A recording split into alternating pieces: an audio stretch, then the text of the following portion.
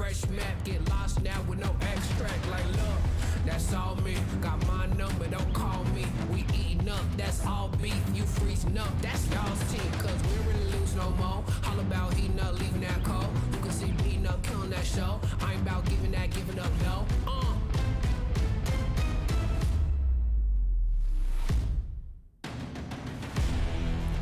Nah, cause they don't wanna with me. Look, you got a problem with me. Look, cause y'all don't wanna with me. If you start a fire with me, then you never gonna stop me. Ayy, sound the alarm. We about to go on. You getting it wrong. Time to go off.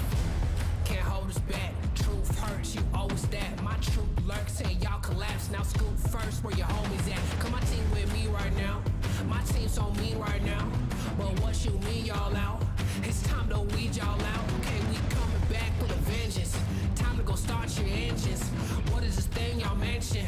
Time for y'all stop pretending,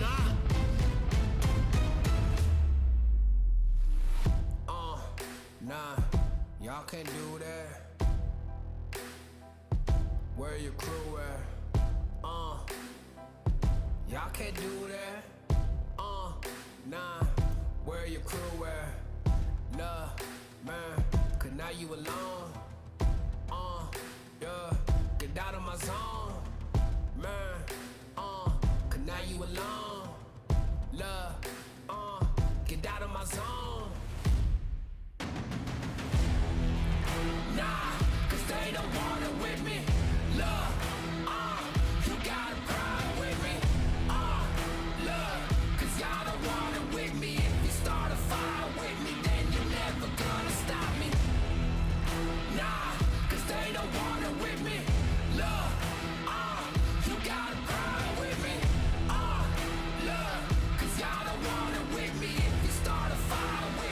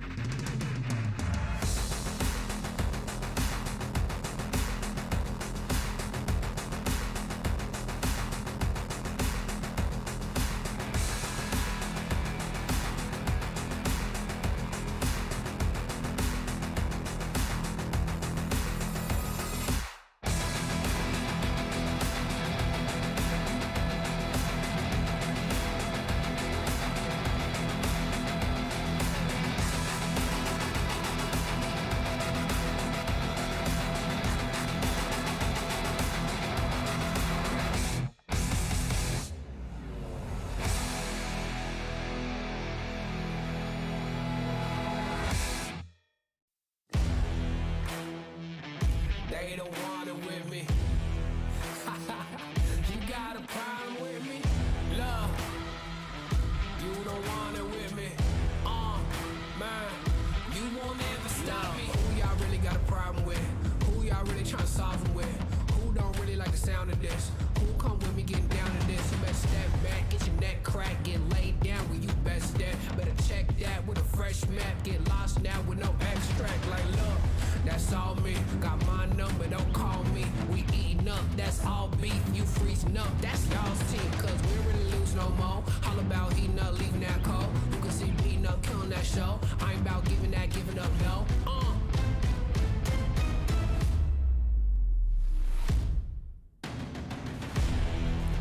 Nah, cause they don't want it with me.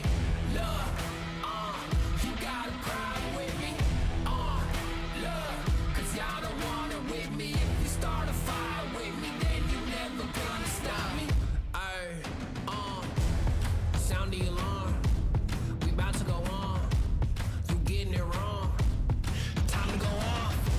Can't hold us back. Truth hurts, you always that. My truth lurks, say y'all collapse. Now scoop first where your homies at. Cause my team with me right now. My team so mean right now. But what you mean y'all out? It's time to weed y'all out. Okay, we coming back with a vengeance. Time to go start your engines. What is this thing y'all mention? Time for y'all stop pretending,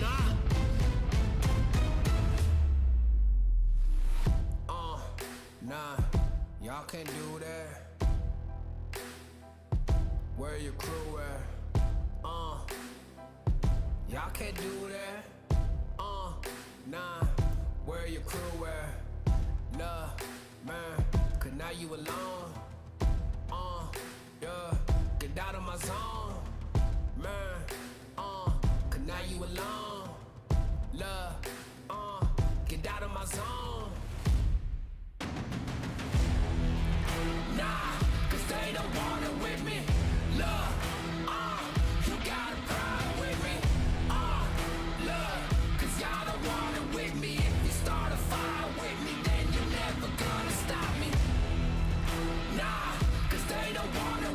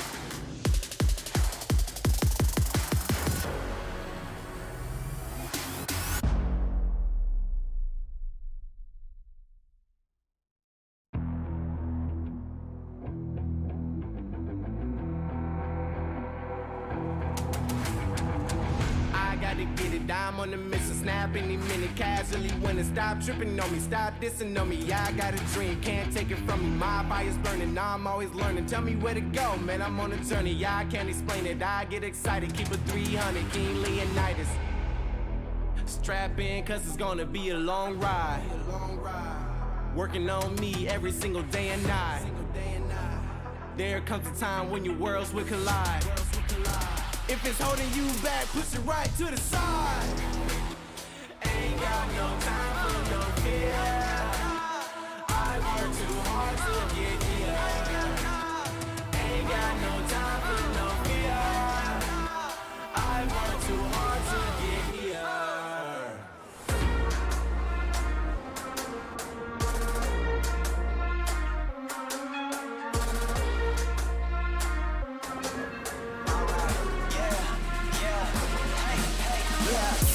Won't stop going till a player on top know it. Rooftop penthouse suite. If you really want it, gotta own it. Fight through it, we was at the lowest. Blood, sweat, tears, the components. Riding all year, now's the moment. We are not friends, we are opponents. Yeah, I'm coming for mine. Yeah, I'm making a play, the game on the line. Yeah, I've been on the grind. Yeah, I jump in the spot, I made it my time. Yeah, look in the sky. Yeah, the stars align, no shade to shine. Can't stop it already. Emotional work and devotion, we put in this time. Look, you won't stop.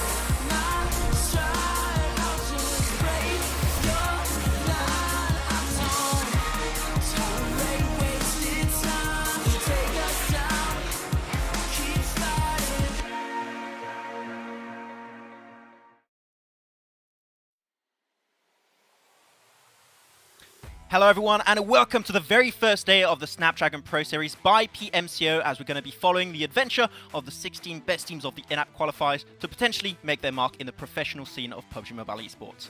My name is Maxman. I'm going to be one of your casters for the day, but if we got a European tournament, right, you need to have a little bit of Irish present, okay? Otherwise, it's not a true European tournament, and that's why we got Imperium with us. How you doing, man? I'm doing pretty good. Back casting with yourself is always a joy, and I'm looking forward to these 2 days and all these games and watching all these teams play. Yeah, I mean, 2 days of action is going to be a lot of fun, and for this fun, we need to thank our official sponsor for this tournament that helped us put the entire event together. Is going to be Snapdragon Elite Gaming. And Imperium, question for you. When is winning not important? It's always important. That's perfect then. That's exactly why Snapdragon Elite Gaming is here for you, to help you take those dubs, those Ws every single day. And of course, thank you to Snapdragon Elite Gaming. Without them, this entire tournament would not be happening. And it gives an opportunity for these teams to potentially make their way into the professional scene of PUBG Mobile esports. But Imperium, we're going to start slow before we ramp things up, before we get into the first game. We're going to check out the format and how the teams got to this point, because, oh man, we had a lot of teams who started their adventure here. Yeah, you mentioned the in-app qualifier. Over 4,000 teams played it and made it through the in-app qualifiers. 512 representatives from Turkey and Western Europe together made it through the PMCO qualifiers. And now you can see that we are into the top 16 teams have made it into the finals. And what makes this even spicier, even juicier, Max, is that the top 3 teams from their respective regions will make it through to the PMNC. Yeah, so basically 6 teams will be able to make their way out of this these finals of the Snapdragon Pro Series into the PMNC. And then after the PMNC, it's PMPL. So this is how these teams will be able to make it into the professional scene of PUBG Mobile. Buckaroos, how much smackaroos, as Kalaris would say, is there to actually win for these teams? Actually, each region has $50,000 at play, which means 50,000, of course, for the European region. And man, for a tournament with teams that, for all of these teams, this is their first tournament, seen a potential $8,000 to win in first place. Yeah. Like, man, there's going to be a star strike in a few of these teams here. It's a good chunk of money, it really is, when you think about it. And yeah, even if you do finish last, because unfortunately one team does have to finish last, you still get yourself $1,100 and it travels all the way up. Yeah, the teams will be kind of thinking more heavily about the qualification spot for the PMNC. Finances comes on board, and if you can grab yourself top spot, even second spot, it's a decent chunk of money. Actually, something very interesting before we move on, right, is the fact also that when you look at PMPL, it's $150,000 US. Here's 50,000, right, in only 2 days. So a lot to win for only 2 days of play. But of course, if you're new to PUBG Mobile Esports, you're not too sure how you get all those juicy points for yourself. Well, there's multiple ways. One of those, of course, getting that good old chicken dinner. 15 points per chicken dinner is going to be the points you can get for that. And of course, you've got the usual 1 elimination equal 1 point. And there's a lot of things that we can expect from these teams, right? Because there's a little bit of unknown in this tournament, right? So are you going to play for placements or eliminations? We don't know right now. We know that this format has been around for a couple of years, Max. So when it comes to the true competitive tournaments, then it allows the elimination points to come into a bigger factor of play, right? Yeah. But I think in this kind of tournament, when it's only 2 days, 10 games, I think a lot more teams will be vying more heavily and relying on those placement points. So it still makes that point system ever exciting. We'll see what playstyle will allow these teams to stand out from the rest of the lobby. But looking at the teams and which ones are participating, 16 teams will be in the lobby. And these are all the teams from Group A when we have 32 teams, right? So these are all the top 8 teams from Group A in order. So that means First Angel, Baxi, Sports, Silence, Alliance, EU were our top 3 teams qualified in Group A before this stage. So, man, the teams at the top are looking insane, but we got a few interesting teams with some pretty big names actually in this tournament that I did not expect to see here. So, man, everything's in the air really as to what might actually happen. There's a couple of certainly recognizable players that we're going to see across the games and across the days. Black Sparks would probably be the most known name in Europe. They competed in last year's PMPL, so they are familiar namesake in that regard with an adjusted roster. And this is the joy of a tournament like this, Max. And we know from commentating the likes of PMCO back in 2020, even 2019, it has to start somewhere for these teams. And leading into this is how you make a name for yourself. So I'm really excited to see what team names will come out on top and who will make a name for themselves. Yeah, but this is only the first half of teams in Pyramid. We've got other 8 teams that are going to be participating, and the top 3 teams of Group B were Strong Union, Imala 8, and Blackfire Beast. But no really names that are super recognizable here, except No Value, which is my team, because that's what they're like. I represent myself in that name, you know. That's how I feel, Imperium. But if there's one all you can recognize here, it is Digital Athletics, which has been an all present in PUBG Mobile very heavily for what, the past 2 years now. So they're not going to pick up anyone, right? So I'm thinking that these players, sure, we haven't seen them yet. They're not on the radar, but they could come out as a very, very big surprise here.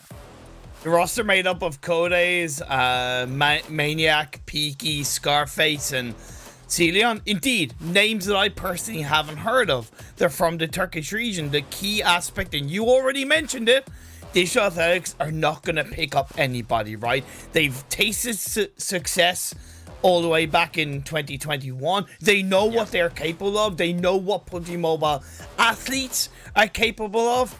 And I'm excited to see what this team, this roster is going to do across these 10 games. I'm also excited about the likes of Angry Team and Romanian squad specifically, because coming from Romania, they have decent lineage in PUBG Mobile over the years. So hopefully they'll be able to follow that through in their own way. I love the word lineage used. It's like that his grandparents used to play PUBG Mobile 2. It's a generational thing almost for these teams. But with that said, I know. With that said, we got a lot of teams, as you said, 16 teams participating into this one, and a few teams have some gems right inside of them. A few players are really standing out, and they got a little bit of a recognition in the European scene. And one of those teams is going to be Black Sparks. And as you mentioned, Imperium playing in 2021 PMPL in the Western European region, team that has had some up and downs, but overall, when you look at Whiskey, that is the only player currently that remains in the team. He's the one that has that experience that can really shine through for them. No, it's sorry to correct you. It's Belen that's the original member, but Whiskey used to play for another team, as far as I know. He played for Destiny, and at the end of the day, you still bring a great point, right? So you have Whiskey, who's coming into the team with a decent bit of experience, but then there's the OG player from the team, and he's going to come with a lot of experience. Now we're looking out for Sans, for Clutch, Anaconda, and 20 Samurai to see what they can bring to this roster to hopefully see Black Sparks make it through the finals and into the top 3 for the region. So yeah, Black Sparks definitely the team for us to watch, Max. Yeah, I mean, especially Whiskey, as you said, like, thank you for the correction, by the way. Like, the fact he was No worries, with dude. the side of Destiny last year's PMPL, right? And Destiny is a team that has impressed us and had a lot of question marks, like how can they perform, etc. So that kind of experience can really spread widely inside of a team if it, of course, is spread in the right way. So I'm really hoping it works out. I think, and tell me if you agree, I think one team we can compare this roster to potentially would be the side of S2G Esports, actually, right? When you remember the roster when they were first introduced, you have Silas, right? There's a really experienced player, played in PMGC, played in PMPL. The rest of the team, pretty much no names at that point, right? We don't know too much of them on the international circuit, but Silas gives the experience, trains the team, gets them better and better as time goes on, and now they're one of the most powerful teams, I would say, from Turkey currently standing. So I think we can expect maybe a similar thing from this team, but yeah, so many questions that we have to answer. We're going to have 5 games today. We'll see how things are going to go. But man, I got to say, Blacksparks is definitely one team that is very interesting. But do you have any other teams, potentially, Imperium, that like strike, a little bit of interest? I think I have a few ideas in mind, but I think there's a few teams that are interesting. There's a few on paper that definitely will shine up in their own way. However, I'm going to take a little bit of a safe route and highlight the fact that this is a tournament where you have a lot of players who will have their first kind of major competition in this event, right? Yeah. So my door is wide open to see who will put their name into my mouth, per se, right? I know that sounds, but my point is, my canvas is blank. It's up to them to paint their picture on that canvas. Yeah, and my canvas is John Allen, actually. We'll see how that's going to be long. Okay. I apologize. Anyways, with that said, of course, if you do want to follow us and join the conversation over on social media, there's one very easy way to do so, and it's by inserting a hashtag over on Twitter. Hashtag Snapdragon Pro Series, and you can join the conversation. One rule, and there's actually only one rule for all of this if you want to join the conversation. Do not talk bad about me or Imperium. Otherwise, we'll just refuse the tweet, and that's it. Unless you want Imperium, if you're into that, we can. Look, I'm used to being insulted, so feel free to insult me. That's fine. I'm friends with Maxman, so my life couldn't really get much worse. What? Sorry, what? No, you're right. I mean, I would have to agree. Imperium, that's for sure. Okay, but if you want to join us, your tweets could actually be shown on broadcast. If you have a team or player that you want to really start talking about, you can bring up the conversation, and we'll have a fun time talking about them. But yeah, we are very... just a few short minutes away actually from the first potential game here. So with that said, myself and Imperium, we're going to head on over to a very short commercial break, and after that we'll be back for our first game of the Snapdragon Pro Series by PMCO for day 1 of the European region. We'll see you guys in a bit. The Snapdragon Pro Series is brought to you by Snapdragon Elite Gaming, Monster Energy, and DHL.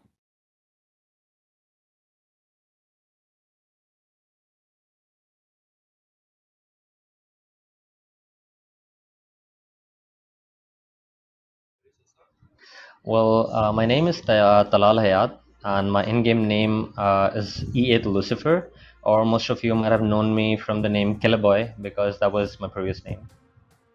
And I belong to the UK region, and we have been playing for about 2.5 years. Well, it's kind of a related story. My in-game name used to be Killerboy because I am an entry fragger for my team, and my task was to grab as many kill points as possible for the team. So, that kind of correlates, kills and Killer Boy. So, there's that. Well, we have been going quite good, as expected, because we had a game plan set in our minds that we need to qualify and keep up those top 8 spots for qualifying in each qualifier and each round, starting from the qualifiers, the round of 256, 1 to 8, and just stepping on. And it has been satisfactory. We still need to work on quite some aspects, and maybe we'll be doing better. Well, it feels great, to be honest. This is the first time we have been playing the finals, because we usually for the past 2-3 years we used to end up in the semi-finals, and we weren't able to qualify because we made mistakes of our own, that is for sure, because that's when you don't qualify. And the finals is quite good. We have our hopes up that we'll do good and we'll cover up the mistakes that we did previously, and not repeating them. We have a quite, mentality and those teamwork build up, and hopefully I think we're going to do good, and maybe if we do and play our cards right, we might even win it. Well, the competition is really tough, let me tell you, because we have the best of the best players from the Europe playing against us, and that's not quite easy, when coming at this top level stage and you have such. And that's about it. Very good to hear a few answers there from Killer Boy. And you know what? They got their hopes up, which I think is a great mentality to have when you're entering the tournament here. But, man, as you said, though, some of the best teams potentially in the region after the in-app qualifiers. Not an easy task at hand, but having hopes up is definitely a good way to start. Look, you got to have confidence coming into any tournament, and especially a tournament like this when there's 3 spots in your region respectively up for grabs, and when there's so much that you can't control, such as the circle shifts and the plane pass. What you can control, which is confidence, focus, preparation, that's where it's going to work in your favor. Yeah, and I can tell you one map you definitely want to prepare for is going to be the side of Erangel, because you do have our schedule that's going to pop up right now to see exactly what we're dealing with. And man, 3 out of 5 games every single day is going to be Erangel. If you are good on this map, if you remain consistent on this map, man, being part of the top 3 teams of your region might not be all that difficult if you can make that your standout map. As much as I'd love to see a little bit more Miramar in the mix, remove Sanhok, no, I joke.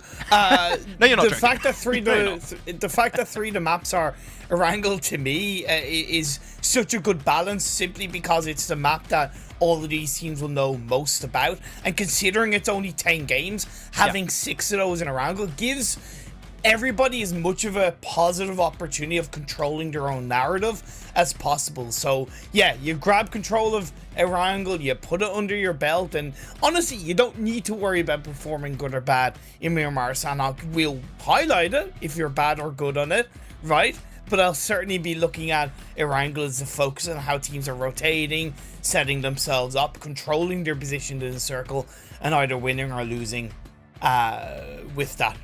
Yeah, exactly. I mean, of course, when you're looking at Sanhok to your eyes, like, if you just want to get a few easy points here or there, like the hill strat is still meta right now, Yeah. so it's an easy way to get a few placement points. And because it's such a short amount of games, only 2 days and a total of 10 games, you got 2 Sanhoks, man. If you get, like, I don't know, 10 placement points on those 2s, that's 20 points already, and you're going to be super comfortable in your ranking. So you can't really argue about the strat itself. Sure, maybe you don't enjoy it, but it's a way to get points, and you can't complain with that too much. But we are just a few minutes or seconds away, hopefully, from our very first game that's going to be going on Erangel. And we talked about, teams, we talked about Black Sparks. I think there's one team that we have to bring up, right, Imperium, and I'm going to initiate the conversation. It is VP Go for it. Prodigy. If you guys are connoisseurs of PUBG Mobile esports, you would know 2 big names. One of those, Corker, and the second name, which you definitely need to know, is Old Boy. Old Boy in this team, he is going to smurf it. I'm telling you, Imperium, like, Old Boy out here, he's played in PMGC, he's played in previous PMPLs, like, this guy is here to win. They want that first place, so this, in my eyes right now, is potentially the team to beat. He has it in his name, Max. He's banging for that MVP spot, right?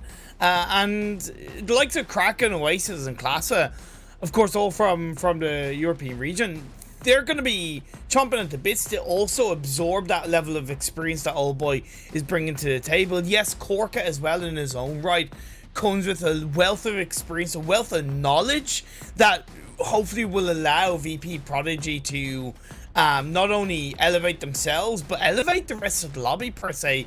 Elevate the rest of the competition, because to be the best, you've got to be the best. And if VP Prodigy start out by being the best, other teams will look to match that, to look to counter them, and then coming into day 2, they might find... In fact, for VP Prodigy, out of when we had still 32 teams trying to qualify for these finals, out of Group A, they were actually the last place qualifying team. They qualified in 8th position below God of Anarchy, Unique, Black Sparks, Silent Alliance. Like, all of the teams, they were qualifying in last spot. So, not sure how the in-app qualifiers actually went for them, but it seems to show they're a little bit shaky, and there is going to be competition. So it might not be as easy as we expect. Though we do have some other teams that are pretty interesting going into this tournament, right, Imperium? And I gotta say, one of those that I'm looking at is going to be Unique, and for one player in particular, which is going to be Analyst, which we've been covering this guy for what, 2 years almost now. We've been consistently seeing him in tournaments, and when it comes to experience, this guy has a ton of it. He has a ton of it, and look, I'm not saying it's the greatest test of a competitive PUBG Mobile player in this tournament, but I also know that Unique in the past have choked in tournaments, right? And choked when it's mattered. So I do have an air of doubt in the ability of Analyst and the rest of the team when it matters. And maybe that's just me playing devil's advocate, and I'm okay admitting that, because you have to be able to look at both sides of a coin. So you bring a very valid point. I'm also bringing a valid point that they've choked in the past.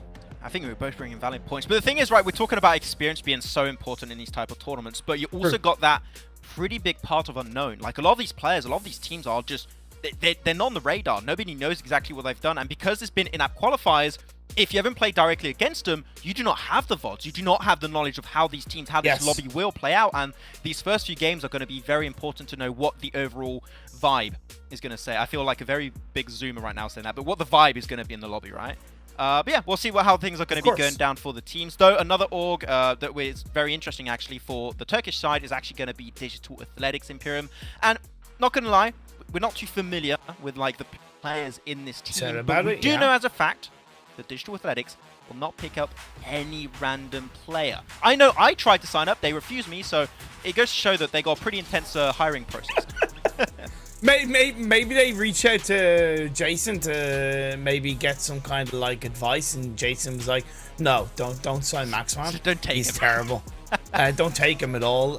He'll drink all your Monster, and yeah, then he won't be able to play very well because he'll be too hyped up on energy." I don't know, but indeed, Digital Athletics are an org that have tasted a lot of success, like we mentioned, and it is one of those things where I'm expecting this team to shine in a lot of ways. Like we know, Max, there's a lot of unknowns. Adaptability is going to be key for these teams, right? Knowing that game 2, you're probably going to see a lot of passive plays coming on board, and that will give us a scope for some teams who are a little bit more opportunists will taste that initial bout of success. But then as adaptation comes through, the teams that tasted initial success could crumble. And when it's only 10 games, yeah, okay, one big result can impact you, but I still think consistency is going to be key, and creating that cushion against the teams below you is going to be invaluable. I think it's going to be very valuable for a lot of these teams to try and work around that potentially. But at the end of the day, right, you got that unknown. And that part of unknown is also going to be bringing up a question, which is very important for me, and I hope for the players also, which is hot drops. Hot drops could be happening. Where they're going to drop, how team going to play those locations, I do not know. We could have one of the most hectic early games happening on this very first game. At least just the first wrangle. Things should hopefully even out as time goes on. But after you're going to have the first Miramar, you're going to have the first Sanok, so really, out of the 5 games today, you're going to have 3 matches, which are going to be the very first time we're going to see how the lobby adapts to that specific map. So I think today more than tomorrow, today's going to be a little bit hectic. So we might see some big leaderboard changes tomorrow in particular, but today is going to be a little bit volatile. And I'm intrigued to see, which is why experience could be good, because I think experience is what helps you deal with situations when you're under pressure. So teams such as, we talked about VP Prodigy, talked about Unique, talked about Black Sparks. Those are teams that might be able to weather the storm, because that experience is going to help them out in the early stages. Of course, and you really have to have that balance between thinking in the moment and thinking long term, right? Yes, the potential of hot drops could be there, and I understand why a team might initially look to contest, but because it's in the moment and you want to have the pride to win. But the bigger picture in that regard is backing off, scaling back, succeeding more as a team in the late game, and then grabbing those elusive points that might not mean too much in the first game, but can mean a hell of a lot coming into the final game. You know what, 10 games and only 1 game could make the difference. And talking about that, game number 1 is now underway. The very first game here for the European region of the Snapdragon Pro Series by PMCO. Man, can't wait to see how things are going to be going, but I told you, hot drops, they could be happening, and I'm not going to lie, even though for the well-being of the players and the teams, you hope it's not going to happen. But Imperium, we're casters. We love seeing hell rain down on these teams as the early game goes on. So I have high expectations for how this early game might go down. So far, so good. The playing path definitely is beneficial to teams not hot dropping each other in that regard. You're going to see Black Sparks, one of the teams we've highlighted, dropping a little bit on towards that western side of the map. Might be looking to grab vehicles and make their way up to North George if that's where they're looking to loot up. You do see a team that has made their way into Pachinki. No contesting happening there. And then we're going to see BFB, which is Blackfire Beast, dropping down in Military Island. Look, Max, I hate to disappoint you, but within reason, so far, so good. No, the disappointment is immeasurable. But, hey, not disappointed was that phase 1 circle, though. Man, it's so bad because in PMPL, sometimes you have an entire month-long tournament and you might get 1 or 2 Military Island finishes. But, man, we might get one on the very first game. So, good for viewers at home and us casters, but for the players, like, there's only currently 2 teams on Sovnovka. So, do you want to rotate fast? Do you want to go for rotation? A lot of question marks of how they're going to approach this, and man, those bridges could see absolute hell raining loose very later on. But okay, I thought they were enemies for a second, but no, it's time for a pickup. And look, I'm really going to... I think Military Island circles, Max, are one of the biggest tests of a team's intelligence and rotational ability and understanding of the game. And gotta say, not a lot of teams get a rotation into Military Island right. I am going to be a lot friendlier to these teams in this game 1, in this Military Island circle, because of how fresh this lobby is and how unfamiliar they might be of each other's rotational paths, and that can throw your own decision making into the loop. One thing we need to consider as well, there's no guarantees that's going to be a Military Island finish. A good chunk of that mainland is in play on phase 1, so if we see a phase 2 shift some way up north, that's going to continue to confuse the teams and the players. Yeah, it's going to require a few hardships for that to happen, but there's always that small percentage of chance. You never know, it could go back to the mainland, so you want to make sure that you have that also in your catalogue of things you can pull off if ever it happens. But we are seeing already a few teams, Imperium, going for the rotation, crossing the bridges, especially over to the eastern side. That's like, what, 1, 2, 3 teams, potentially even a 4th following up. I think Bax is already on the northern side and willing to maybe initiate a rotation. And out of the teams that are already trying to rotate onto Sovnovka Island, all of the teams are outside of phase 1. And up in the northern side, you have 3 teams also inside of George Pole. So you have a little bit of both, right? Which is what we kind of expected. Some teams trying to speed things up, already trying to go for the island finish. I like some teams taking their time to loot and maybe going for a little bit of a longer-based rotation. You do have to consider, though, when you try to rotate early, you have to understand that there could be 2 or 3 teams thinking the same thing. So as much as I appreciate the early rotation from these teams, it could have been going horribly wrong across the way. So far, so good. And hey, look, if all of these teams, or three of these teams, let's say per se, are looking to rotate in the same way, they're not worried about fighting because they've looted very little. They just want to get across the island, across the bridge into the island, and then they'll think about looting up and setting themselves up for a bit of a defense. Yeah, so far the western side is a little bit more easier to deal with. You see no value. They've made their way across. Another team is playing on through, and SXQ Foopsman has found one of the unique players. Yep, that's it. An early frag that comes on down against a team that really you want to try and get rid of, because we talked about the experience brought to the table by analysts, and you know what, losing 1 player doesn't matter if you have a lot of experience. A 3-man crew will have a little bit of a less chance to win against a 4-man crew. That's simple math. I realize now by saying that maybe I should not be the one to say simple math, but no, whatever. I have a legacy in that standard. But so far, we currently have a decent amount of teams. And actually, one thing that I'm not sure if I appreciate too much. You're looking at SSQ, you're looking at also Unique, right? They went very, very northern. I would almost say too northern on Sovnovka Island, and I'm not sure if I'm that much of a fan of it, because the potential of a northern shift is there. Yeah, but what you saying? It's too northern that they've gone, or not northern enough? For southern teams, too southern. Okay, yeah, I agree. I do agree with that. I feel like within reason you're putting all your eggs in one basket. The one thing I appreciate with SSQ though, Max, is that they have a 4-man spread, so at least you're able to grab bits of information. That can come at a risk of opponents picking one player off at a time. However, once they keep their heads down, keep their noses clean, Yeah. they will be able to react to those circle shifts accordingly. So far so good for SSQ. I really like the rotation that's come on the northern side from the side of STR and even SAE, who have that kind of bridge crossing lockdown, and if anything, they're bridge camping that western bridge from any team that's looking to come in late. Yeah, also just so you guys are aware, we're also getting used to the team tags. This is the first time we're seeing them, so it's going to be a little game of us trying to link the team tags to the team names, so if we do get it wrong, apologies. But we'll get it right, don't worry, we'll nail it eventually. We're professionals. Yeah, we'll get there. Bax, think though, so.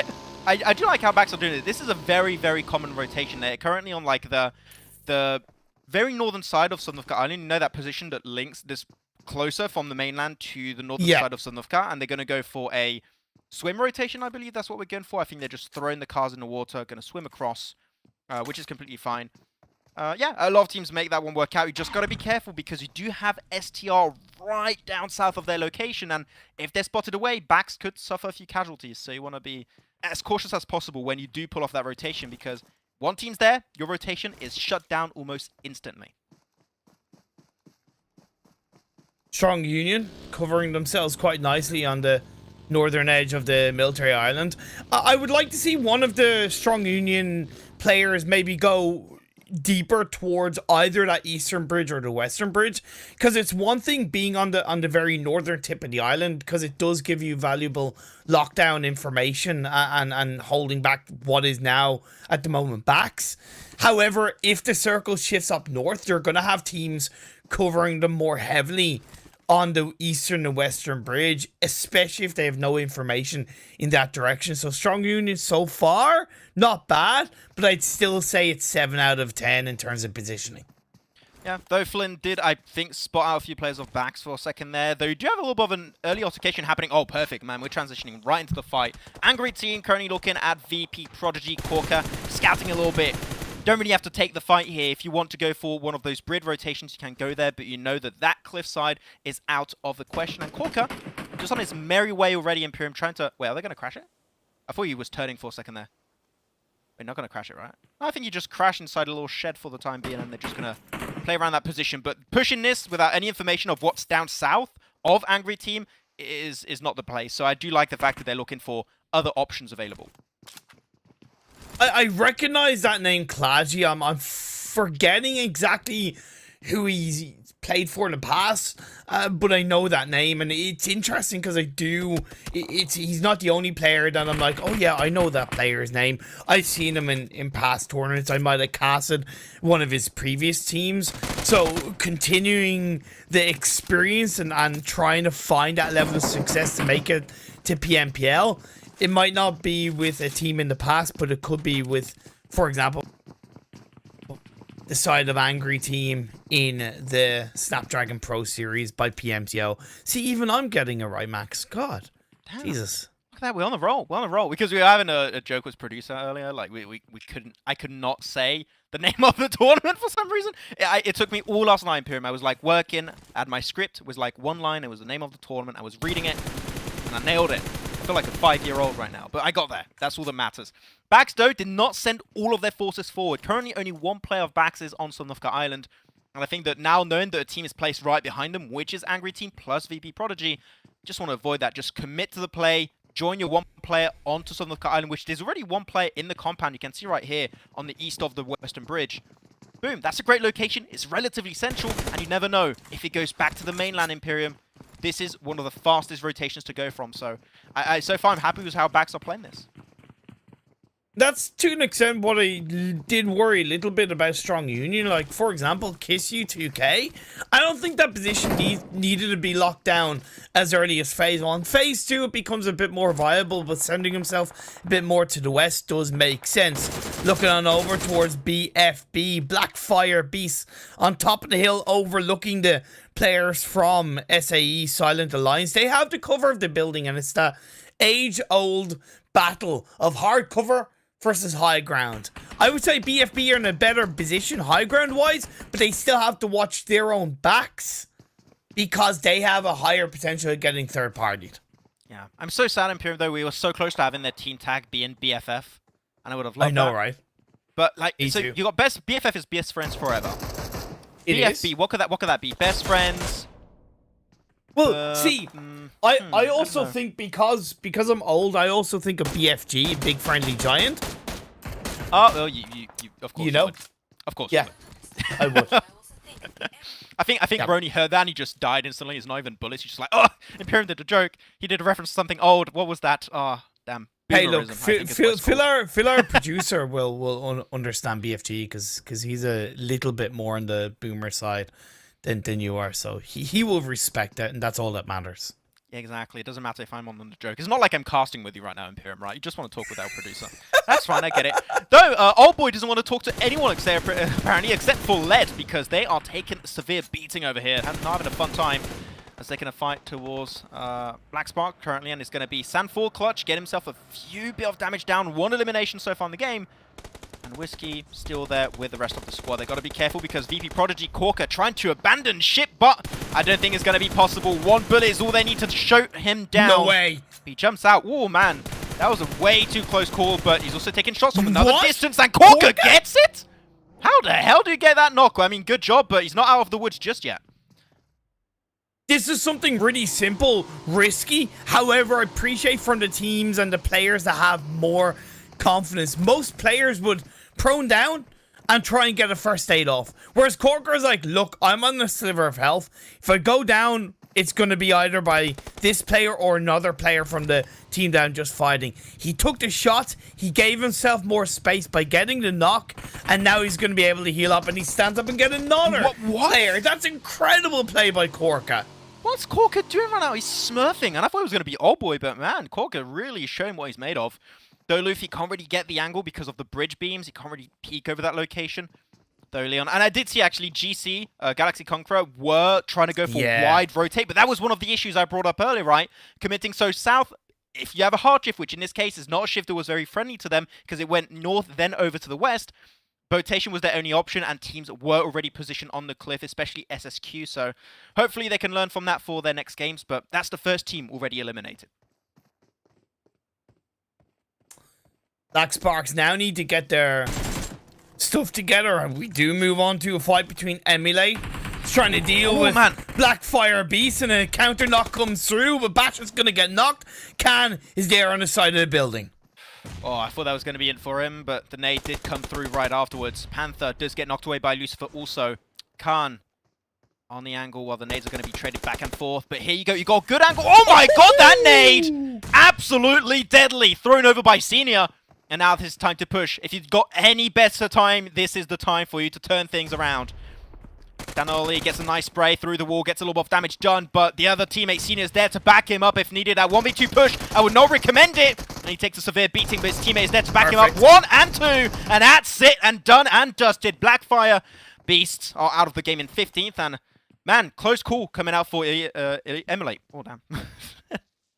Very close indeed. They're able to survive, but now they're down to a duo. I like that they didn't instantly try to go for the revives onto their 2 fallen teammates. Tenoli really kind of took control of that engagement in the right way, slowed down the rest of the Blackfire Beast players, and with his teammate, they made the push on the duo and got the squad up. It's always difficult playing on the side of the walls in those buildings, in those small compounds, and it nearly worked against Emulate, but they survive in this game 1. Yeah, that's it. As long as they survive, that's cool. But a 2-man crew, know the odds of a chicken dinner coming their way is going to be a little bit more slim than the usual 4-man squad.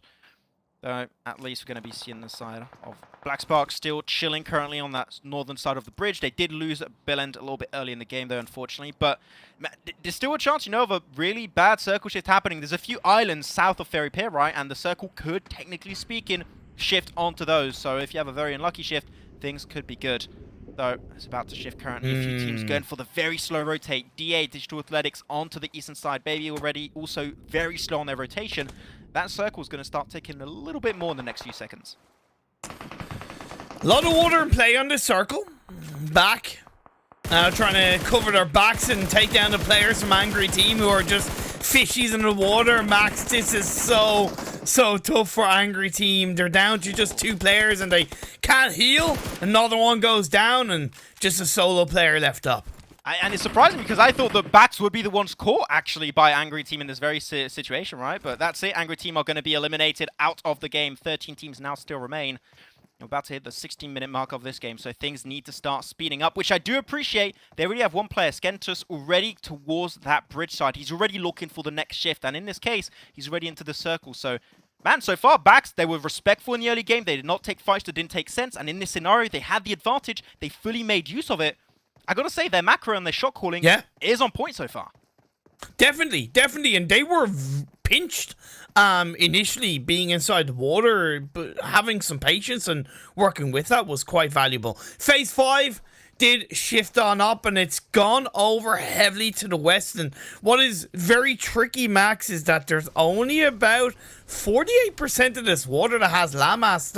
48% of the circle that has landmass. The rest is complete water now. VP Prodigy, Kraken, I believe is the last player standing. He's in the water, as are the side of FA. So, like, I get it, but it's only going to get them so far. It's a little bit like a heal strat at this stage. I gotta say, that's 60% water. Like, there's no way. There's so much water compared to landmass right here.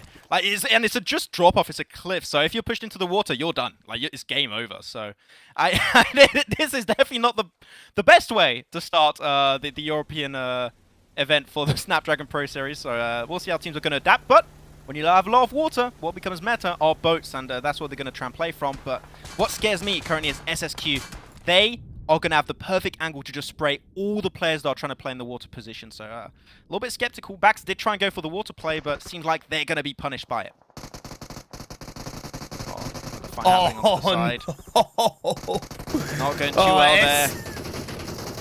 SAE silent the line, CU. They're going down like a storm. They only have 1 player left up, and that's going to be the shots that are trying to break out. Joni is trying to give the information, and SE is playing in towards the building. He's going to be able to turn around, and he gets the squad up onto no value. I'm surprised no one is third-partying this Imperium, actually, right? That was a lot of noise that was made, and a lot of players actually still knocked onto their side, so SAE are still going to be able to hold themselves up. Big Baby did also get eliminated. We knew they had a very slow rotation entering from the east, and seemed like it didn't work out. I believe Digital Athletic. Yeah, Digital Athletics still have Cody's actually alive, so it seemed like the slow rotates were not the name of the game for this one.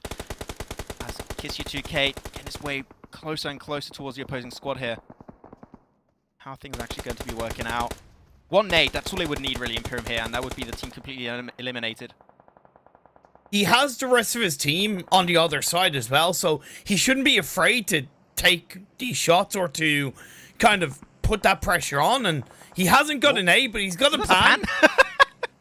Let's go. The pan doesn't blow up, and now he's being caught out. I never know. I've already did a little bit of cooking, man. You put a little bit of oil, and that becomes like an AoE damage weapon, okay? I tell you. I'm not saying I'm a good cooker. Wait, so instead of a Molotov cocktail, a Molotov pantail?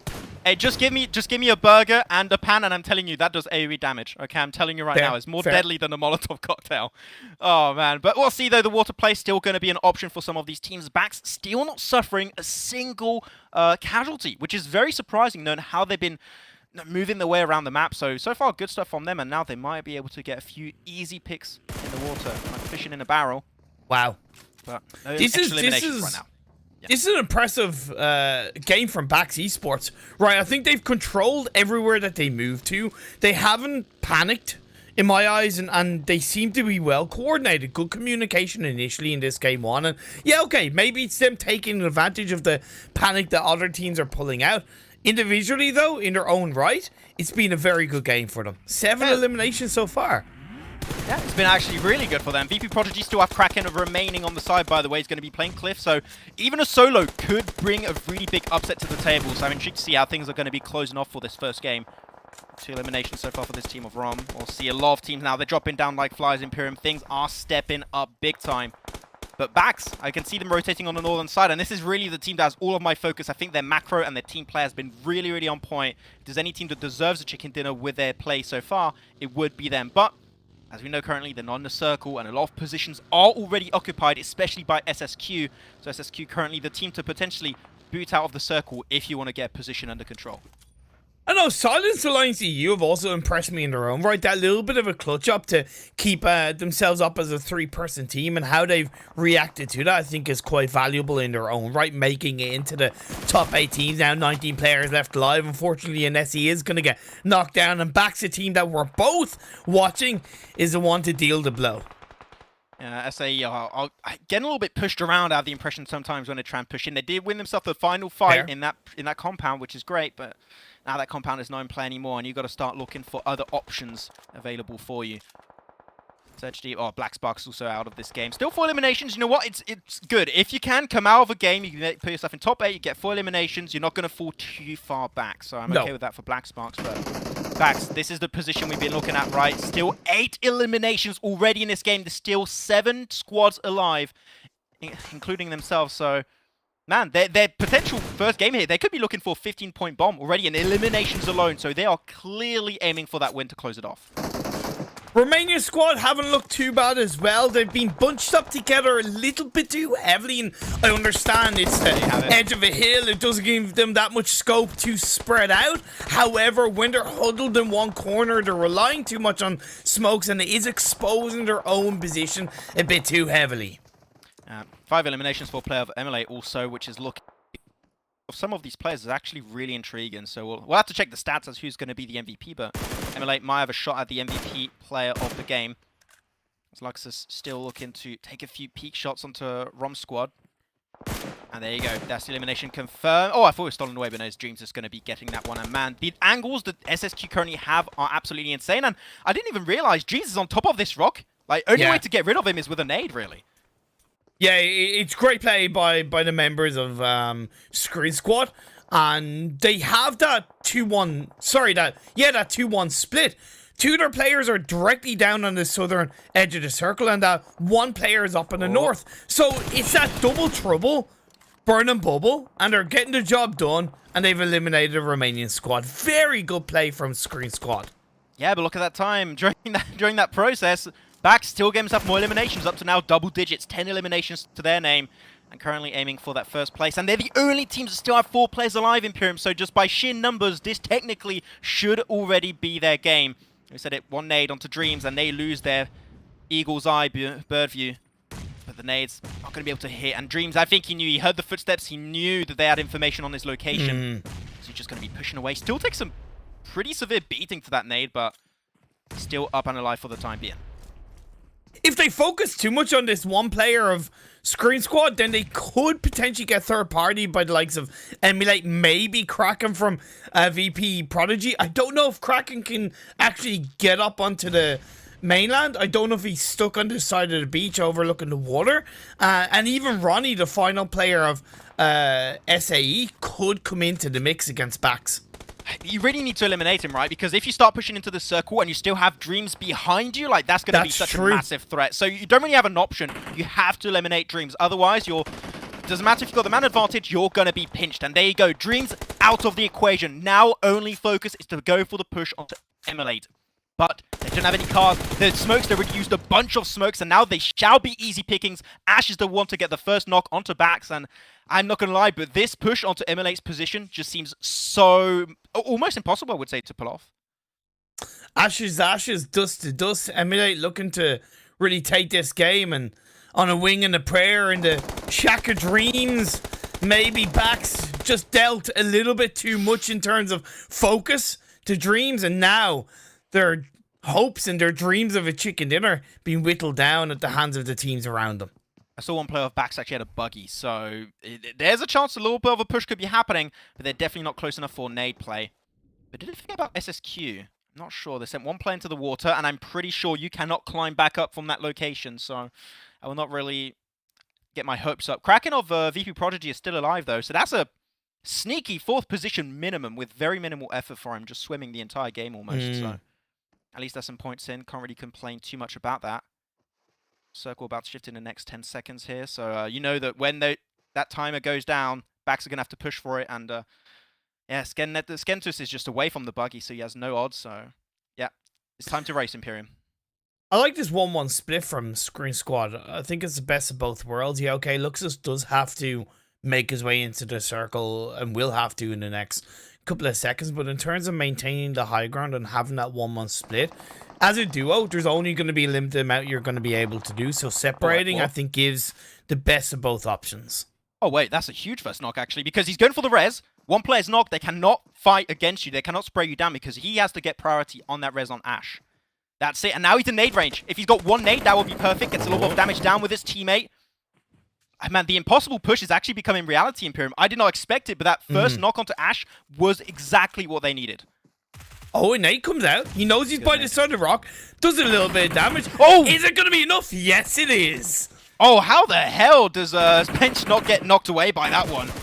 Generally surprised, but they got to keep the pressure down. They need to get that res. Also, the nades are flying by, but SSQ are still slowly but surely closing that gap in the background. Regardex did go down into the water. Never know. VP Prodigy could be a focus, but VP Prodigy could steal a second place with very little effort here. Just wait for the two teams to fight it out, and you might just get those 12 points from second place. 600 damage so far for Ash from Emulate, so certainly put in the work so far. Bax have been able to stay up as a duo into the edge of the circle. And that, honestly, was the most important thing for them. Do it. That's the play. That's the play. You unlock everything. If that nade connects, and it does, Luxus out of the equation. Can Ash get the res? I'm not too sure. The smokes come out, meaning that Luxus could technically push if he wants. I'm trying to spray out grass right now. No one's there, but that's fine. I don't know why I had to mention that. But Ash, he's going to get the res. I don't think so. I don't think so. Yeah, Bax is going to be losing a player, instantly eliminated. And Luxus is just waiting for Bax to really do the heavy lifting here. He wants to get that third party, which I respect, but he's still not into the circle. The circle has moved away. Kraken can't make it in. Backs are out, but certainly a hell of a run. Top 4 with 11 eliminations. They'll be happy with that. We're down to our final 3 teams. Oh, man, not an easy one for the side of Bax. They gave it their best shot, but now only a few seconds, and you know that Lux is going to have to push it out. That molly could end everything. 1 point, 1 molly, 2 mollies coming out. He has to go for the push, and he's instantly shut down by Tonoli.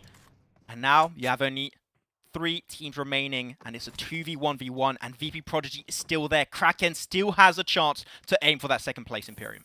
And you were saying Gardex had jumped down the mountain, so he can't get back up. You highlighted that. So this is realistically, in a matter of seconds, a chicken dinner going to be secured by Emulate. And it's even better when you think of the fact that we did get that interview played from one of the Emulate players to highlight that where they had come from and how confident they were feeling. And that confidence certainly shined in this first game.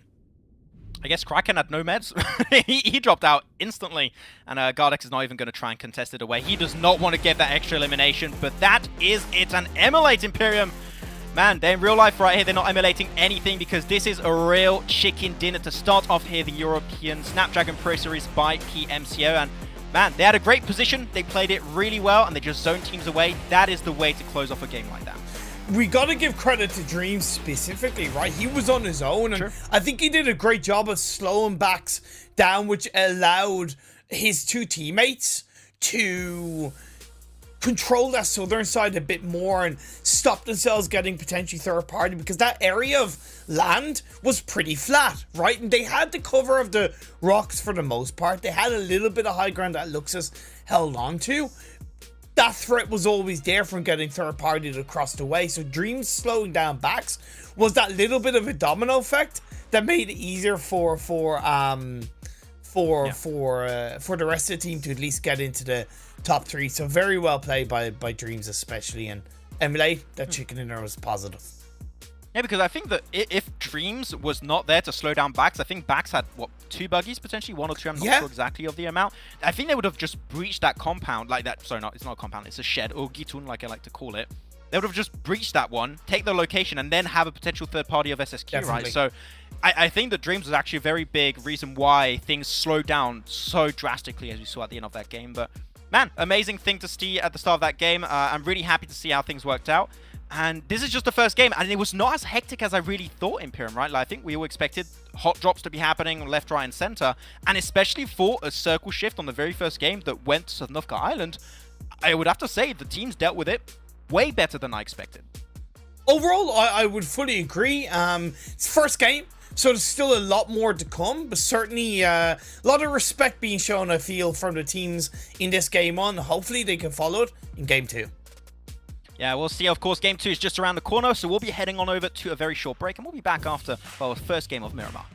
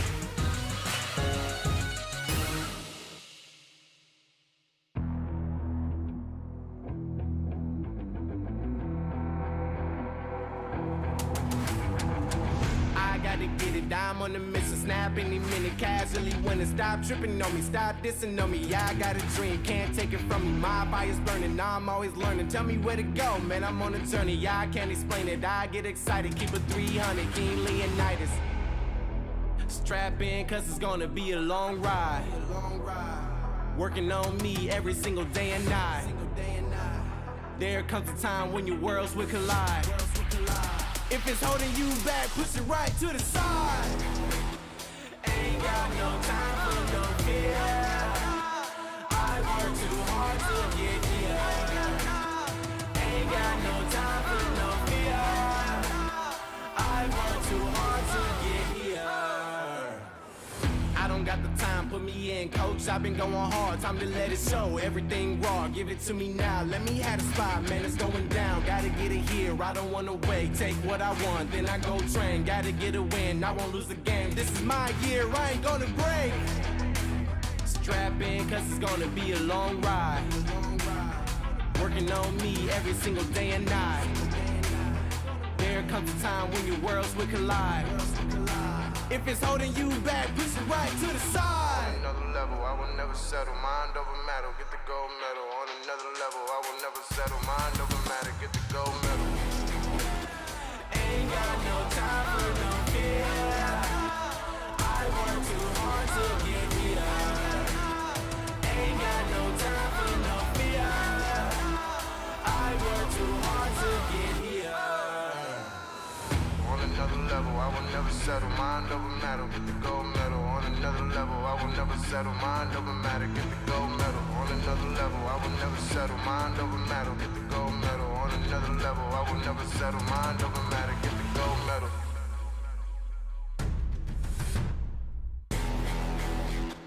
Ain't got no time for no fear. I work too hard to get here. Ain't got no time for no fear. The Snapdragon Pro Series is brought to you by Snapdragon Elite Gaming, Monster Energy, and DHL.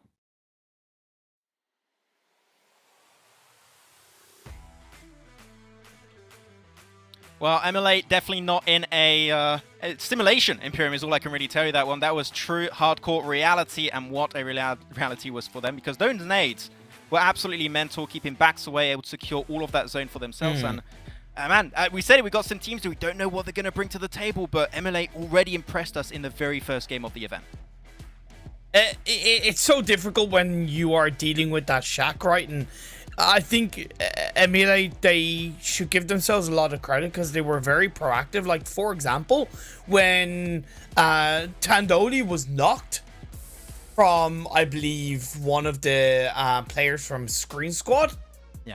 if I'm not mistaken, instead of instantly going for a revive, when he saw a player of backs on the side, he actually took shots and got the knock. Right, so that little bit of proactivity obviously not only slowed down backs, but it allowed him to get the revive on his teammate. And yeah, Emulate deserve a lot of credit on how they played that Shaq outside of what benefited them. Just a great game one.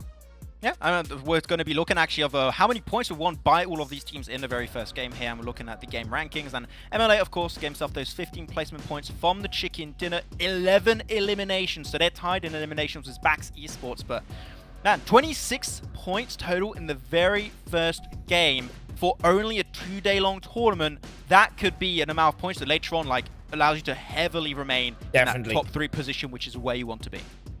Definitely. It's all about that. Like I said, it's all about creating a cushion. And for me, Emulate have a good cushion within reason. Obviously, only 6 points more than the Screen Squad. Great game. Bax Esports as well. Solid game. VP Prodigy looked 12 with 12. However, it's about in the next game. They've got to kind of follow it up. If they get a 0-point game, it's a wasted result in this game one. We move on to the second page, and Fresh Angel grabbed themselves 3 points, no value 2, but slowly whittles down, and 3 teams getting 0 points. Not a good start for the Max.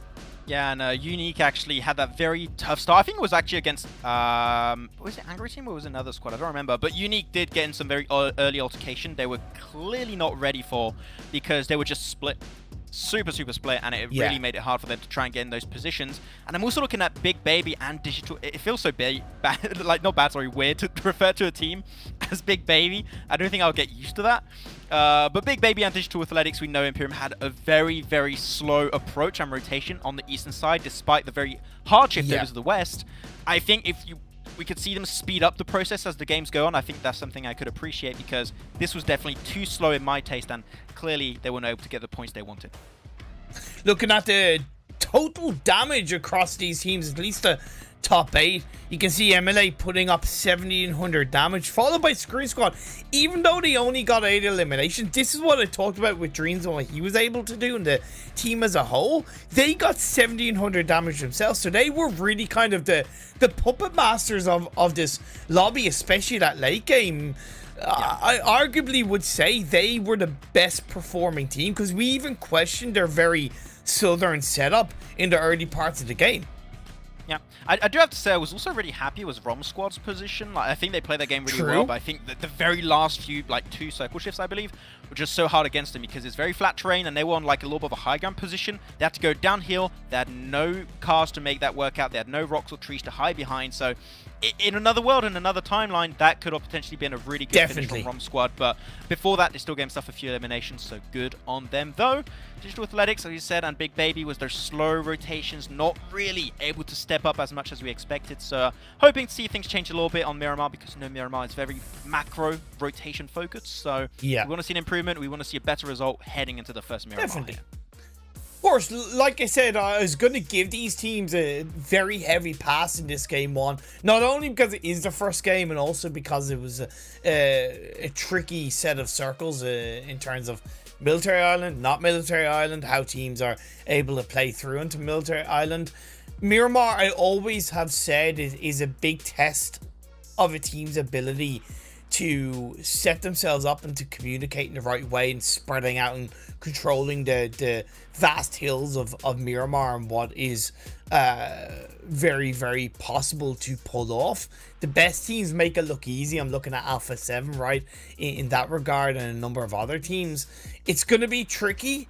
I hope we have nicer circle shifts so these teams can flex their ability in that way.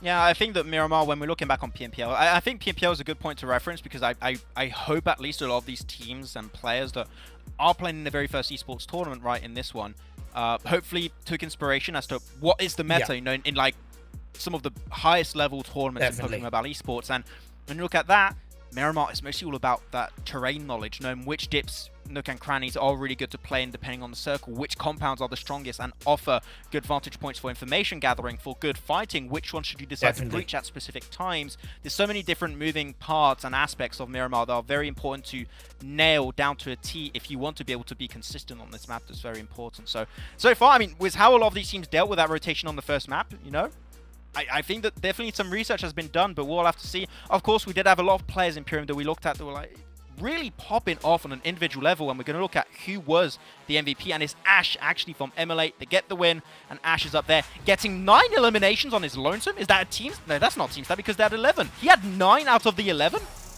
Sheesh. It's Okay. good. It's no Kylaris unique 1000 damage sound worthy. 9 elims. But it's yeah, I know.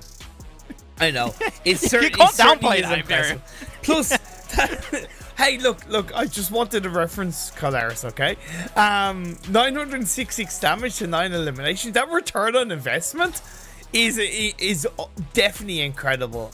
Definitely incredible. He made every single bullet, every single risk, every single inch of proactivity work in his favor, and yeah, he is definitely MVP in this game 1. Yeah. I can't believe you were trying to downplay the fact that he had 9 eliminations in Prim. That is not passed by me. Sorry. But Ash. Forgive me, please. Sorry, Maximum. Forgive me. But I do think a lot of teams would have potentially jumped the gun, because to get in that position in the first place, I think a lot of teams are just like spam throwing like all the mollies, the smokes, the nades to get in that position, right? It's good to see that they just decided to hold on to that utility. Like, Yeah. we know we have a very central position. If the circle has us included and teams decide to push because the terrain, as you mentioned earlier, is very flat, there's only a few rocks and trees, those are very easily nadeable positions. You stand behind those positions and you're in nade range, we're going to get you the hell out of that position and we're going to knock you down. So the single fact that ML8 held on to that utility that long was so valuable, and really understood that they knew exactly how that late game was going to play off. And something simple as well that they did do, or should I say didn't do, they didn't throw out smokes as early as other teams would in that situation, right? Because that shack is always going to be tricky to crash, right? So they don't need to throw out smokes early on. They just stay relatively inside the building and don't be overzealous. They only pulled out smokes when they absolutely had to. And that was a key aspect in them surviving, striving, and grabbing a chicken dinner. It's amazing how, even in this game 1, and what is arguably not the highest level of competitive PUBG Mobile, we're still seeing these very clever, very simple, very fundamentally positive plays being made by teams. I'm so excited for the second game and onwards. Yeah, we're gonna have to see how things are gonna be wrapping up Imperium, but that's not a great playing path. We know what we shall oversee, and we'll see how teams are gonna be dealing with a very unfun playing path this time around. But first, Miramar, out of the entirety of the European scene for the Snapdragon Pro Series by PMCO. How things are gonna go down. There's only 25 minutes, I would say, on average, for us to know who's gonna be taking the chicken dinner on this one. But I'm really looking at a few positions, and one position that I do not like, Imperium, is all the position around Torre Ahumada, Cruz del Val, Tierra Bronca, Campo Militar. I don't think they make it very easy on yourself in case of a very bad Phase 1 circle, and 3 teams currently are committing there, so you're not putting yourself in a very standard easy position, I would say, but it could work out. You never know. I also see that there is a potential hot drop in Impala between SAE. Oh, yeah. That is, of course, the side of Silent Alliance EU, and I don't quite know. I think it's No Value. Yeah, it's No Value who's in there with them for the start of this game number 2. And luckily, the Phase 1 circle not only complements the playing path, but is arguably a very positive circle. The tiny islands on the eastern side of the map is still in play, but I don't see it threatening these teams. What I do see is a lot of scope of control, whether it's Picado Hill, whether it's Graveyard, whether it's Minas Hillside, or even that Impala Hillside over to the west of the city. You encapsulate the word copium, Imperium, I swear to God. Every time there's like just a single pixel of that island. It's like, oh, the island's in play. It's there. You never know. It could go there, maybe. No, you're coping real hard. You got to calm down, okay? So, I I think Bax calmed down a little bit there. If I'm not mistaken, I saw a player of Bax get knocked away, which is not a good way to start. A little bit unfortunate. We'll see how that's going to be panning out. Yeah, so far, I have to say this phase 1 circle is really in line with the playing path. No one's going to have to go too far out. One team is going for a wide rotate towards Valdemar, I think it is. Yeah, one team's actually good in that location, so a little bit of a stretch. But otherwise, I would say, yeah, 80% of teams are currently in the circle, so this is going to be a very standard phase 1, at least. It's going to be very chill. It makes sense. Whether or not it's their normal drop spot, it does make complete sense because if you think, yeah, okay, the playing path, the east, but the way it went diagonally and that kind of southern mainland roadside where there always tends to be a number of vehicles, you're able to get to that Valdemar position quite quickly and quite easily. And then even making it into what is now this phase 1 circle that's popped up, you just have to go through the main road, past La Drolera Hills, up through Monte Nuevo, and you can make it onto the hills to the west of San Martin, right? So incredibly valuable stuff that's come out initially from, I don't quite know who it is because I can't see the team tags, but who's ever gone to Valdemar, that's a good way to start. Yeah, I'm trying to squint my eyes a little bit, but even I can't really suss it out. I mean, I have glasses, so it clearly shows that my vision is not... you cannot trust my vision, is what I'm trying to say. That's because you're, what, 31 or something like that? I swear to God, Imperium, like, you gotta... What, Phil? You gotta bring rehearsal stuff, topics, over to the actual show, and that is out. And that is out of question, normally. That's you're breaking the caster rules, Imperium. It's not so cool. Not sorry. Ah, damn. But otherwise, central positions on a more serious topic. Really good. I love where backs currently stand. Good high ground position. Good for early game scouting. You've got that little mountaintop just north of that spot, which is really good to play around for early information gathering. So I can't hate that. La Bandita plays a somewhat similar role. More options in terms of rotating later on. Is a little bit easier to disengage that position. So far, I'm not really hating on this. Max, this is please provide me some kind of logic around this. So I know this fight is still going down between no value and SAE. However, First Angel, they've 2 players in Graveyard, 1 player to the east of Minas Generalis. That's okay, but then they've 1 player in San Martin. Oh yeah. What's with that? What's with that? Mom, I'm lost. Pick me up, please. He's lost over there. What's going on? I don't know. If they're doing it, they must have like a thought process behind it. I don't know. I don't know what to tell you, man. I just got to be a little bit careful. As you said, there's 1 player over to the east of Bax's position in Minas Generalis, so it could be a little bit tricky. So just be careful on that one if you try and regroup. So I don't think Bax are the type of team to allow that to happen too easily. Though Big Baby currently, I'm still not going to get used to saying that name. It feels so weird to say that as a team name. Maybe you want to try and start thinking of their rotation and also Emulate, which are right up north of Big Baby, so could have some early altercation in the northern side. Big Baby, let's see if they can become Boss Baby inside this Miramar game. No value did get the opening elimination onto the side of Silent Alliance EU, so that's going to whittle them down to 3 players and suppress them even more in the city. That's okay. I do think that No Value need to think about the timing of this engagement and what it does to the rest of their game. Presuming they come out on top, right? I'm going to just use one team's idea for this. Yes, they're still inside this phase on Circle Max, but we know that the longer that you take to engage, especially in the early game, the more it can impact your kind of mid to late stages of the game, right? And how you're able to control your position. Because right now it's good, but you could see teams from that north, from that west, from that south get closer to those Impala Hills. And when you move out, you can easily get swarmed. So the push needs to come, and it needs to come now. I don't know why Johnny was peeking that specific angle for so long, right above the staircases. I knew he was going to get knocked because he was at an angle. If a player goes on a rooftop, you're dead. Yeah. You're pretty much instantly going to be knocked away, and the rest of his team is gone. So, yeah, Johnny's out of the game. SG was also eliminated. Seji, sorry, was also eliminated in the start of this one. So, down to a 2-man crew. Not the best, and that's how I do. That's how I drive my cars personally when I'm going around Miramar. Star points. But it's actually interesting. So, I have someone who I'm working with currently who does some research and writes scripts, right, for PUBG Mobile, and like videos for interviews and stuff like that. And something very interesting she found out, and that I've actually tested for myself is that if you go through the plains of Miramar, and this is why terrain management and knowledge is so important, if you go around specific parts of the terrain on Miramar where it's very bumpy, you sometimes have very slim dirt roads, and you can just speed full speed on those dirt roads, and you won't take any bumps. And if you know those locations, you can speed through open areas, boom, snap of a finger, just like that. So Yes. it could make a difference if you want to try and get quickly from point A to point B. That's very true. It's something that I became a bit more aware of when I was playing the game more as well. Because when you're casting it, you don't see those intricate parts as heavily as when you play the game, right? So when I was playing the game more, it's of course gone way back in 2019, and I know Miramar had gotten reworked between 2019 and now, but you're dead right.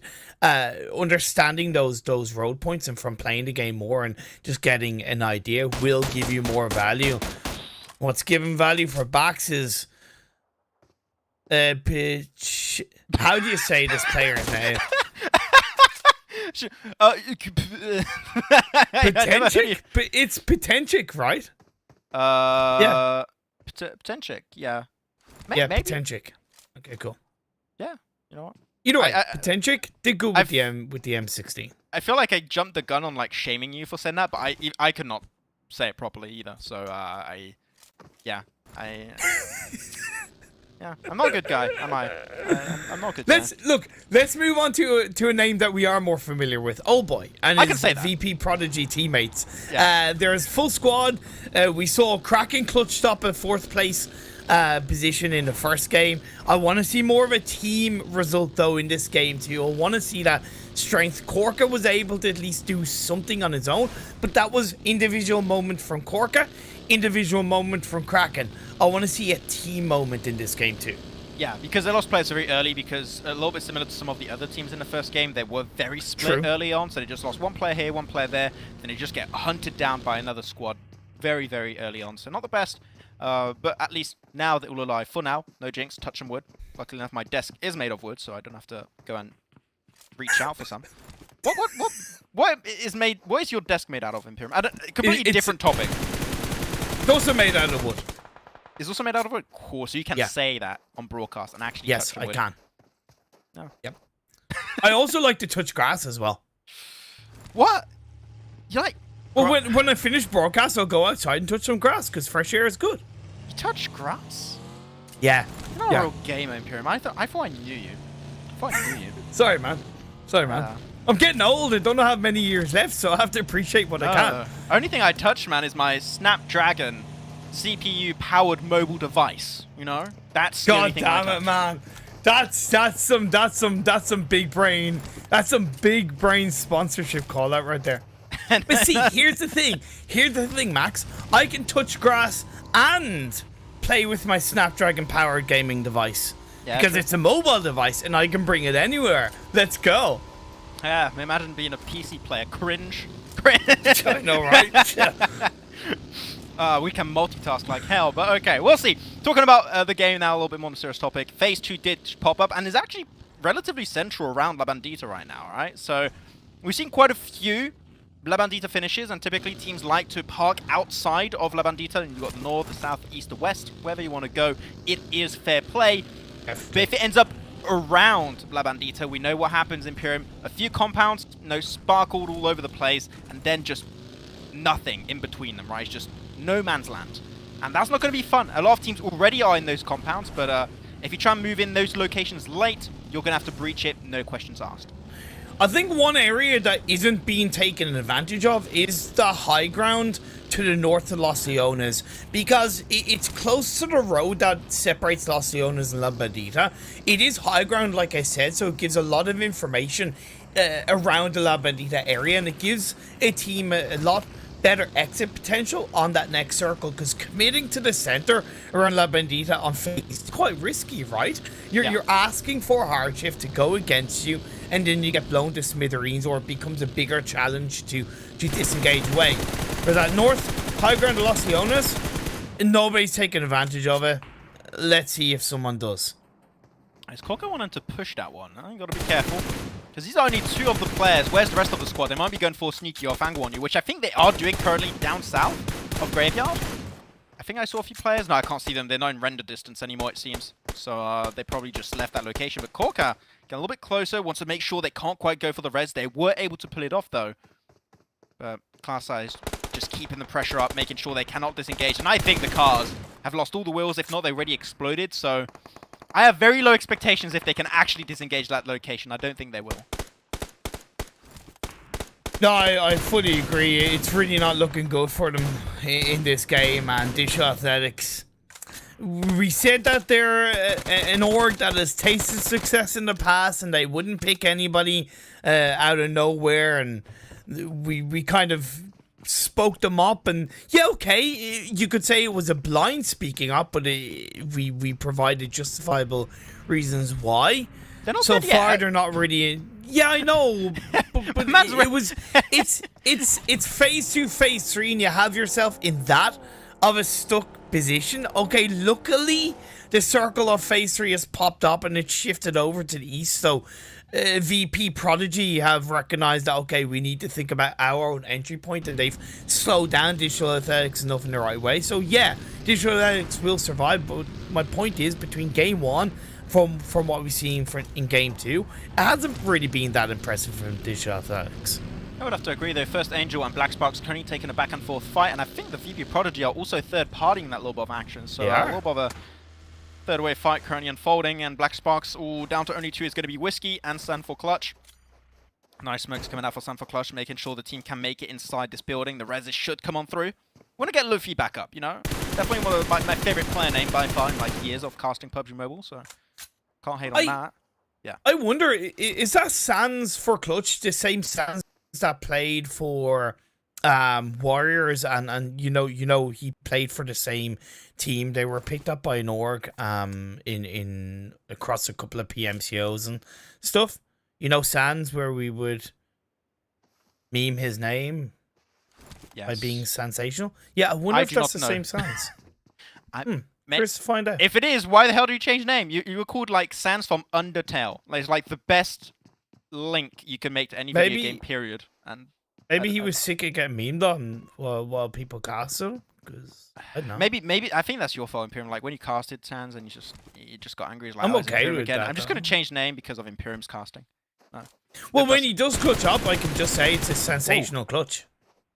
Okay, why not? But that was a back sensational clutch. I don't know. Yeah, there's nothing that works with that. But still get himself the knock right there. Analyst in the distance gets a lob off spray down for Unique onto Big Baby.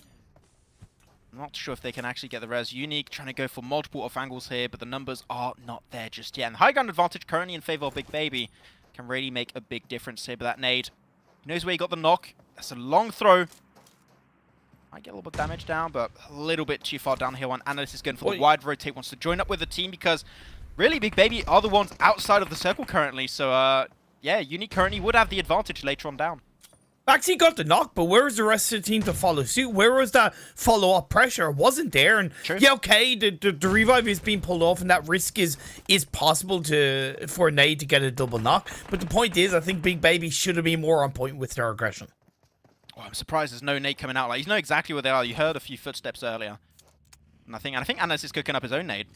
Oh, there, chuck something. Oh, that nade is good. Down to half HP. The team is there to join up, but it still is, and I would have to agree, Imperium, it's very slow from Big Baby currently. Like, they had the first knock, they had a 2-2 split, they had good high ground position advantage point to chuck those nades, chuck those mollies, and yet nothing came from it. And now they're playing against the clock right now. 20 seconds to go, and they're going to be pushed right into the loving arms of Unique, so I'm really doubtful, and I think the Unique will take this one if nothing is done on Big Baby's side, except if they try and just avoid the fight entirely. But now you're getting pushed up, and this has got nothing to lose. He's just going to peek around the corner. You make it into the blue zone, suffering some more tick damage, and that's it. Easy knockdown, and I think that the whole team might just follow in the same footsteps because Big Baby did nothing that fight.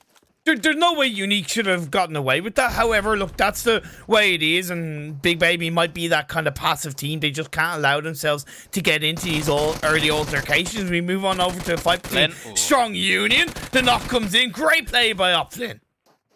Yeah, Flynn doing a really good, upstanding job, but in the distance, there's still another team. I still want to call them Nova, but it's not Nova. It's It's no value. That's the name we're going to stick with for now. First grenade elimination from Flint also apparently in that fight. Great to see. But now the circle, and we said it, we knew exactly what type of terrain we were going to work with if it did not end in La Bandita itself. Flat fields, a few hail bells, and maybe sheds to work with. Otherwise, you got 2 good compounds to play from. Oh my god. And that is Unique? all. Though Analyst taking his very own fight here, already up to 4 eliminations for the entire squad, and is still up as a 4-man crew. Imperium Analyst is carrying this one, showing no fear and just fighting through everything. They ripped through 2 teams in a matter of minute. In a matter of a minute. They got rid of the majority of Big Baby. They then swung around and they got rid of the majority of VP Prodigy. That's the way you fight into these circles. As a team, looking for the engagements, winning the engagements, and creating that space. Don't play too passive. Artie gets knocked. No value. Do punish him a little bit, but I still see Unique looking pretty solid. But that's the issue, right? If you try and rotate late on these type of circle finishes on Miramar, odds are a team with a better position will just get a better advantage point on you and will just spray you down. Though, they're still going to be Kraken in the distance. Switches over to first-person mode. Analysts really want to make sure Kraken does not make it out. I think he's taking blue zone tick damage there. So yeah, they're just going to be like, okay, he's in the blue zone. He can't really stop us. Let's try and move away. He does hit 1 bullet, though.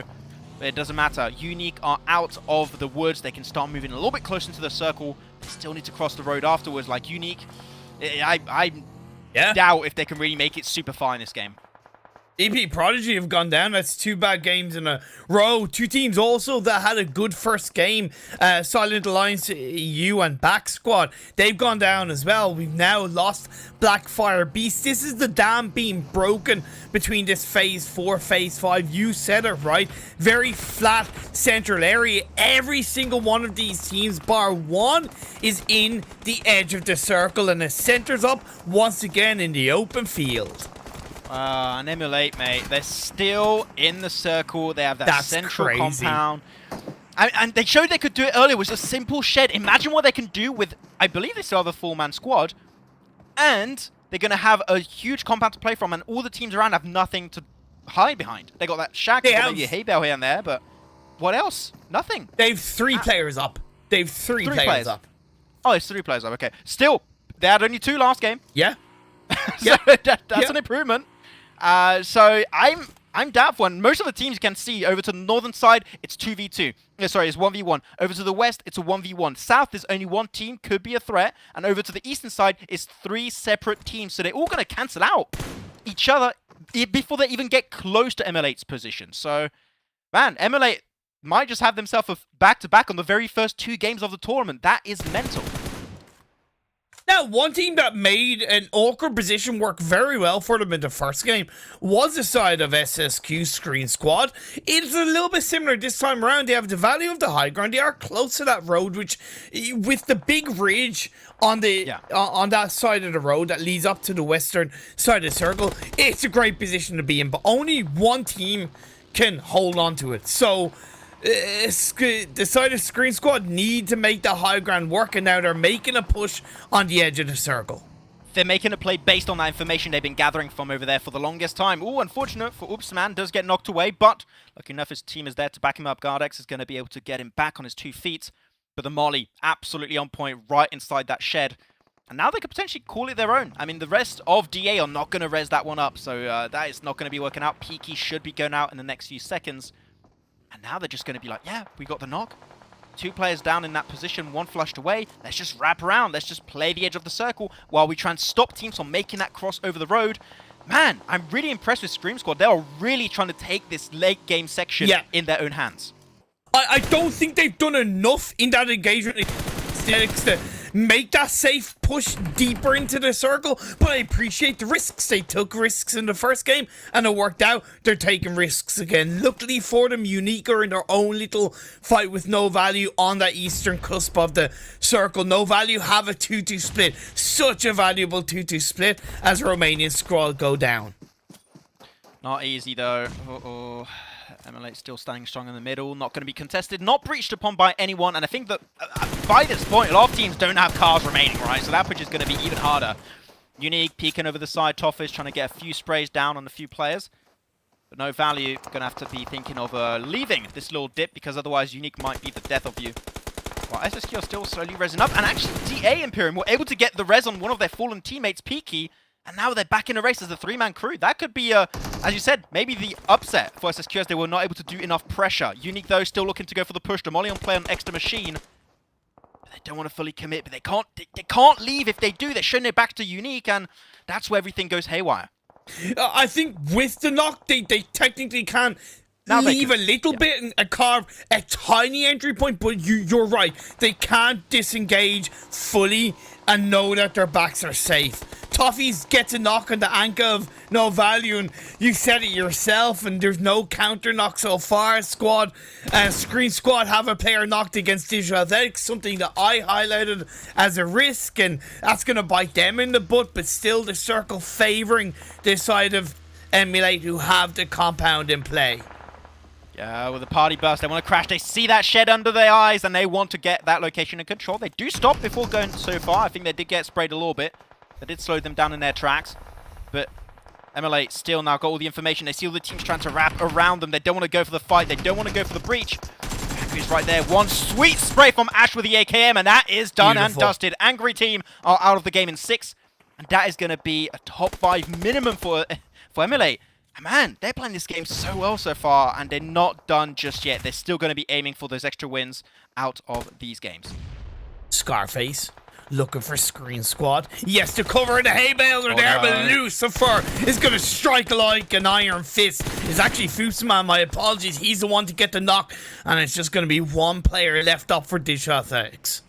Yeah, Cody's the final chance for his team here to potentially make things go well. It's still a top 5 position, better than last game. Can't really argue with that. Still a decent amount of points coming their way, but now objective for Emulate is to get as many knocks, as many eliminations, or as much damage dealt before they start going downhill, because they know the circle is not coming their way. They need to do as much damage while they still can before they truly get their hands dirty and get involved. But nice nade doesn't go the full way. I just realized Emulate only started this game as a 3-man team as well. So playing passive off the back of only starting as a 3-person team allowed them to take control of the compound early on. The circles have gone their way, but now they're waking up. Now they're getting aggressive. Now they're getting proactive. And once again, in a strong position for a back-to-back chicken dinner. Well, I mean, look at that. Already up to double digits, and they're looking for an 11th elimination right here. Taking himself a one-on-one. That's the final play of DA. But there's no competition. Lucifer gets it done once more. And this team is looking insane. Bash. No, not Bash. Sorry. Ash, should I say? I think the 8 is a B. I mean, you could say they are.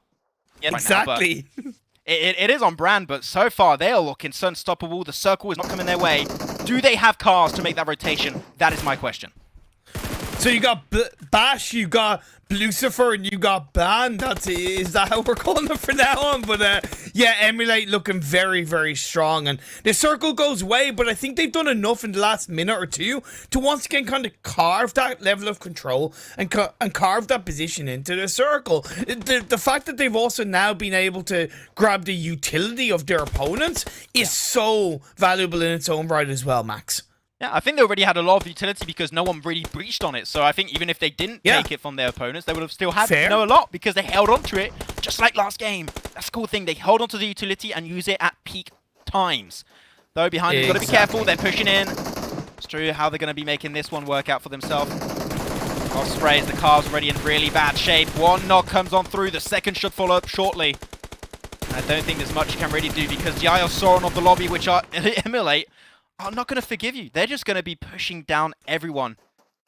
And another spray comes on through. Khan does get knocked away. Maybe looking for a double. Or maybe the downfall of Emulate is going to be happening on off the off angle. That's it. The team is out. And Scream Squad will be able to get the upset and getting their 9th elimination in the game.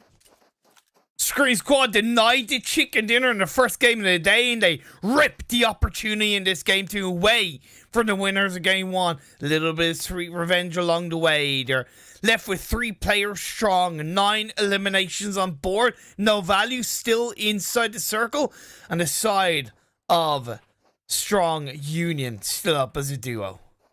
Yeah, Strong Union there. Scream Squad also a no value. Only one team will be able to get himself the win here. It was short for Scream Squad last game. They almost were able to make it happen. But this is their chance for glory. This is the chance for victory. Oh, a little bit of an overstep on the left side for Oopsman. was getting knocked away, but luckily enough, his team is still there to back him up. It's a 2v2. The 2, I believe, there's still 2 players on the other side. Yeah, it's 2v2v2 currently. No chances for a res, I believe, unless he's able to get there in time, but the circle's not coming their way. He's got to be careful. And Oops Man is, in fact, confirmed away, but No way! peeks the angle. Nice spray, but no Nox will follow suit. I could have sworn he saw the feed of one of the players in no value. Missed it, and the opportunity for a knock has gone away. He dodged, ducks, dips, dives, and dodges, and it's so difficult for them. Oh, the nades are so good right now. Gets a little bit of tick damage done onto Guard X. The second one will follow up. And you only got a few seconds here, so it's not going to be easy. Scream Squad need to start thinking of their next move, but you can't move if you get naded away. Down to 1 is Luxus. Well, Kiss You 2K is keeping the off angle. They're spotted away. Nice spray, that's 1. And Kiss You 2K is unlocked, but there's another player still alive. Is Hamdor. And now Flynn has the information. That nade is absolutely spectacular. And now he has the angle on the final player of SSG. Can they do anything about this one? I'm not too sure. The Scream Squad, 1v1 versus Flynn. He's full HP while Luxus is trying to go for the res. And he gave himself up to 75% HP. A few more bullets is all they need. 1v1, who's going to be able to get it? Scream Squad right on the other side is about run around the rosies here. He's got that crate, enough to reload with that UMP. He's going to laser down his opponent, Imperium. And he's going to med. Really? He's feeling real confident here. I would not recommend it. Oh my god, the jump shot comes through. Not going to be able to really work out. Now it's time for him to push it up. And the UMP makes the job done. And Scream Squad do get taken out of that one. Woo! What a game. Man. Imperium down to the 1v1 finish. I gotta say, it was an impressive one. It was almost going to go to Emulate, but man, what an upset at the end there. This is so good. I've got to say, these first 2 games, massive smile on face. I think we've seen some great, confident gameplay from a number of these teams. Scream Squad, unfortunately, for the 2nd game in a row, the bridesmaids, not the bride in that way, right? Chicken dinner denied from them once again. Strong Union had made a mistake. I think it was that phase 5 or phase 6 when they used the buggies when Emulate were still alive. They pushed in that position too early. They did. Arguably, they did. Luckily for them, no value got the third party onto the players of Emulate, and that gave them an ability to control that downhill side area. And from that point, they did a great job. You mentioned the utility, the proactivity, etc. All those typical words to get the chicken dinner. And that 1v1, I think going for the energy drink, by the way, was a bait in my eyes. A massive bait, because he wanted to try and draw out that final player from the side of the tractor. I think it was a smart play too. As you said, I think it was definitely a bait, because just before that, he was taking a fight versus 2 players of no value. He didn't get involved in that fight, right? He did not know. Did he take any damage? Was he low? Was he full HP? No idea. If he's going for a heal off, technically he's low HP. Maybe 1-2 bullets will get the job done. This is the prime time to go for the push, and then gets a few bullets shot when he goes for the jump shot. And I think he heard he was also trying to go for the reload on the other side, potentially. Instantly peeks out on his own, gets the knockdown. So, man, I'm impressed. I think really good stuff. But as you said, Scream Squad, always the bridesmaid, never the bride. So I'm very unfortunate for them. But that's still 2 second places in a row, Imperium.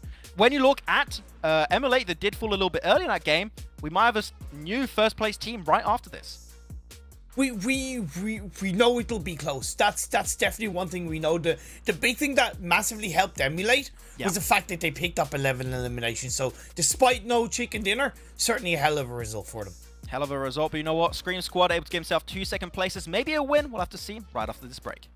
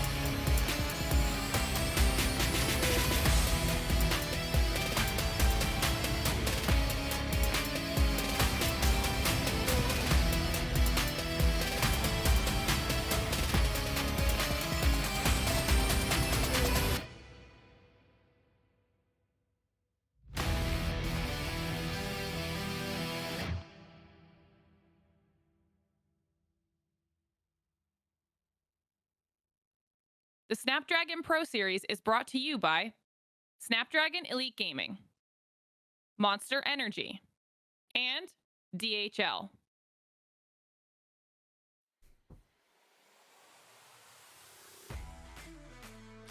We are about to enter our third game of the day, Imperium, but what a day it has been so far. I gotta say, I was not sure what to expect going into the lobbies today, into these games, but a lot of teams have shown us that they are consistently at the top, and one of those teams is Scream Squad. And sure, once again, shy of that chicken dinner, but once again, able to showcase that they can get those eliminations, get into the late game, and maybe at some point also close off with a chicken dinner.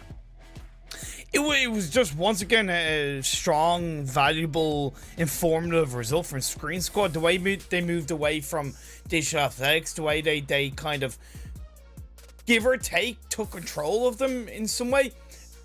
There was timing mistakes, I think, in terms of not locking down an elimination point more onto Digital Athletics.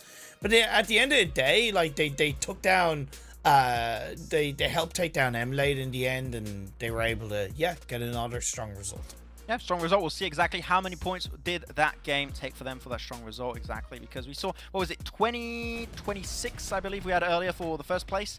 So 24 this time around, going to be going the way of Strong Union with those 9 extra eliminations. And I gotta say, from what we saw last game and what we saw this game too, I'm seeing a trend, which is the eliminations seem to be pretty top heavy, right? You get, like, this page is pretty stacked, but I think when you go to the second page, the elims do drop off pretty rapidly, pretty significantly at that. So Strong Union, Scream Squad, and MLA able to really capitalize on their strong position. And we got to keep in mind, right, Imperium, Scream Squad were not even into the circle later on until they decided to go for that big push with the information they granted beforehand. So, man, the information-based rotation we saw from Scream Squad is really on point. Yeah, it is. It is incredibly strong. Moving on over to the second page. Fortunately, a couple of similarities in terms of teams that had a bit of a poor result in game 1 and teams having a poor result in game 2. Digital Athletics, sorry, not Digital Athletics, my apologies. Galaxy Conqueror, 0 points in the first game, only 1 point in the second game. VP Prodigy, okay, the clutch came in from Kraken in the first game. Yeah. But in the second game, there wasn't any real team-wide result. And unfortunately, Silent Alliance EU had a good first result, but not following through in the second. Yeah, I think also Big Baby, we can go back to that fight, right? I think that their fight in particular could have been a lot better if they just decided to commit to the fight. Unfortunately, they did not do so, and that did cause their downfall at the end of the day. Looking at the damage of this game, and man, 2.5k damage coming away here for Strong Union. Was that finish at the end? Not really too surprised, but yeah, as I said, very top heavy when it comes to damage and eliminations. These top 4 teams up here really showcasing what they can do on the map of Miramar. Wow, 2,500 damage from Strong Union. Oh, the drop off. That's so good, but that drop off indeed. 107 damage for Silent Alliance. Look, VP Prodigy. I maybe it's obvious, but I do want to continue to kind of highlight them within reason. 704 damage is definitely on the right path in terms of doing something to take control of an engagement.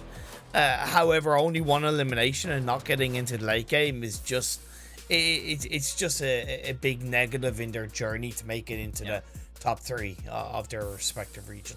Yeah, I think it's just maybe taking a little bit of time for them to adapt to this lobby. As you said, right, it does take time. These are lobbies full of teams that maybe didn't have too much time to really do research on. We'll have to see, though. We're going to be taking a look at the MVP. Who was at this game? We had a player from Emulate last game, and this time is going to be Scream Squad. Still no chicken dinner, but at least again MVP, so can't complain about that. And man, Kalaris was here, you know exactly what he would do. I'm not going to take it. Okay, it is trademarked by Kalaris. We are officially not allowed to do a noise when a player gets more than 1,000 damage, but man, Usman was really creating that space for Scream Squad, allow them to push into that location behind those hay bales. Without Usman, that would have been a really rough finish for them. Wait, are you calling him Oops Man? I think it's Foops Man.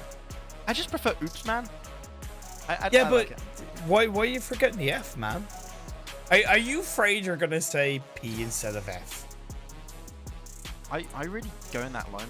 This is the MVP. This is a hype moment. Okay, we're trying to highlight how good players are, and you got to do that. I just had to. It was a great MVP result. The stats speak for itself. But I just had to take the opportunity. I'm sorry, man. Okay, well done, Foops man, for taking the MVP. And we'll see if his team are actually in first place after taking those 2 second places in a row. Are they going to be up there? And they are still not. 4 points shy away from it, but they still have no chicken dinners. And Emulate holding on strong to that position with 23 eliminations and 23 placement points. Perfectly calibrated? Wow. What's the word? I forgot. Even. Perfect balance? Balance, that's all things should be. I was trying to make a reference. Okay, it didn't I can't believe you failed at a reference that is probably one of the biggest pop culture lines quoted for in the current century. It's fine, Max. Who are? Indeed, Emulate, the great balance is incredible, but even just that cushion they have over third place, 18 points after only 2 games.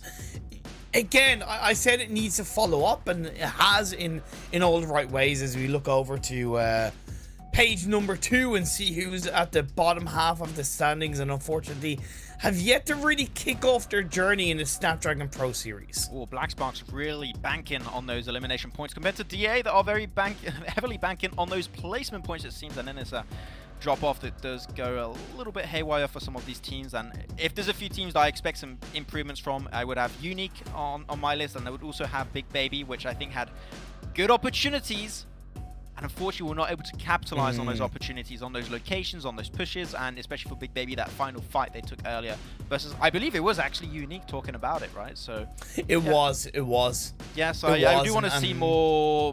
I want to see more moments, right, where teams really take the upper hand and really try and take control of their situations, because if you just stay idle and do nothing, teams are going to push you. We saw teams are willing to be aggressive in these lobbies, so you cannot afford to play hyper passive in the late game. But I think that's where the key word you said there was teams. To give it a little bit of credit to Big Baby, there was a one player that was trying to be proactive.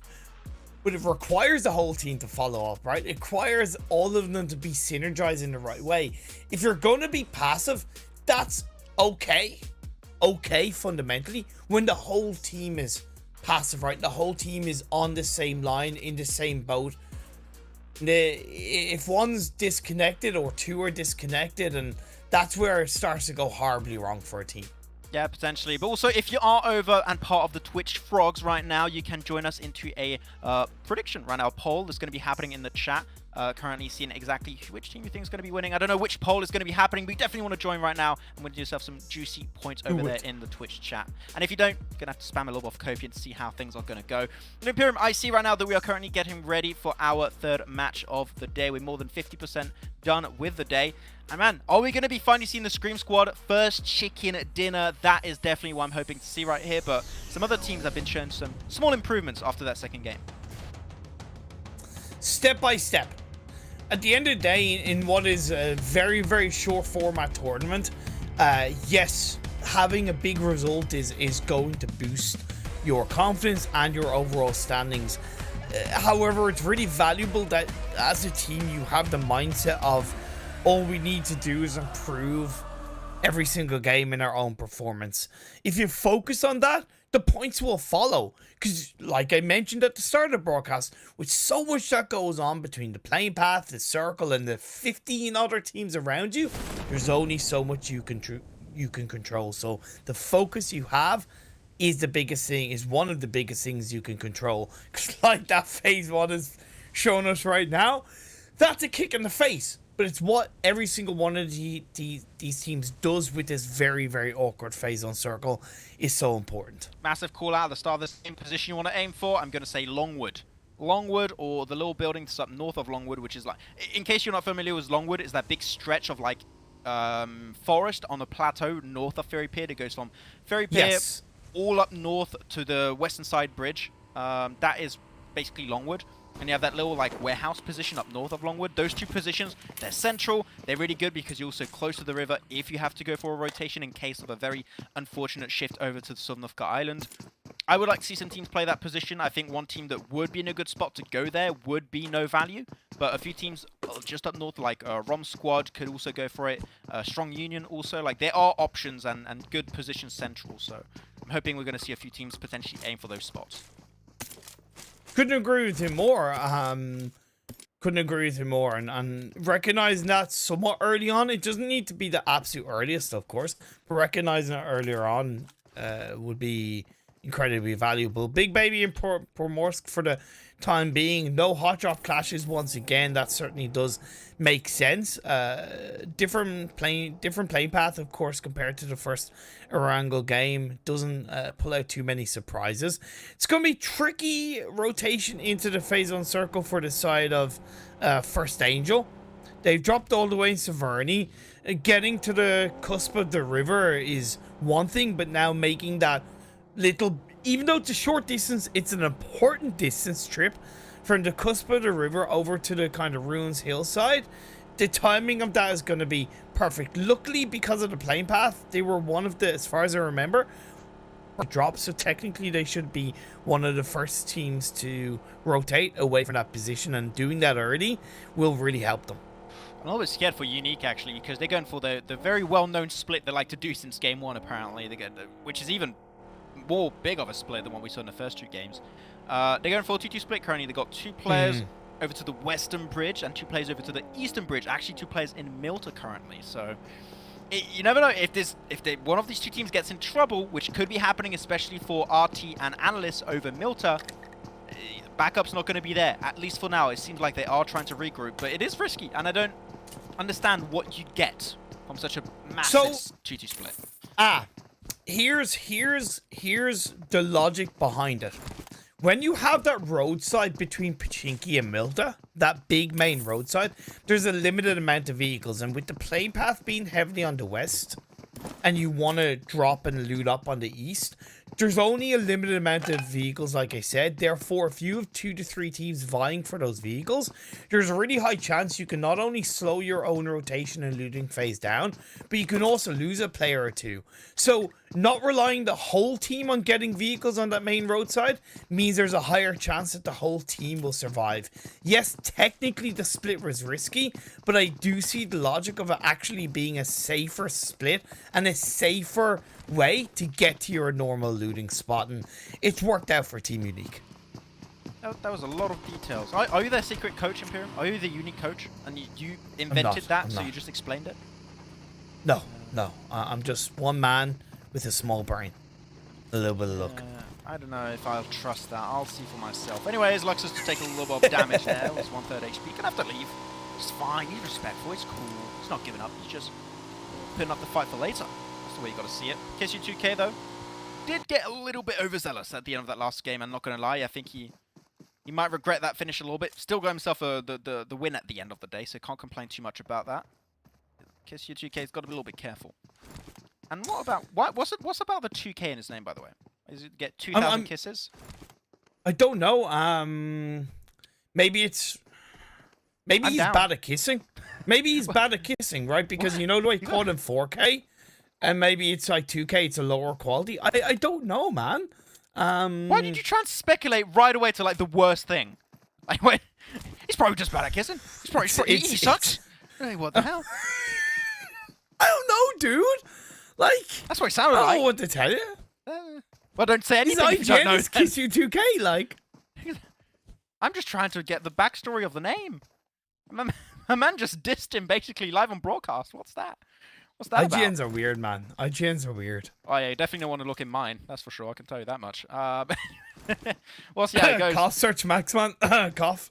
No, don't look it Sorry. up. Don't look it up. Just Anyways, cough. currently, Strong Union are playing for that good old Pachinki Hill, which I love. It's one of my favorite positions, if not my favorite current position in all of Erangel. Because of the information it gathers, it's not easy to push. And you can play 2-2 split if you like to go for 2-2 splits, which is great. This is exactly what they're doing. Though locations that are being taken over, I believe, yeah, Rom Squad went exactly for the compound I mentioned earlier. I think DA understood the value of that position. They tried to breach it, but it's occupied. So move over to Longwood and call it a day. That's the option. Yeah, this 2-2 split for Strong Union. Dropping in Pachinki, we talk about how, not important, but how good that central map position is in the early game, because you're able to get to pretty much any circle as easy as possible. But so many teams, and I'm going to highlight one of the bigger teams, UDR Killers, they would often kind of disengage away from Pachinki too late, but Strong Union are doing it right by sending a player minimum up into Pachiki Hill to anchor point that area so the rest of the team can follow suit after they're finished looting, and they automatically have a great spot in phase 1. Oh no, well, I think he was trying to pop a molly right there and he got spotted out instantly. Nicely jumped by Hando. Jumps on down. Oh, they can't really peek from those windows. This is like the perfect position to play safe behind those. Though the nades are being chucked away, the window does get popped. And now his team to back him up. No value. Trying to get himself some decent angles. And Exusia, oh, I love that, going to the side here. Trying to make as little noise as possible, hoping that he's not going to be spotted out by the team. Well, DL now understanding that they're slowly but surely Imperium getting surrounded, right? So there's no escape. You can't leave this position. The nades are flying by. And already down to one, lost one player, so 4v3. If the fight happens, it could be really bad for them. But it seems like no value, just don't really want to take it. They don't see any value in that fight right now.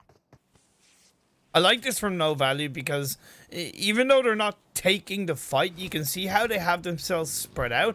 They're setting themselves for any possibility of engaging later on. They're getting angles of information, angles of pressure leading into phase 2. So this is definitely a great mid-game setup from the side of No Value. They've done enough to slow down Digital Athletics, and this is a bit of a similar position that DA were in the previous game, right? Where they're pinched by another team, they lose a player, and they don't really have a backup plan. They don't seem to have a plan B. It's very reactive rather than proactive, so it's something that I'd argue they need to work on leading into the rest of the games, not only today but of course tomorrow. Phase 2 has popped up, is shifted up north, Max. That's great for the teams that obviously locked down that mainland position. Longwood is still relatively open and occupied. I think it's Romanian squad to have the compound to the north of Longwood, but nobody seems to be on that hillside. Yeah, Longwood itself is completely open. Like, anyone could go there. You can have 2-3 teams there if you want, so it's completely fine. The options are open for them. Though, I'm seeing two teams being a little bit slow on their rotations currently, as Bax and Unique. There's still a lot of free real estate to play around, so it's not really like a death sentence just yet, but if it goes on for, I would say, the next circle shift and the circle is bad, that could get a little bit dicier for Bax and Unique. So just something to keep in mind. Doe, here you go. Fight's going to be happening once more. Not sure, but he's just blocked inside that building. One nade would be enough, but no, they really want to get that knock with the gun. So what are you doing? Oh my god! Oh, the throw. I really thought that was a throw and a half, but it seemed like they're able to survive somewhat. I mean, 2 more players are knocked away. That was a little bit of an oopsie right there, but First Angels are looking to get the reses up, hopefully, but VP Prodigy are not allowing that to happen. Good. 3 players down, only 1 remaining. Aldane, can he make things work out? Seems like it, because VP Prodigy are holding down this position so strong, and hopefully we'll get the res on Old Boy, and that is exactly what's going to happen.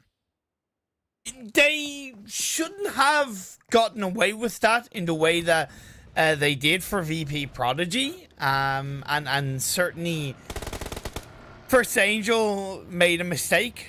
The final player is able to disengage, and VP Prodigy are reaping the benefits of that mistake, picking up 3 eliminations and still surviving as a full squad. They had the backup plan of 2 players on the hillside above, so certainly I understand and appreciate the spread that VP Prodigy had in that moment. Black Sparks on the north of Quarry, or northeast of Quarry, a lot of area that they're able to control inside this phase 2. There's a cluster of teams going kind of from the west of east of Primorsk over to the east of the compound that's by the coastline. Again, nobody's in Longwood. I think Longwood is going to be taking a really big focus on the next circle shift potentially. I think it's actually not too bad what we saw from No Value and DA, right? Because they just decided, like, why take the fight when we can just cohabitate in the same position? If a team decides to push us, we're going to get the number advantage because we're 2 teams in the same location. Technically 3. Emulate are also in that exact position. So, yeah, they're just going to be living together for the time being very fancy neighbors until the circle moves away. That's where things are going to start to get a little bit dicey. And one thing I noticed with Emulate's rotation, they took a bit of a risk waiting until phase 2 to rotate from that military island. But what they did was they had a backup plan of sending Ash across the water, swimming over, and his teammates then went in a vehicle across the bridge. So even if those 2 players got caught off guard by, let's say, BFB, Blackfire Beasts, Ash still would have stayed alive. As it happens, phase 3 pops up and it's a big shift up the northeast. Pachinki Hill is the place you want to be, and that compound Romanian squad have locked down. Okay, Kiss You 2K, I need to see them regroup with Flynn. 2-2 split minimum. If they want to regroup as a 4-man squad, that's Say great. 3-1, to Yeah, be fair. I 3-1 defending Pachinki Hill, I would disagree. I would say 2-2 split is like the best way because it is high commodity. You're going to see teams trying to breach that position. The solo will struggle to do so, so I would say a 2-2 split would be the best option, but a close quarter 2-2 split would be the best option. Teams are now moving around. Bax and Unique, seems like that slow rotation on the east is going to force them to clash up against one another. As Unique going to be losing one. Flush will not be confirmed, but I think it's just a matter of time, and yeah, this is a rough start on the eastern edge. Unique coming in a little bit later, notably because they took a bit of time to get to their looting phase and then move away from that. Back's in a bit of a similar position, but they obviously pick up that free elimination. Unique is going to Pachinki. Arguably, I disagree, but I do understand they're down to 3-person teams, so just they're playing and hoping that the next circle continues to go up north and they're in the safety of the buildings for the time being.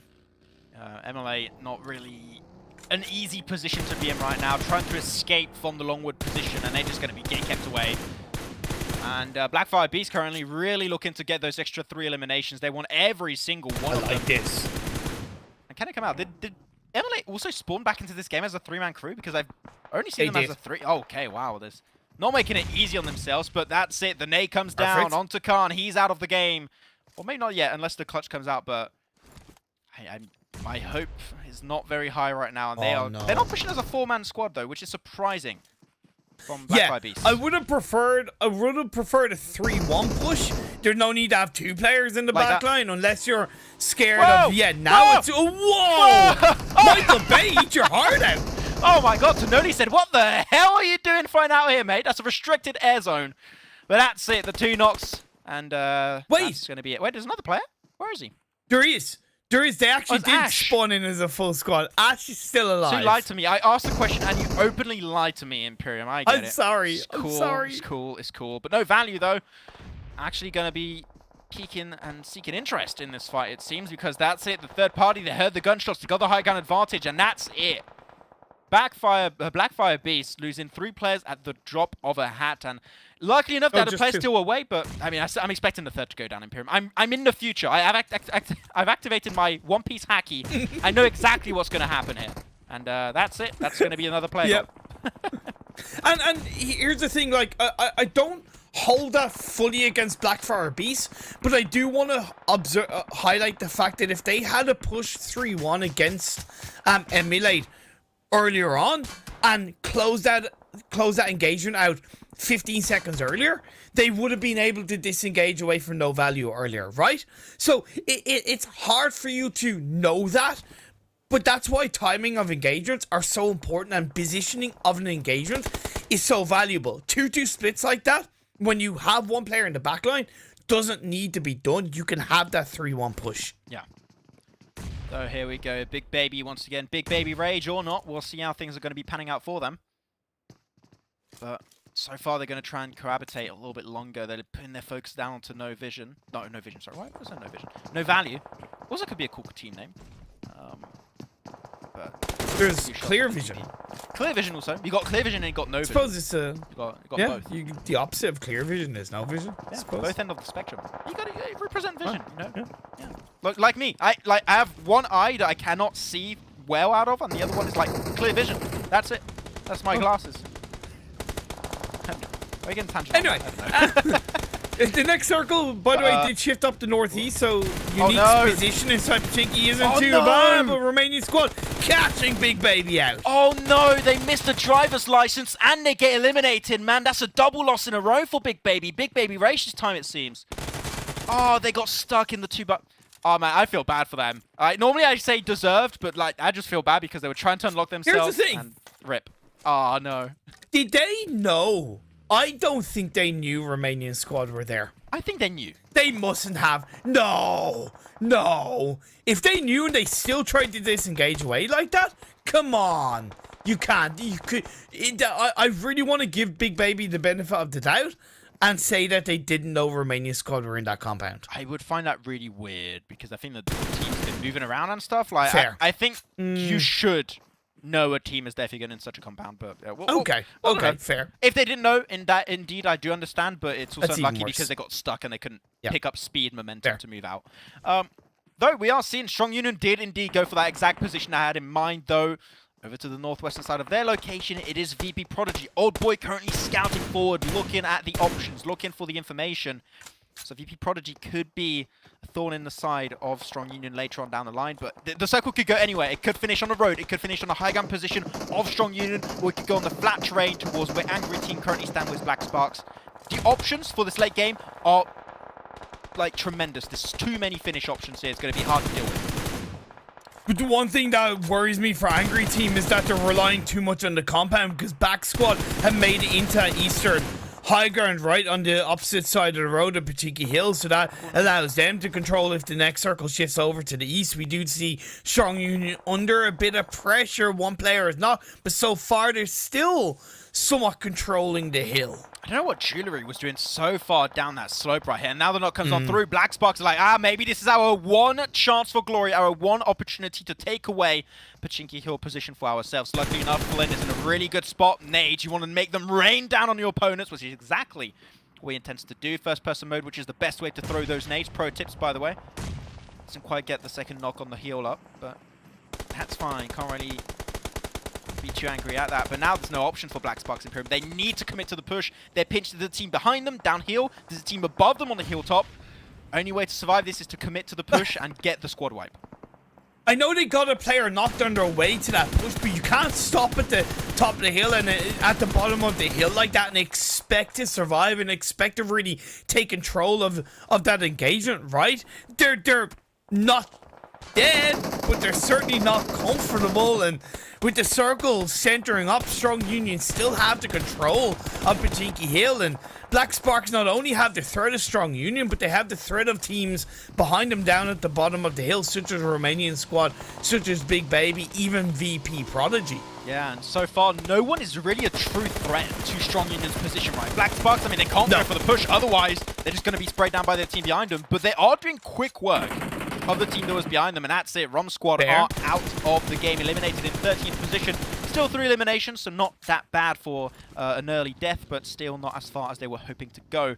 But now that they are dead, what's the next focus? Do you get back in the cars? Do you go for the push? Do you roam around them because you know where the circle is now? I think that maybe avoiding the fight all entirely or going for a third party on that fight on Pachinki Hill could be the options. They got to think about it. Unique push onto the warehouse or building outside of South Pachinki Field, and that one player, Dish Athletics, who was inside that building, got taken out. So Unique are inside the circle. Silent Alliance EU go down as well. Luckily for Angry Team, they did disengage away from the compound ahead of Back Squad. I think Back Squad missed a bit of an opportunity to get onto the higher part of the hill and move ahead of Angry Team. So because of that, yeah, okay, they took out no value. Because of that, they've missed the ability to control Angry Team. Will seem like there's a little bit more action opening up on the side. Not going too good, but VP Prodigy will get involved a little bit more in the kill feed, which is what you want to see. We haven't seen him get too involved in the last 2 games. Maybe this one is what you're going to see. That's it, going for the push, nicely done. Can he get himself the entire way? We'll have to see. We switch over to another POV. Class is there to back him up. Now Old Boy is the one that's going to try and put an end to the fight, and he does it in style. Galaxy Conquerors out of the game, out of the lobby in 8th position. No, actually 9th. A lot of teams are dropping down. Big Baby will be following suit.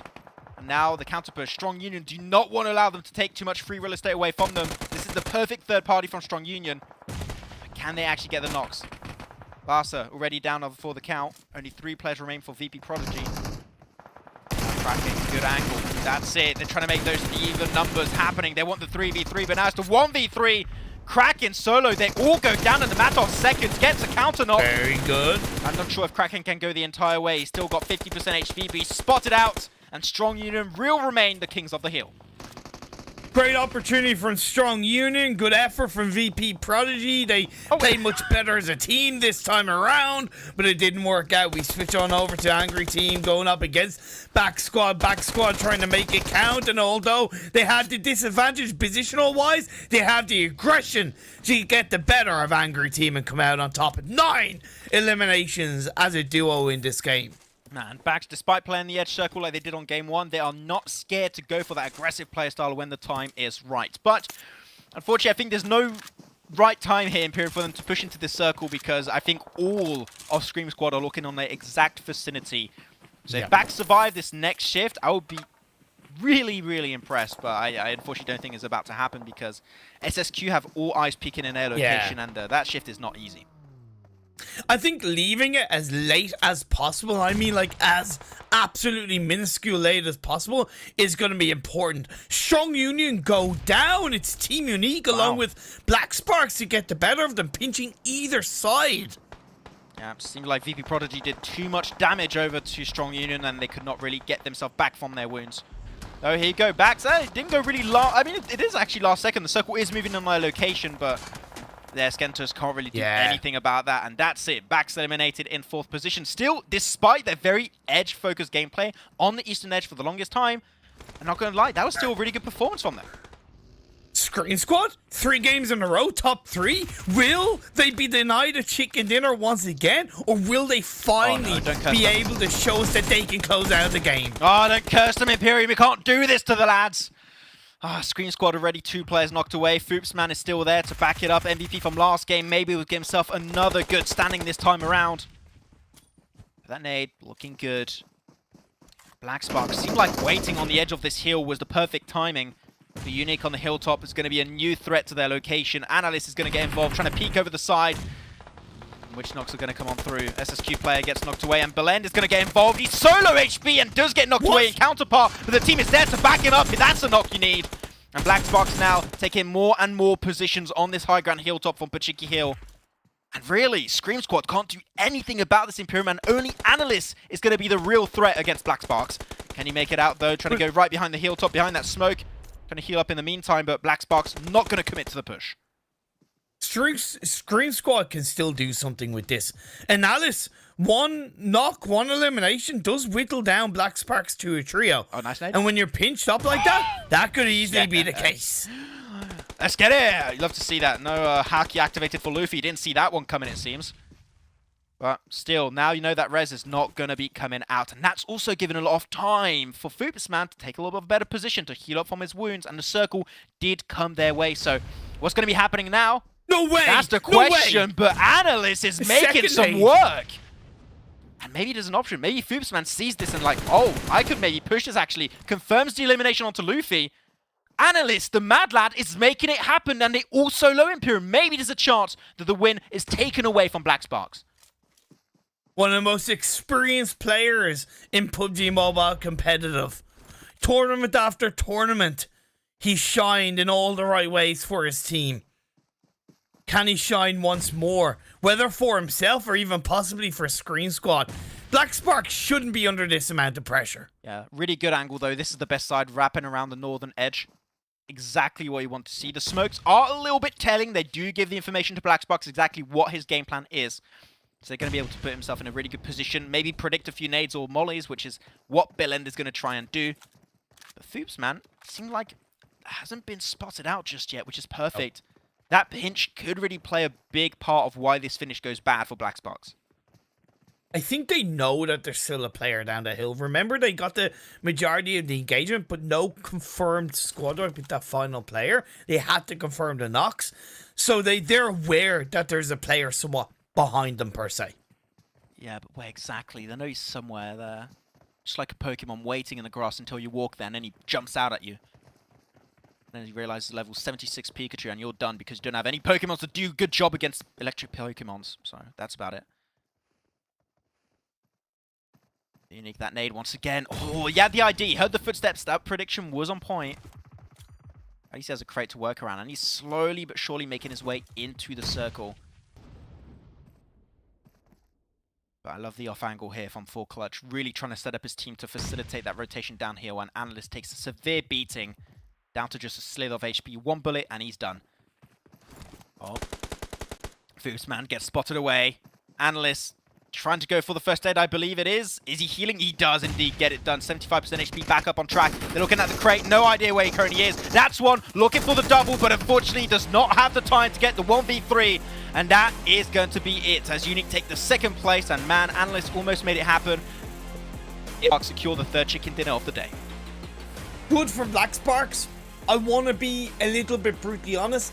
It shouldn't have been their chicken dinner. They took a heavy risk and arguably definitely a potential mistake where in a more competitive lobby they would be punished for that position on the side of Pachinko Hill. Luckily for them, Strong Union didn't commit for that engagement, and I don't mind that from Strong Union, but then Strong Union got kind of distracted in another area of the hill on the other side, and then Black Sparks, credit to them, took that opportunity, rolled with it, took down Strong Union, and they knew at that point, because they'd survived there for so long, they knew at that point that they had control of that side of the hill, and they swept their way through. I'm so good at for Scream Squad. I'm so good at for them. Third game in a row, they're so close. So close. Like me being so close to a glorious burger and not quite able to get to it. The chicken dinner wasn't there for Scream Squad. Yeah, no chicken burger, apparently. It seems it's still a really, really good attempt, I do have to say. Still another podium finish. That's 3 podium finishes in a row for Scream Squad. Really mental stuff happening for them. I'm telling you, I think a win is going to happen eventually. Is it going to happen next game? Probably. We'll have to check out the answer to that one right after this break.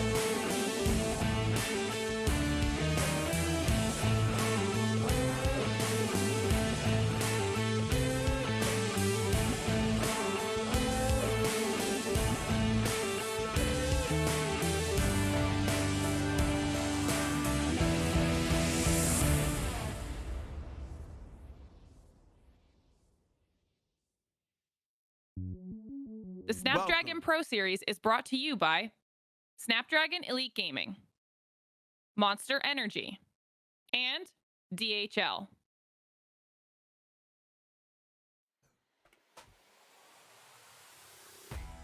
And we are back for the Snapdragon Pro Series by PMCO. And man, oh man, Imperium, what a good amount of games we've had so far. 3 games in the bag, and these finishes have been wild. They've been all over the place. Almost had a 1v3 clutch from Analyst, but didn't quite. Level of the lobby is way higher than I initially expected going into this. It really is. It really, really is. I've been blown away by some of the team's will to survive, will to execute a strong play. Yes, there's certainly some clean fundamental mistakes that are being made, but when players are giving us moments such as Analysis, Screen Squad, 3 games in a row, top 3, you can't be disappointed. Yeah, can't be disappointed. In fact, you know what? But we are still looking to see how things are going to be panning out. We've got 2 more games remaining. The next one is going to be on Sanok, our wild card, as you would like to see it. Maybe you don't want to see any more Sanok, and I understand. I get you. We still want to see some Vikendi coming back in the mix. But for now, we'll have to deal with the fact that Sanok is going to be in our next map here. Going to be actually the 4th match of today and also tomorrow. So we'll see how things are going to be panning out right there.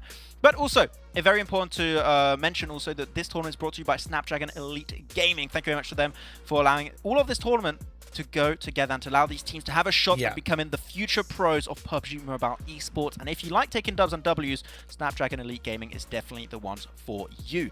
But Imperium, as you said, we had a great last match, and Analysts almost could have made it happen. But I got to say, that third party from Black Sparks, a thing of beauty, able to get that third party and get the win. Exactly what you want to see, able to secure 24 points in that match.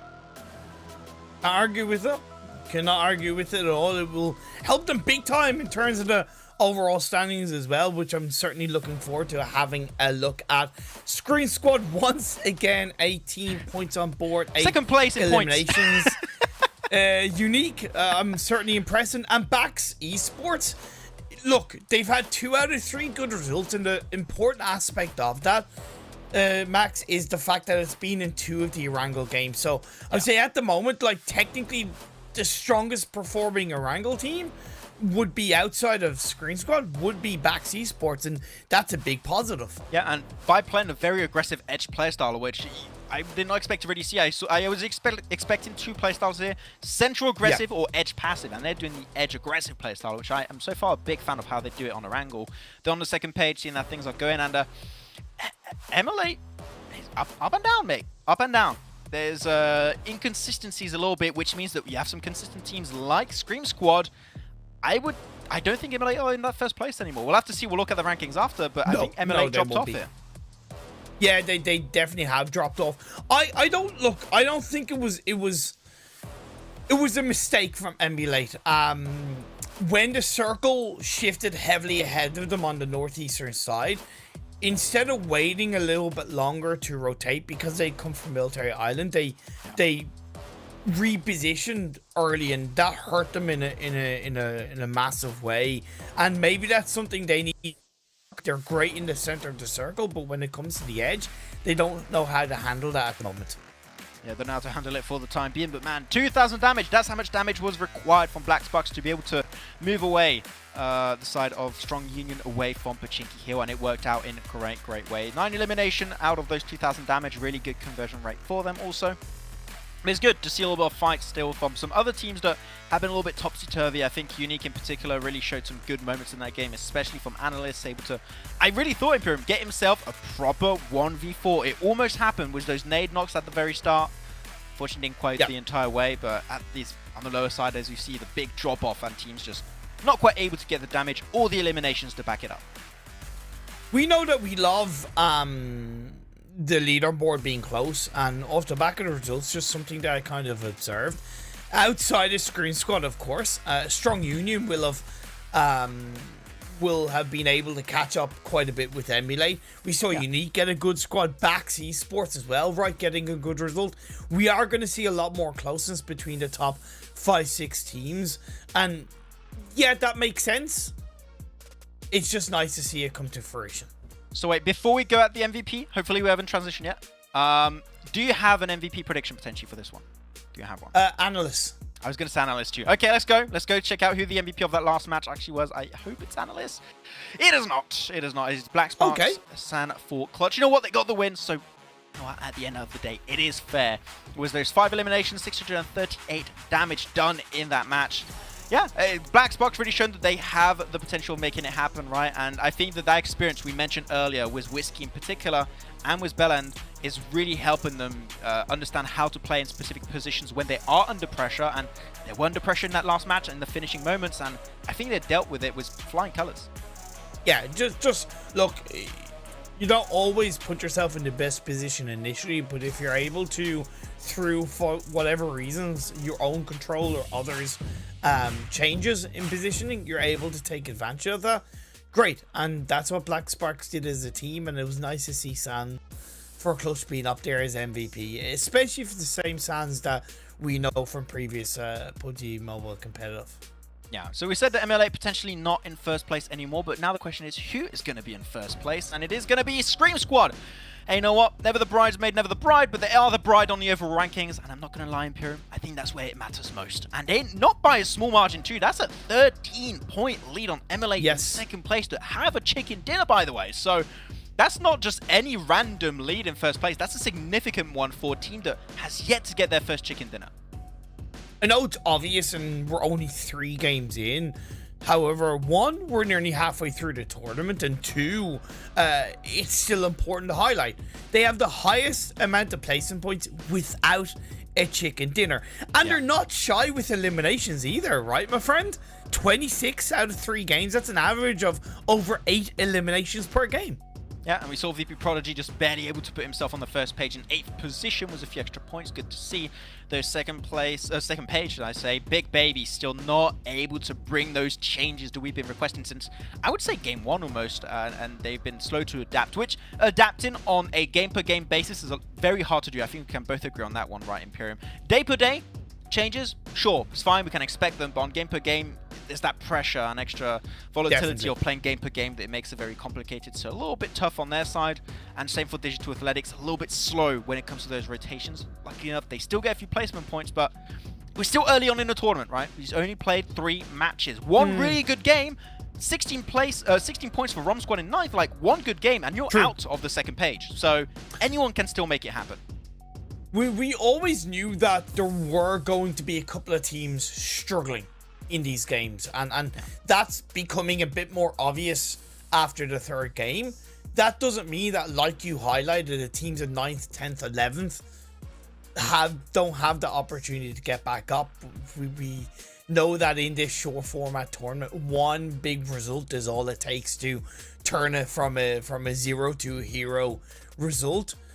Like I said, you don't want to leave it till the final game, right? You don't want to leave it till the final moments. That cushion that you create is going to be so valuable. So with 2 more games to go, I kind of want to see that from the likes of Rom Squad. I want to see that from the teams down below, because if they leave it till tomorrow, I know there's 5 games tomorrow, that's still not going to be the easiest. Yeah, I have the impression that one of the issue we see for a lot of the of the rankings, and we can use Big Baby once again as a very clear example of that, is, I have the impression that when they are in a position where they have to make a decision, if it's going for a push, if it's going for a breach, if it's like leaving a position to go into another position, sometimes they're a little bit slow to make that adaptation. And when you have the teams at the top that are so fast at making that adaptation, making that call out, you're just going to be caught out of position a lot of the time. So I think that processing speed is what we need to see improve from some of these teams. But we're going to be speeding our way, guys, into our 4th match of the day. And as we said, it's the loved or hated, whatever it is, but you're going to be seeing it regardless. It's the good old map of Sanhok playing. And I can see Imperium smiling.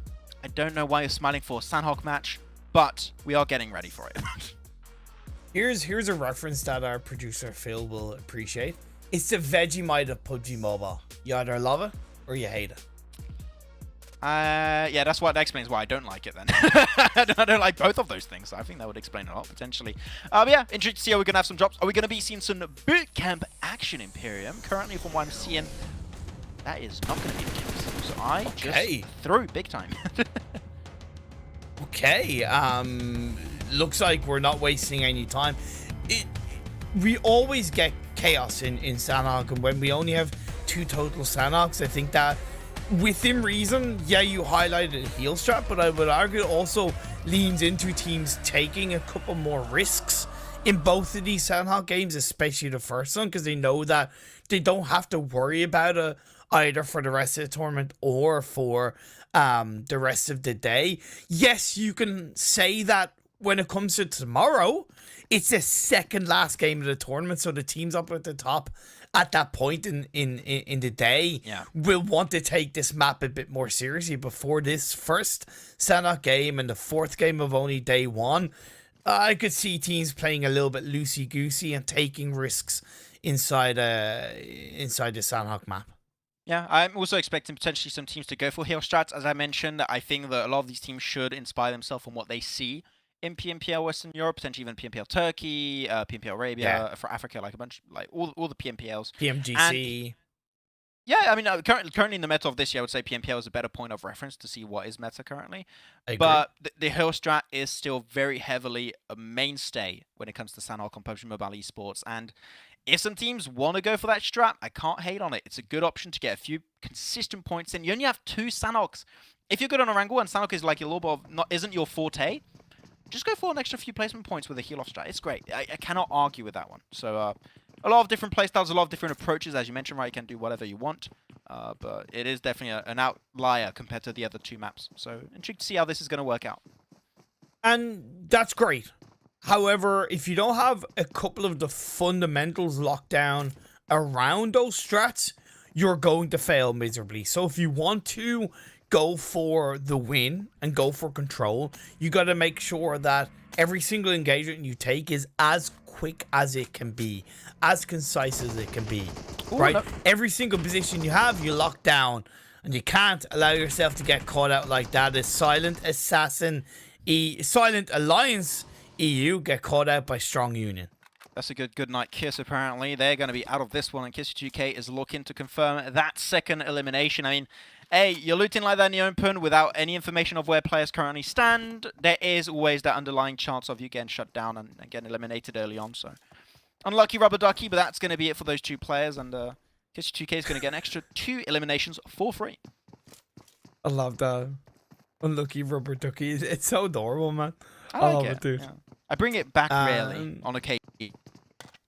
And that's also another fundamental that you want to consider, especially in an unknown quantity that is this Sandhawk map in this situation.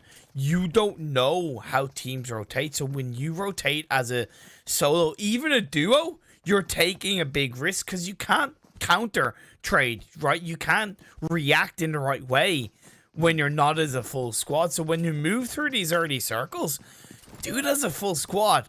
Why take those risks, right? Yeah, exactly. You don't want to take too much risk, especially on a map like Sandhawk. Like, there's always an underlying threat around you because of like the harsh visibility, the rough terrain in some positions, some buildings that sometimes you just don't have time to check, and is unlucky. There's a team right there, yeah. So you always got to be very cautious about your next step and try and play around that uncertainty as much as possible. Though currently when I'm looking at this phase on Circle, we didn't talk about it too much. Every single island of Sandhawk is going to be in play. In case you're unfamiliar with like Sandhawk and esports, these rivers are where a lot of the teams tend to die when they are trying to rotate, because team is on the other side, they shut you down, you're done. So if you're playing around those river sides, which is what a lot of these teams are doing, which is good to see in Purim, right?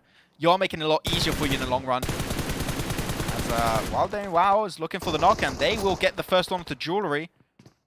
Strong Union are not off to a fantastic start as you were expecting, and now the nades are going to be flying in, and Strong Union might be already seeing the final moments in this game. Here's the thing, though. At least they were moving as a full squad, right? So they have an ability to react. It's a good trade, though. Good initial start. And with the DBS, the Badunka Junk, it's going to be so much harder for Strong Union. Great job that comes out from First Angel. And finally, they're kick-starting the finals here for themselves. Oh, yes. Maskov looks for the final blow, and that is going to be Strong Union eliminated first in this Sandhawk game. Risky play from Maskov to peek when he's just on a slither of HP, but you know what? It worked out just fine. Good job for them. And hopefully we'll see how things are going to be working out for them. But now they got all the loot. And they're still alive as a 4-man crew, which is exactly what you want. And they're next to the river, next to the trifecta, which is where all the rivers get back together and is the easiest way to rotate to any island on Sandhawk. So, yeah, so far I'm sold. That was a good fight and it worked out good. But Imperium, I do have to tell you, you are still not doing the DBS sound properly. Ka-chunk. No, you say bajonk ka-chunk. You put a B in there, I don't know why. It's not. It's ka-chunk ka-chunk. Ka-chunk. Okay, I will do my best to do it right in the future. Thank you. Appreciate it. Ka-chunk. I will fight you, Imperium. Ka-chunk. You're saying it with a B again. No, ka-chunk. Oh, now that I can hear. Yeah. I think it's the way you say it. It's just not quite right sometimes. Ka-chunk. There you go. Thank you. Okay. That's all I'm gonna say, by the way, for now. Ka-chunk is ka-chunk from this ka-chunk position. No, you can't disrespect the best weapon in the game that way, Imperium. You can't do that. I'm trying to disrespect you. Yeah, I think I do that to myself on a daily basis more than enough. Jesus, so I don't need that. It's called self-deprecation, and I love doing it. Though, Big Baby currently still in a little bit of a high ground peak position, not looking too shabby, but you got to be careful to the team. Oh, okay, good driving by the way. Team right below them just actually moving away from ruins, which is great. I think the team standing in ruins for too long, it is a little bit of a death sentence, so they moved away. But right into Big Baby, I think that is a fight willing to happen later on. Black Sparks moved into the trifecta compound. They did have a player get knocked, but they've been able to get that revive off, and they do have a strong position in the center of this circle, and what arguably will be a longer lasting position as the shifts come through. They have been spotted in terms of the likes of VP Prodigy and No Value do know their whereabouts, so that's something they'll want to consider, not over peaking, not overstepping their marks from the windows of the building. However, so far so good from the winners of the previous game. Yeah, so far so good indeed. Though it's going to be the time for Blackfire Beast to take the shots down, and that's it, connecting one to Big Baby's player, Razzie, and going to be a little bit tough to get that elimination confirmed, but are they going to decide to push it? I think they do not have any cars, so I would not recommend doing so. But they're going to do it by foot, which, yeah, you don't know where the rest of the team currently... I mean, no, they got 2 eliminations. Did they get 2 eliminations on Big Baby? Was that? I think they did. No, they got...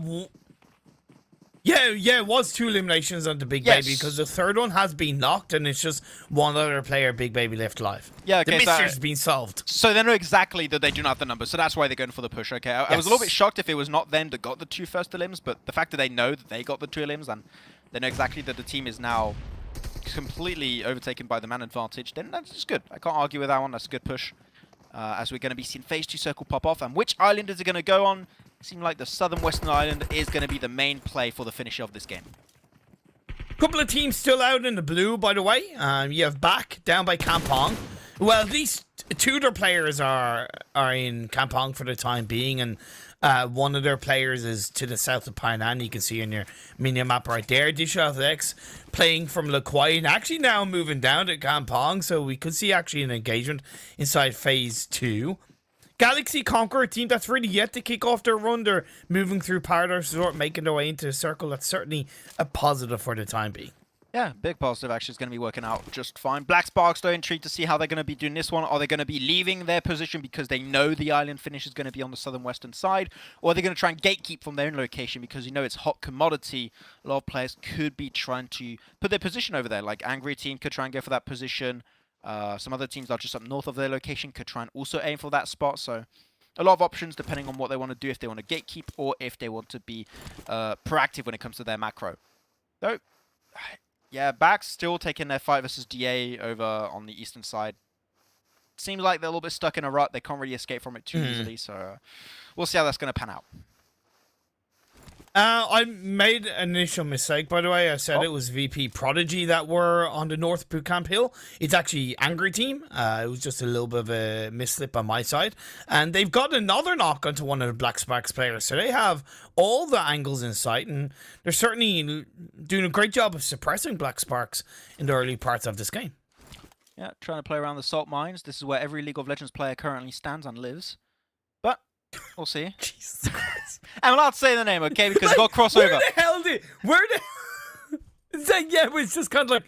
That's just out of nowhere, like an RKO, just out of nowhere, man. I love it. Yeah, I remember himself. Dude, I miss casting with you, man. That's it. Like I genuinely miss casting with you, man. But I'm French. I like just roasting people, you know, for like no reason at all. It's just how it goes. It's how it goes. Okay. I'll see. Don't change, dude. Don't change, man. I don't intend to. Okay, thank you. I know. But yeah, Unique. Unique. I do have to say though, Unique have taken a lot of time. That's where I had to say time. Okay, a lot of time, looting around like Bantai, Camp Charlie. I think on the eastern side of Summit also.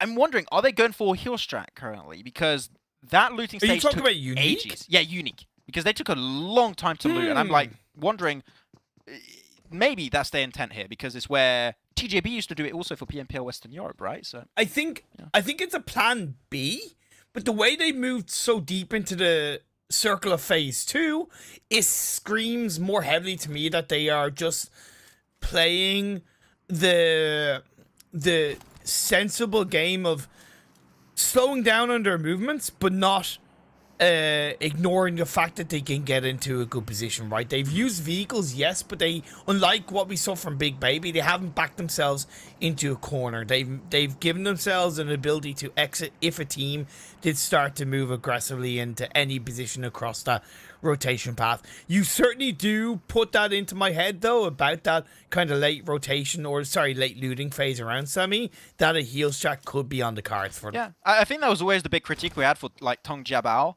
in PMPL Western Europe, which is they always went for the heel strat as their plan A. I think a plan B Yes. is the best way to do a heel strat because they're still potentially aiming for chicken dinner with some good eliminations, but if it doesn't work out, give all the meds to one player, play outside the circle, heel strat. It's great. I think that's the best way to do it. And I think we did see a glimpse of that from some Turkish teams in PMPL EU Championship. So we'll see. Though the circle did fully move over to the southern western island, and Unique are dead central, but there's a risk. I'm seeing Rom Squad going for the wide rotate, and Unique might be in a pinch later on. Tell you what I don't like, and I think you'll agree with me. Don't like the fact that Blackfire Beast went back into runes. I think that's a big mistake, and that's like digging their own grave. Yeah, I'd have to agree. There's not even a statement to be made. Late game, moving away from ruins is horrible. They kind of shoot himself in the foot right here, but someone's getting shot in a little bit more than just their foot. It's going to be Black Sparks as 2 players instantly knocked, one of them being flushed out. No Value are looking to potentially end this fight prematurely as Luffy is not really interested to stay too long. Yeah, No Value, good push, but now getting a little bit third party from behind. This is a little bit of a sticky spot to be in for them. It was terrible from Black Sparks. A little bit similar to the previous game, only punished more aggressively because it's Sandhawk. There's no need for them to rotate away from the trifecta compound as quickly as they did. It was still inside the circle. Take your time, slow down. You become the team that third parties. Don't let yourself get third party. They just went blindly on top of the hill as if nobody was going to be there. It's phase 3, 14 minutes in. You should always expect a team to be in front of you, at least one team. Yeah, you got to be a little bit careful. We saw a lot of that in last year's PMGC, right? Where some, I think especially could focus on Nova Esports back then, that would lose some players sometimes very early on. Of course, you would still have, you know, Powerboy doing well, but I think that was a big issue for them on Sandhawk, and I think that it is a lingering threat still on this map for this lobby. Angry team, slowly but surely pushing in. They crossed the bridge north of Painan, and now they got more free real estate to work with, but one thing they lack in Imperium is information. They had no time to scout, so they need to be very with bikes because everyone is going to know where you're coming from. Yeah, but if you notice, they stopped, moved, right, taking their time. Unlike Black Sparks, I'm sorry, but I have to use you an example. They haven't gone blindly into it, right? They know that they have a lack of information. Either way, No Value, holding on for dear life. They have a couple of players knocked, and although we both don't like the position from Blackfire Beast, they are at least being proactive from the edge of ruins to try and give them more space to disengage should they have to in phase 4 onwards. Yeah, for now it's a good value that they're getting out of that position, so I can't argue too much about it. Exactly. But it depends. Have we ever casted a actual proper ruins finish? I have, but not for quite a long time. I think I've never casted a ruins finish. You never know. It could go there. We'll see where the next phase is about to go, but it seems like they do want to leave. Blackfire Beasts have no interest any longer in ruins position, which I think is a good thing. Unless it shifts back there, which it doesn't. It does shift down south of that location. But it seems like they intend to commit to the fight versus No Value, which I'm I don't think it's great now. The circle's not there, it's down south. I would say leave. It's not worth it. Great shift for Unique, great shift for Angry Team, and I would argue great shift for Ron Squad as well. Scream Squad are still in the circle, just have to point it out, and they're near a very strong position. That is the 3 rocks that are outside of Painan. They're a great area of the circle to control, and they're very close to it, in which they can lock that position down, especially ahead of the likes of GC, Galaxy Conqueror. Yeah, but that's the thing that I love about Team Unique's play right here, is that if they still have the meds to go for heal strat, they're in a position where they could get a win. They really could, and if it doesn't go well later on, boom, just go for heal strat. It's fine. You'll still get some extra placement points if you need. That's, I think, that the big point of critique we have for the heal strat, and this is, if that's the case, like my speculation, then I think that's great execution. Though Rom Squad down south versus DA, potentially DA really trying to go for the wide wrap. I think trying to get towards Nakam currently. So trying to get towards a more western side, towards Nakam, Tambang.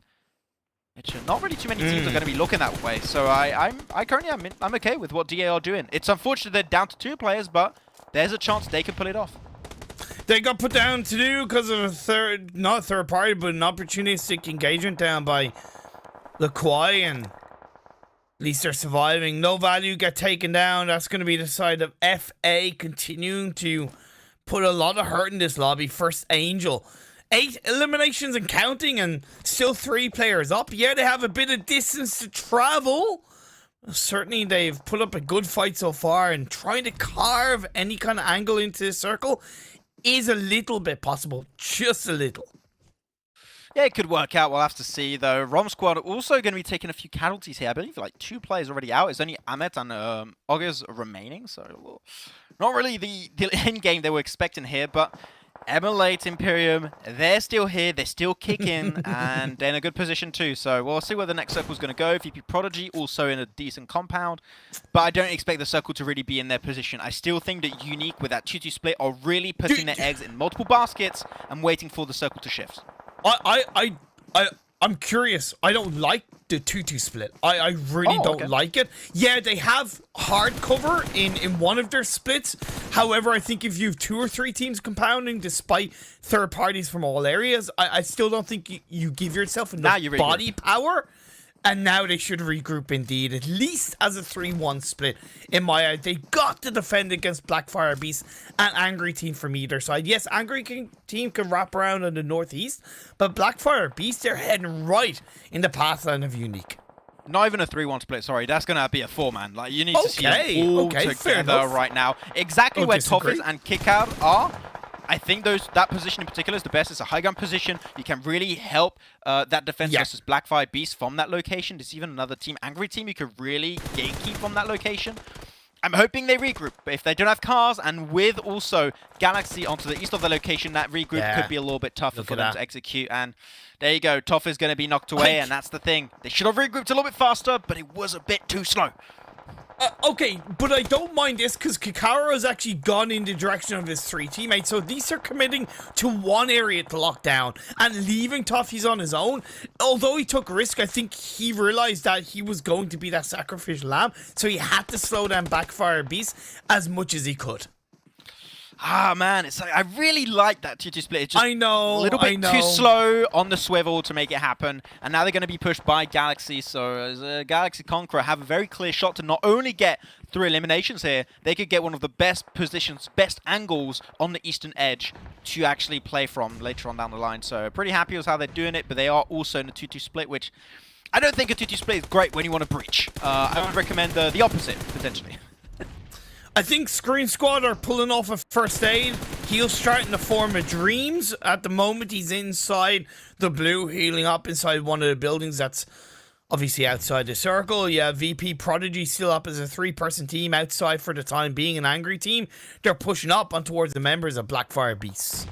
And Clash D also, you got to be careful right on your right side. Another team. Beast's not going to be willing to share that location, I believe. And VP Prodigy, they want that third-party Imperium. They want to take that high ground spot, because if they do and they get all the loot from their 2 falling teams, they can start pushing downhill with a lot of smokes, which is, I would say, their saving grace for this game if they want to have a shot for the chicken dinner, because the terrain from where they're coming, Imperium, is not easy to play. You have very little hiding spots, and man, they're going to be having a hard time. Panic though, peeking around, instantly shut down. But it doesn't matter. Angry Team still got himself one player, Andrit, and he's doing his best job versus Panther in a 1v1 currently happening. Takes a little bit of nade damage, down to half HP. Third He's party. spotted away by VP Prodigy. Sultan trying to give the info on the side, but I do not think this is going to go the way of Angry Team, and they get instantly shut down. And Panther tries to go for the heal. He gets it. The No VP Prodigy way. have the focus on the circle. VB Prodigy now being spotted by Emulate across the side of the road, although Emulate in their own little trouble as the side of Galaxy Conqueror. Is this going to be a turnaround for Galaxy Conqueror? Will they be able to hold on and grab themselves a chicken dinner? One of their players is knocked, but the revive comes through. The backup is a full squad.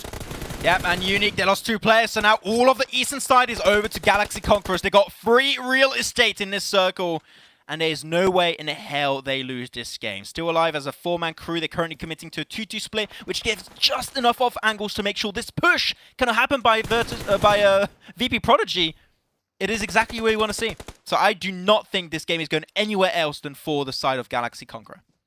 What's worse for VP Prodigy? Panther, he's forced to move out. He does go down. I thought he was going to be able to get a little bit further to possibly third party onto VP Prodigy. The final play of Unique is going for the heal off though. You never know. Could pull a Lin from TJB and just go for the shot last second when the game's about to finish, and steal an extra limb here or there. All Boy's going to be the first one inside. That's 1, that's 2, going for the triple elimination right there. But as you said, VP Prodigy, with those type of angles, there is no escape. The tree will keep him away from harm for a little bit longer, but he has to push away. And Unique will steal away the second place out of the palms of VP Prodigy.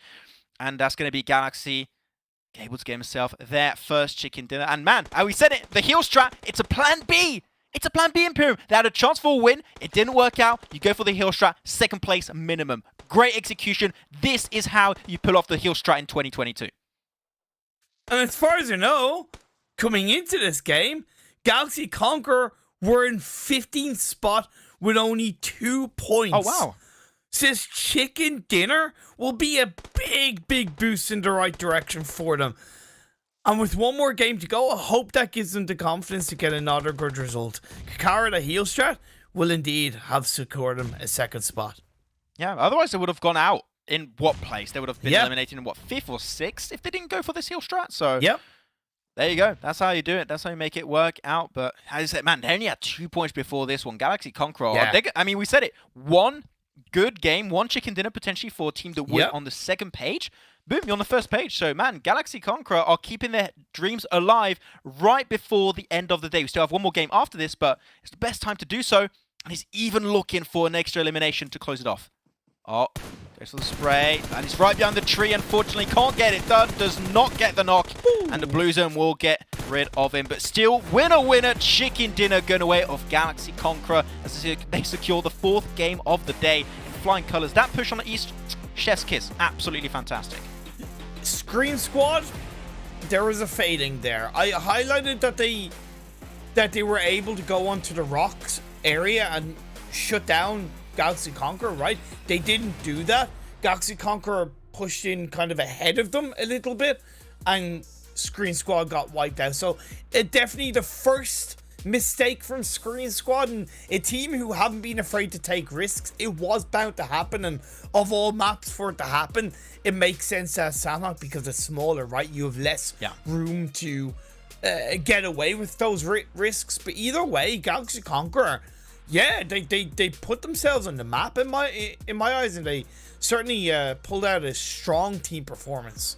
Yeah, I mean, very strong team performance. As you said, 2 points before the start of this game, and they're going to be jumping an insane amount of extra positions in the overall rankings. Really intrigued to see how that's going to be panning out before we do jump into the last game. But man, this day has gone by so fast. We're already 4 games in. We got 1 more remaining. We're going to go back to Wrangle for the 5th and final game of day 1 here of the Snapdragon Pro Series by PMCO. And I got to say, I did not know what to expect going to this. I said this earlier. I'm going to repeat it here. I did not know what to expect, but I'm generally impressed with what some of these teams, what some of these players have brought to the table, and they still got a lot more to show us, Imperium. So with that said, we'll head on over to a short break, and we'll be back for the last match of the day, which is going to be a Wrangle. See you guys in a bit.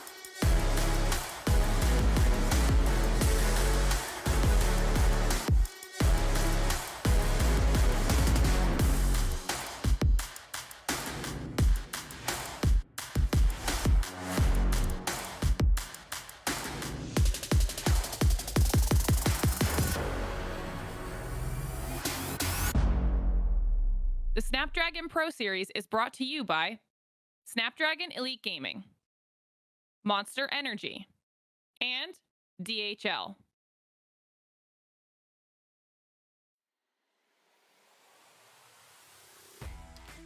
Galaxy Conquerors keep their hopes alive as they claim themselves the 4th win of the day in flying colors and now are trying to push himself even higher on the leaderboard. We are back for the Snapdragon Pro Series by PMCO. My name is Maximan, back with Imperium as we are getting ready for the final game of the day. And Imperium, as I'm going to repeat it for a third time, this lobby is bringing so... I'm really hyped to see how this last game is going to go, and especially how tomorrow is going to go for the last 5 games of the tournament. Definitely. I echo that fully. Big time.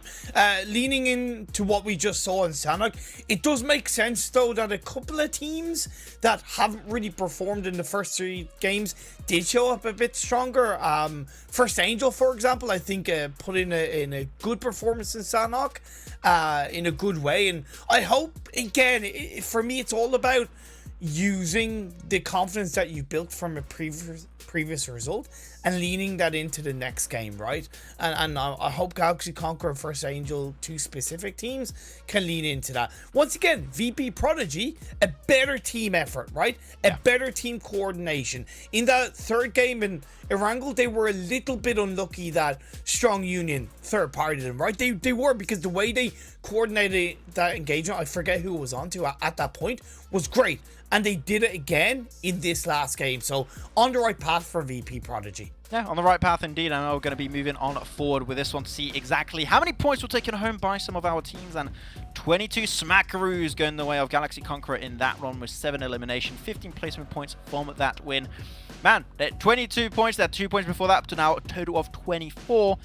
They should be at the bottom of the first page, I believe. We'll have to see as we look at the rankings later on down the line. But Imperium, we are seeing a little bit of life from VP Prodigy, which is one of our big damage dealer teams. We were expecting to be high up there, and we've seen a little bit of life, which is good to see as we're about to hit the halfway mark of the event.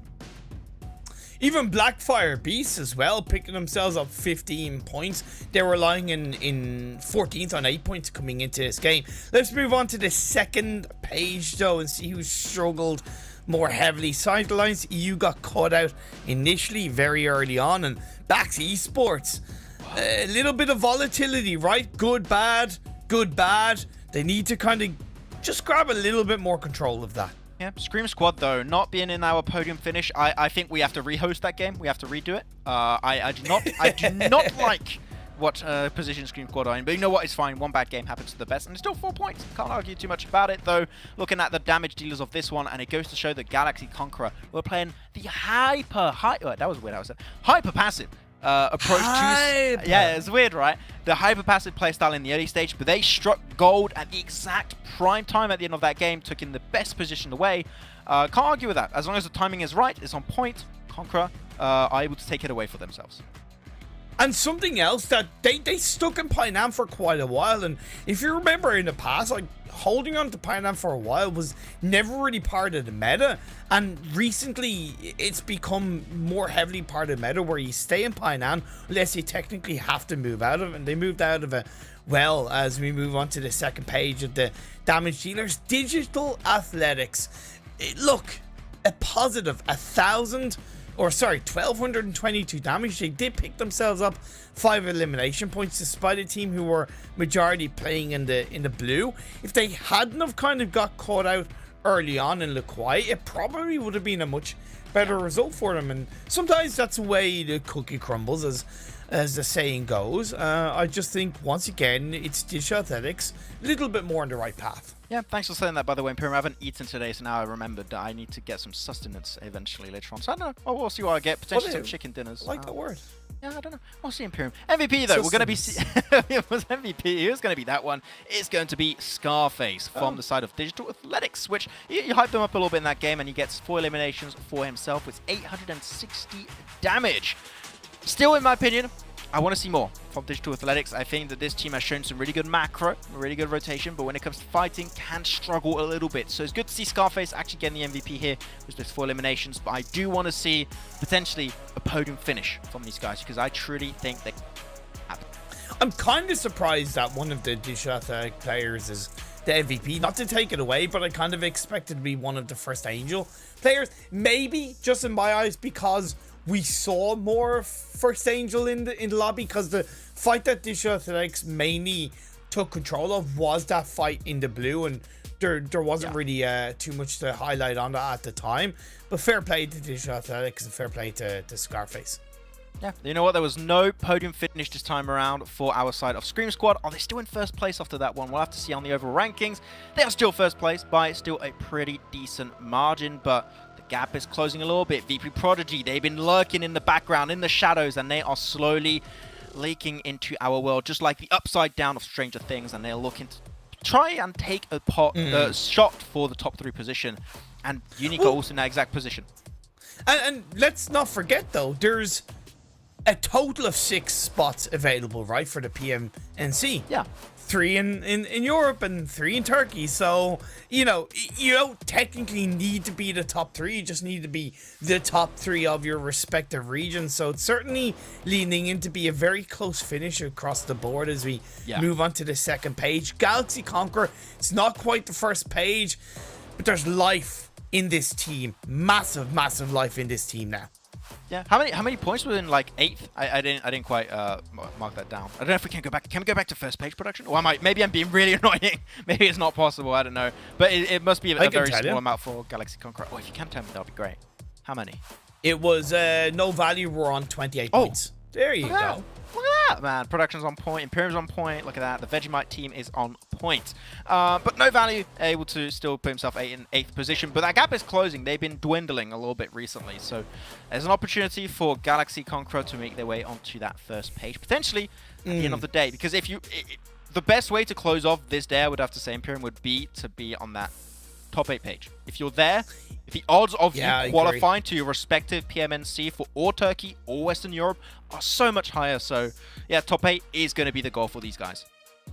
In theory, you're right. I want to kind of throw a counter in there in terms of it doesn't really matter where you are if the points you're on aren't within a certain value of the teams ahead of you, right? So if hypothetically, if the team is 8th, yeah, that looks good. But if you're still 30 points behind 7th, is that really good, right? So even if you're a 9th or 10th, if you're only 2 to 3 points behind 8th coming into tomorrow, that's really just as good, right? Yeah. So you bring a good point from a visual perspective, but from a fundamentally value perspective, once you're within limits, once you're within that solid spots ahead of you, that's good enough. I think it's the way to say it, right, is the BNL top 8 page is a good start, but it's not enough. Like, you need to back it up after that, right? And in top 8, you can't just start relaxing. Like, oh, we're 8th position at the end of day 1. We can chill. It's fine. Like, no. You're only halfway through the tournament, and that means that in the other half, anything can really happen. You can have a complete reverse overall rankings after that one. We'll have to see. But also, don't forget, if you're in the Twitch chat right now, if you're part of the Twitch Froggies, feel free to join us and put your prediction in the polls right now to see exactly what's going on. And you never know. If you get it right, spam a few Keck W's, it is fine. If the emote's active, which I hope it is. Got to get those emotes active. The final game, Imperium. I know we haven't done any predictions just yet, but who would you like to see secure the last game of the day? Oh, come on, you're killing me, dude. Scream Squad. That's pretty obvious, right? I feel that they deserve it. They've had strong results in Erangel. They've had 3 strong results in a row, bar what we saw in Sanhok. Yeah, Scream Squad for me. Okay, I'm going to go as backs. I think that they've shown that Erangel is their home turf. They have good rotations. They play the aggressive edge style that I've really enjoyed so far. I would like to see that rewarded with a win potentially. So backs, you know what? Chicken dinner would be really, really cool to see if they can try and close it off, because they're not too far away, right? And also 2 other teams that are going to be interesting to focus on are going to be Unique and VP Prodigy, that are very, very close to that podium finish in 5th and 4th respectively. So a lot of teams to focus on. You never know. The top 3 could be completely different after this game. So we're ready to jump into game number 5 of day 1 of the Snapdragon Pro Series by PMCO. And Imperium is going to be an absolute banger. I can tell you that much. I am very, very, very excited on what we are going to see in this final game of the day. After this, we will be officially halfway through this tournament. It's a short journey, but it's certainly a competitive journey. This playing path, Max, It's probably the most positive playing path we've seen in all of the Erangel games so far. It's, yeah, okay, leaning a little bit towards the south, but when you have the diagonal path line towards the northeast, it gives a greater scope for these teams to get to where they want to pretty comfortably. Don't jinx it. Then we're going to have like a Zaki finish. Hey, look, Probably not the way you want to go. I'd be okay with the Zarky finish. Yeah, because you like Zaki, don't you? The Jarky? Jarky? Where's that? Yeah, because it's the jerk drop spot. That's why it's Jarky. Jesus Christ, man. Come on. I think you're like the only PUBG caster that likes Zaki. You know all about jerks, wouldn't you? Yeah. Yeah, I would. Yeah. I like myself some beef jerky. It's nice. It's cool. I knew you were going to say that. Thank you. Yeah. If you didn't say that, I would have said that. So, yeah. Anyway. Just give me the comeback on a silver platter. It's like, okay, I'll give it to you. It's fine. Give the comeback to mine. Oh, man. But here we go. Western Phase 1 circle. So a few teams will have to work with that one. But we saw, especially from the last 2 games on the angle, this is where a lot of teams like to drop. They know the terrain pretty well. So, yeah, happy to see. I'm intrigued to see if teams are actually going to try and play around Everest, actually, this one. So that's something to keep an eye out for. Rom Squad getting into a bit of an early altercation with the side of SEA, if I'm not mistaken. Yeah, one of the players from Silent Alliance. That split drop from both of these teams, quite risky. The Gaka split is always a valuable split when the playing path isn't primarily in one direction. Yes, I gave a benefit to that playing path in teams generally getting to where they want to. However, there was still a more heavily weighted risk to go for a split drop around Gaka because it is primarily beneficial for teams dropping on that west and southwestern area of the map. So, the side of Silent Alliance took the risk and it didn't pay off. Yeah, but you know what? I do understand the risk too, because which other team do you think of that does that drop location? Answer is the world champions, Nova Esports. They do that, so I understand what the thought process might be. It's like, hey, Nova do it. Must be pretty good. But guess Give it a what? try. Guess what? But They're it's not 2 teams. Nova. You know, that's a good point. You know what? That's a very good point, actually. Although, well, yeah. I don't have a counterpoint. You're right. What do you want me to tell you, Imperial? I'm not going to argue with that. You could be like, no, twist. They are actually Nova. Maybe What? Paraboy is on vacation in France and he's actually playing with another team. I don't know. It's just oh, damn. Now, in this altercation, a few more of the Rum Squad players did push in, and I really value that. Unfortunately, it wasn't really the full squad push that I would have liked to have seen in terms of absolutely confirming control of the engagement. On Silent Alliance EU side, I'm a little bit surprised that they kind of set one player closer to their teammate. Again, I think having the remaining players, i.e. as a 3-person team, would have given more value, because albeit to their unknowingness, it was only 2 players that have pushed in this area. Therefore, they probably would have been able to regain control of this and gotten a counter engagement. But as it happens, they didn't know, they didn't take the chance, and they missed out on that slight opportunity. Yeah, the Galaxy Conqueror in a really good spot. I do like their western coastline position they're playing from. You are expecting all of that water on the west to be taken out of the equation later on in the game. So you're just going to be pushing in. You know, you're not going to have any threat over to your west side. So you're just going to be able to focus on 180 degrees of land in front of you, which is always a really good approach. I really like when teams do that, typically in these type of circles for Phase 1. So no complaints on my end. All is good right now. Though if there's one thing I want to see sped up just a little bit, I would say is the rotation from Unique and Bax that have been slow a little bit in the past. Bax do make up for it with their very aggressive and good synergistical aggressive playstyle. I think that Unique, they can't really afford that. And I would like to see things sped up a little bit, just like last game on Sanhok, what they did. Don't disagree. Time will tell if that's going to be the case. It's the fact that they altercated with each other in either one or both Erangel games that worries me in the failed adaptation and understanding and awareness of each other. I wonder if Black Sparks will make their way from South Georgia over to Everest. Even 2 to 3 players up there in the early parts of this game would be incredibly valuable. To lean in on what you mentioned about Galaxy Conqueror, you're dead right. However, I would like to see them send one player towards let's say, radio tower to get a little bit of deeper understanding on where teams are rotating from around the map, so they can use that to evaluate a cleaner rotation in the next couple of circles, because there's no guarantee it's going to stick to that western coastline. Yeah. No, I think that would be also a good thing to keep in mind. So we'll see how Galaxy Conqueror. I really want to say Galaxy Racers this time. I know, right? So many callbacks to old orgs. Yep. I don't know. Yeah, could be playing it. I think the Black Sparks could have the intention to go for Everest later on, though. That could be something to keep an eye out for. It seems like no further altercation inside of Gatka Fields, which so far is good for ROM Squad. It's good for both teams, actually, so can't really complain. But definitely a lot calmer. It really feels like the adaptation from game to game on the Wrangle matches has been present. Like, the drops are a little bit more spread out, except for the one in Gatka, of course. And teams are overall a bit more respectful of other teams' drop location, which is good. That's a good improvement to have. I think Ron Squad also understanding that teams are going to be most likely coming in from the east, so if they didn't either take the engagement or disengage, again, quite a high chance they were going to get third party. So I really value that disengagement a lot more heavily than if it was a different situation.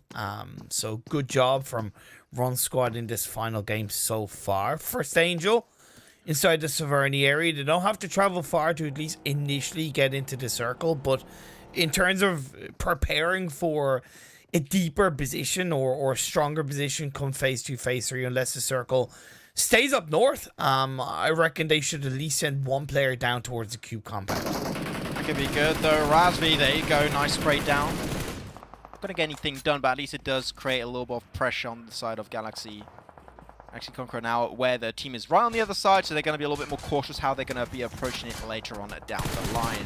Big Baby, though, also on the move, trying to escape from the spray down from Galaxy Conqueror. Man, there's so many teams moving around this northwestern side of Quarry. It's actually pretty insane. 3 teams just zoning all over the place. God damn.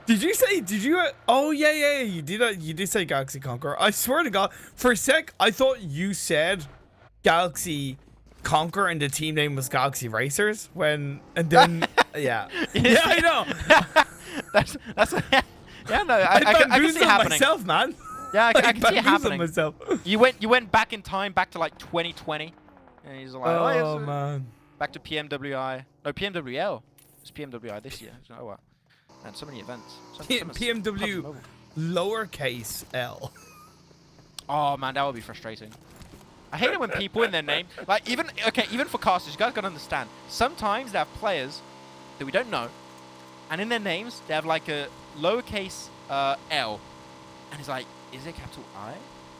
Is it? Yeah, I know. You don't know, and then you take a shot. It's a 50-50 chance. You say it was like the capital or I or an L, and then you get comments on Instagram later on that say like, you said it wrong. It's like, okay, I tried. Especially if the IGN is something like, let's say, Illuminate, and that starts with a capital I and then 2 lowercase L's. Oh, it's like, no. I don't know what to do with this. Illuminate? yeah, exactly. But yeah, basically, we're stop doing that, professionals. please. We love complaining. Okay, so phase 2 did shift up north, so that's great for First Angel, and they still at least sent a couple of players down towards the cube compound, and they're going to be initially rewarded. Unique are close by, and they rotated quicker than they have in other Wrangle games, which I think is a positive, but it still does put them in a sticky situation. They're kind of forced to go into the South George crates for phase 2. It's not bad. I just hope they don't stay there, Max. Yeah, I hope so too. We'll see how things are going to be panning out though. VP Prodigy going for a very central position. I believe they're going for Hospital, but man, you can see the mad rush on the minimap currently. Everyone's going for it. Yeah. A little bit of focus on that crate with an Orm inside of it. Hey, you never know. If you want to play for the high ground position of Everest, the Orm could be a very, very deadly weapon indeed. Good nade, round to Luffy. I think cooked it a little bit too long. Oh no, the cooking was just perfect. Right on point. That was great. It was a little bit uncertain, but it seemed like he knows what he's doing. That's all I can tell you right now. And I like this from Black Sparks. I asked, were they going to take control of Everest, and I think they did. And Everest is a very tricky area of the map to lock in position. You're better off kind of being either on the direct east or the direct west. They chose the direct west, and although they've allowed Dishath X to kind of get close to them, Digital Athletics are in the center, and look who's coming in on the eastern side. First Angel. That means Digital Athletics, they're screwed, man. They're screwed. No, it's too early. We'll see. We'll see how it's going to go, though. DA versus Blacksparks is currently a fight that's also unfolding currently onto this side. Well, yeah, they're trying to third party it. And There you go. yeah, the third party's working out. They don't have the numbers. They don't have the presence. They don't have the utility, it seems, either, to fight back versus First Angel. So, yeah, it seemed like it's working exactly as you said. And here you go. Nice shot down with the M4. His teammate's going to be doing the rest. And that's it. DA are out of the game. Eliminated in 16th position. They had a slow climb back of success, but unfortunately fumble it on the 5th game of the day. Good theory, just poor execution, and that just sometimes is the way it can work, especially on Everest, right? It's a volatile area of the map, like I said, and Black Sparks are still alive. They're broken, beaten, and scarred, but they do have a way to disengage from this position. Whether or not they go into the loving arms of Unique is another thing. Unique did go away from South George crates. They've locked control of the 3 warehouses that's in between crates and South George buildings, and that building that's outside, directly outside of crates. So that's a great position Unique are in. It's been working great for them so far. The circle is about to shift once again for our 3rd phase, and not sure, it could be anything. It could be a George Pole City finish. It could be a Fields finish on the western side of Gatka. It could be actually in the hilltops of Gatka, where currently Big Baby are standing with, also the side of Scream Squad. Or it could be an Everest finish. There's so many options. There's so many things that could be happening for the next shift, so teams need to be ready to swivel on a dime, depending on where the next circle is going to be going. But if there's one thing I enjoy in Imperium, is Blackfire Beast going for the wide rotate over to the western side, putting a very similar early rotation to what Conqueror, Galactic Conqueror actually did. Yes. So I'm actually hyper with what they're doing so far. Teams coming in from the West, Screen Squad, you have Rom Squad, all the squads, and Big Baby.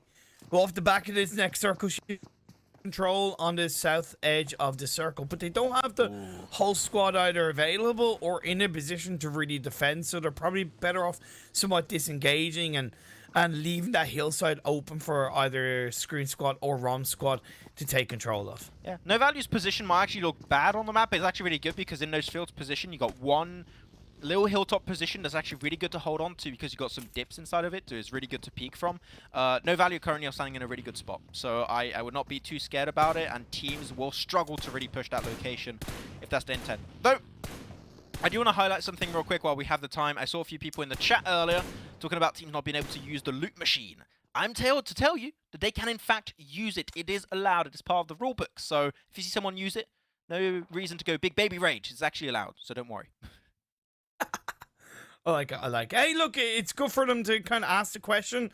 You asked it, it got confirmed, and it's all good in the hood. The circle, obviously centered up, and First Angel still have control of Everest. Staying there is not a bad idea, but I'd like to see them send one player down to the compound that's directly kind of south of it, right? You can see it right now. Emulate do have the other compound that is arguably stronger in terms of getting information for teams towards the center, but at least in terms of locking down the southeast, they haven't gone there first, and Back Squad are going to send a player towards that direction, and with Angry Team coming in, yeah, I think First Angel have missed out on a golden opportunity. Yeah, it could hurt them a little bit. Could be a little bit of pain in their side, but at the end of the day, they still got all the information right in the world that they need from Everest. Yeah, so true. I'm not really too scared for them, though they are losing one player. Sultan was knocked away. Hopefully, is not going to be flushed out of the game right away. That'll be the best play for them. But Backs still on the edge, playing down southeastern side, and they are looking to gather that information and start to play more aggressive as time goes on. What is Spitenchik doing? What? Because Spitenchik had the compound. Yeah, I know, I'm still struggling to say the name. Had the compound, then got in a vehicle and kind of wrapped around Oh yeah. Angry Team, but then is now outside the circle. I'm really curious about that. What is he doing And over there? they've also lost a player now to the final player of SAE. Weird decision making being made from Back Squad, from the side of Back Squad. I would even say more Like than that. esports. Very weird decision that's happening right there. Not sure. Was it's going to work out, but losing a player because of a Anyway. wide split like that is a very unfortunate way to go. we'll see where this next circle is going to be going very soon.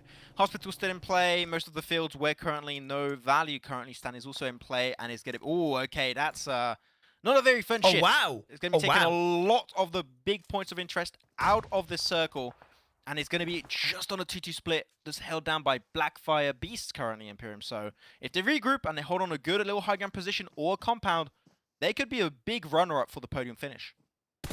The set of buildings that's across the road from South George is probably, although not a game-winning position, a top 3, top 4 position in my eyes. It's very difficult on this circle shift, and Unique are going for it. They're going to get punished by VP Prodigy in all the right ways from the hospital building, and there's nothing Unique can do. I get it, but there's just nothing they can do. Yeah, and in the meantime, Strong Union are just going to be taken out with 0 eliminations to their names. So a little bit topsy-turvy, a little bit all over the place when it comes to consistency for today.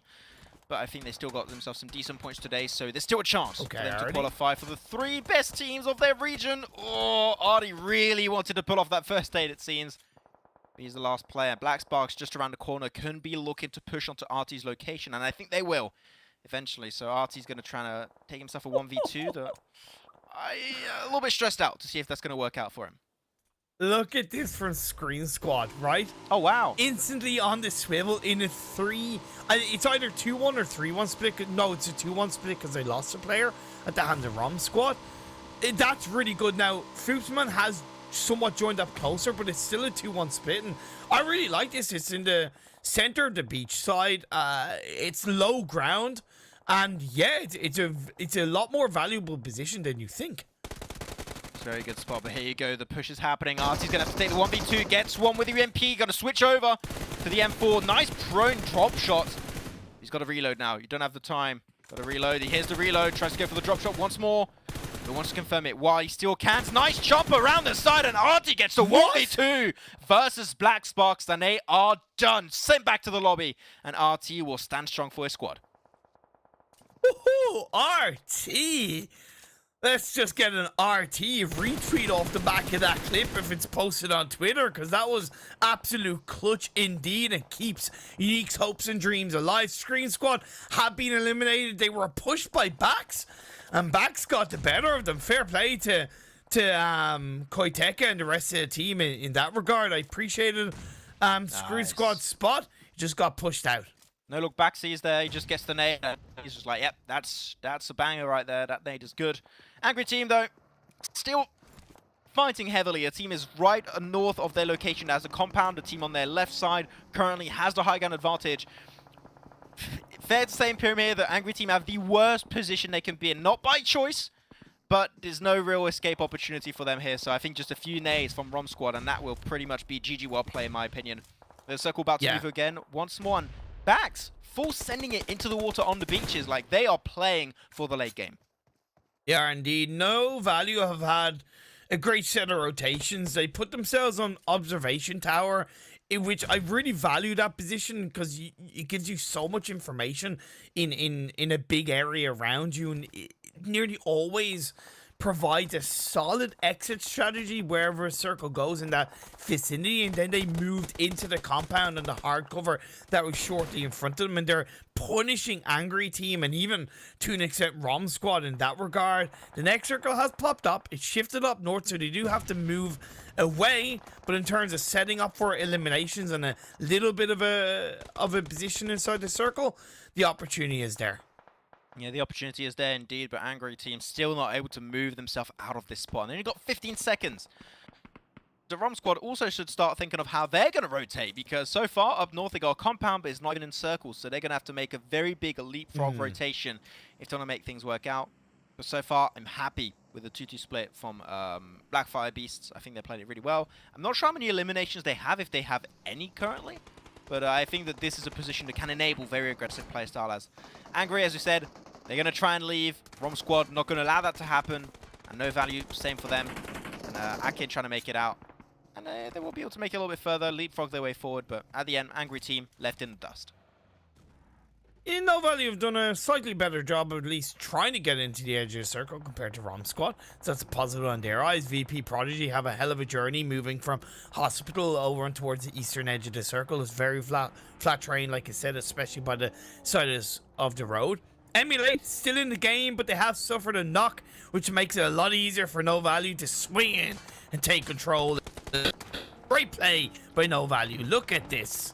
Oh, Anchor99 wanting to go for the push here. They know that if they take this location, they got a free ticket into the circle. Oh no! And it's working out so far. They still got 3 players, and they're looking good, and they are confirming everyone, and that's it for Emulate. That breach was too much for them to bear, and now this southern eastern edge will be the location that Nova... sorry, no. I knew it was going to happen. The No Value are going to hold on to. It's all good, my friend. It's all good. And Emulate, they just had too big of a split, right? In my eyes, they tried to... they bit off more than they could chew. ROM Squad pushed the last player that was there, and yeah, we just saw No Value push the other side. That's going to be another team going down. We are 7 teams left, 23 players alive. VP Prodigy suffered casualty after casualty against the hands of Galaxy Conqueror, riding high off the back of their previous chicken dinner. Yeah, but they got a little bit of a good scouting position, should I say, and they've also got a lot of resources because they were playing very passive early on in this game and not really getting involved in too many fights. So when it comes to resources, they should have plenty. Though, can't really say the same for Galaxy Conqueror here, as they are currently suffering at the brink of the fight. The circle shifts once again. Hard shift over to the western edge. Wow. Running away from all these teams, the one team that's already in there is a 3-man split from the side of Blackfire Beast. And you know the Imperium loves those 3-1 splits, and here it's working beautifully in their favor. I tell you what, you know, we've had 3 Wrangle games, and I would argue only one of them have had somewhat okay splits. And yeah, I get it, hard splits are the name of the game when it comes to PUBG Mobile competitive, but we saw a Military Island finishing game 1, and in the final game of the day, an unpredictable shift up towards the northwest coastline position outside of George Paul. So difficult for the remaining teams. Yeah, they're a little bit tough for them, but here you go. They're even going to potentially transcend Senior over that location very soon, I think. So we'll see. But currently the fight is going to be No Value versus Galaxy Conqueror. That's probably going to try and avoid it. Leon going to be able to get himself the first knock initially. He's pushing his way forward with the Scar. Still 25 bullets and counting. But be careful on his left side. He has no idea, and he gets traded away. But his teammate of Pearl White is there to make things happen. But not for long, as ROM Squad are able to push their way in. And ROM Squad did not even go for an aggressive push, and yet they're able to get the third party, get a potential opening to enter the circle. What? And now it's Blackfire Beast. They're going for their own push to get the rollover. And now it's still up as a 4-man crew, and they are just melting them down. There's nothing that the side of First Angel could do against that. And VP Prodigy joined the party.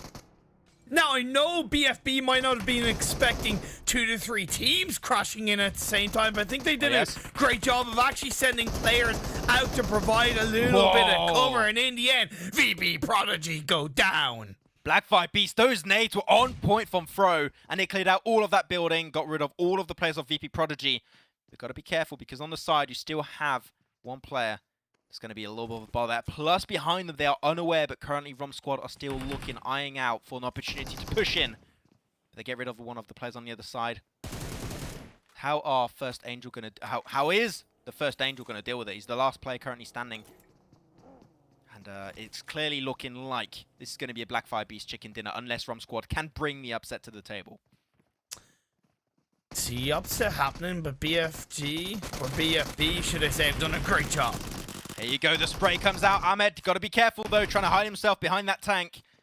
The nades were on point. Senior has the idea, he knows, and that nade is going to be good. There's going to be playing around for the molly, trying to push himself into the building.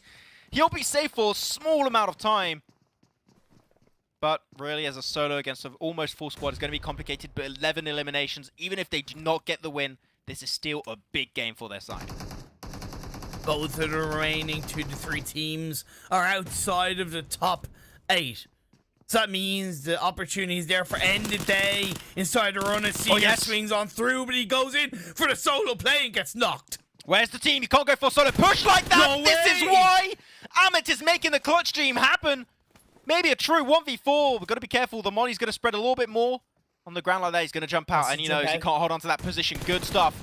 Trying to pre-fire it. On his left side, you've got to be careful behind you. He's unaware, and he gets taken down. But what a nice attempt from Amit. The circle's moving in 20 seconds. might give enough time to the final player of First Angel to snatch away a chicken dinner, but it seems unlikely if those reses come through. He might not know that it's a 1v4, and even if he doesn't, he has to try and make a move. He has to try and go for an absolute 9,000 IQ play. Balls to the wall. He's inside the circle. BFB do have to push towards him. Yep, 1v3. One of the players cannot get rezzed up, it seems, unfortunately, for Blackfire Beasts. He's just raining absolute hell upon these guys. Mini red zone in the vicinity. I think he's using them a little bit early, though. Not getting too much value out of those nades. But 1v3 is possible. I like the Panther stand up there. Oh, no, he's pushing it. Okay, he's joining up, it seems. Thought he's going to try and keep that information game going, but Joke onto the right side. Gets the information, trying to pre-fire it. But the smokes are dissipating. And Fro is right there in the open. Doesn't take any damage. They're playing with fire right now. And now Panther's going for the left side push. He can't do anything. They got the angles. And that is done and dusted as Blackfire Beast take himself the 5th and final chicken dinner of the day. Incredibly tricky towards the tail end with the hard shift up towards the northwest. But Blackfire Beast, they had the splits. They had the cover. Nearly getting 1v4'd. It was close from the final player Rom squad. But in the end, they finished them off. They got themselves back up as a 3-person team. Scrubbed themselves up. And secured the chicken dinner. Weird game to end the day, but by no means was it removed from excitement as you've seen throughout the day. So I believe with that last elimination, because one of the reses was not confirmed away, one of the reses did not come through then for one of the of Beasts. So I guess that's a 12 elimination game for Rom Squad technically, which is mental knowing that they were playing that information game and that high ground spot south for the longest time. So very impressive stuff from Rom Squad indeed. But at the end of the day, the chicken dinner is what matters, and it is going to be going the way of Blackfire Beast. What were they looking like, actually, before this game in the overall rankings? I'm not even sure. I can tell you in all of about 2 seconds. They were coming into this game in... On second page, right? In the second page on 11th spot. Okay, so technically... No. Oh, wait.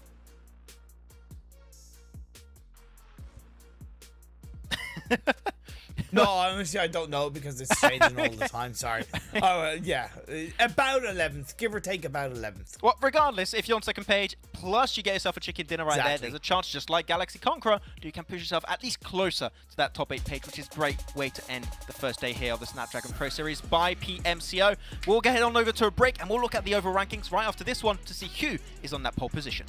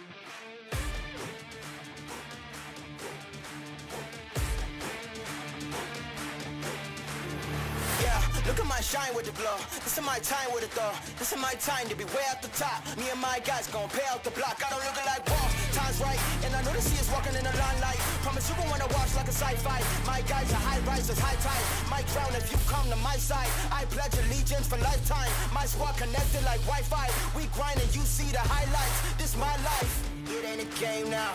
Me and you, we ain't the same now. Lions coming out to play now. Opposition out the way now. Out of the way. You wasn't invited. Say you come to play. I dare you to try it.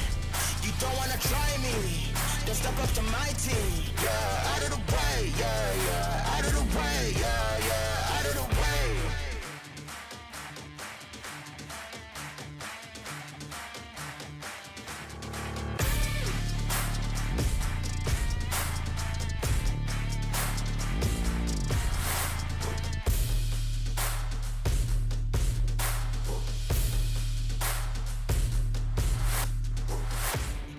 Game now, me and you, we ain't the same now. Lions coming out to play now. Opposition out the way now. The Snapdragon Pro Series is brought to you by Snapdragon Elite Gaming, Monster Energy, and DHL.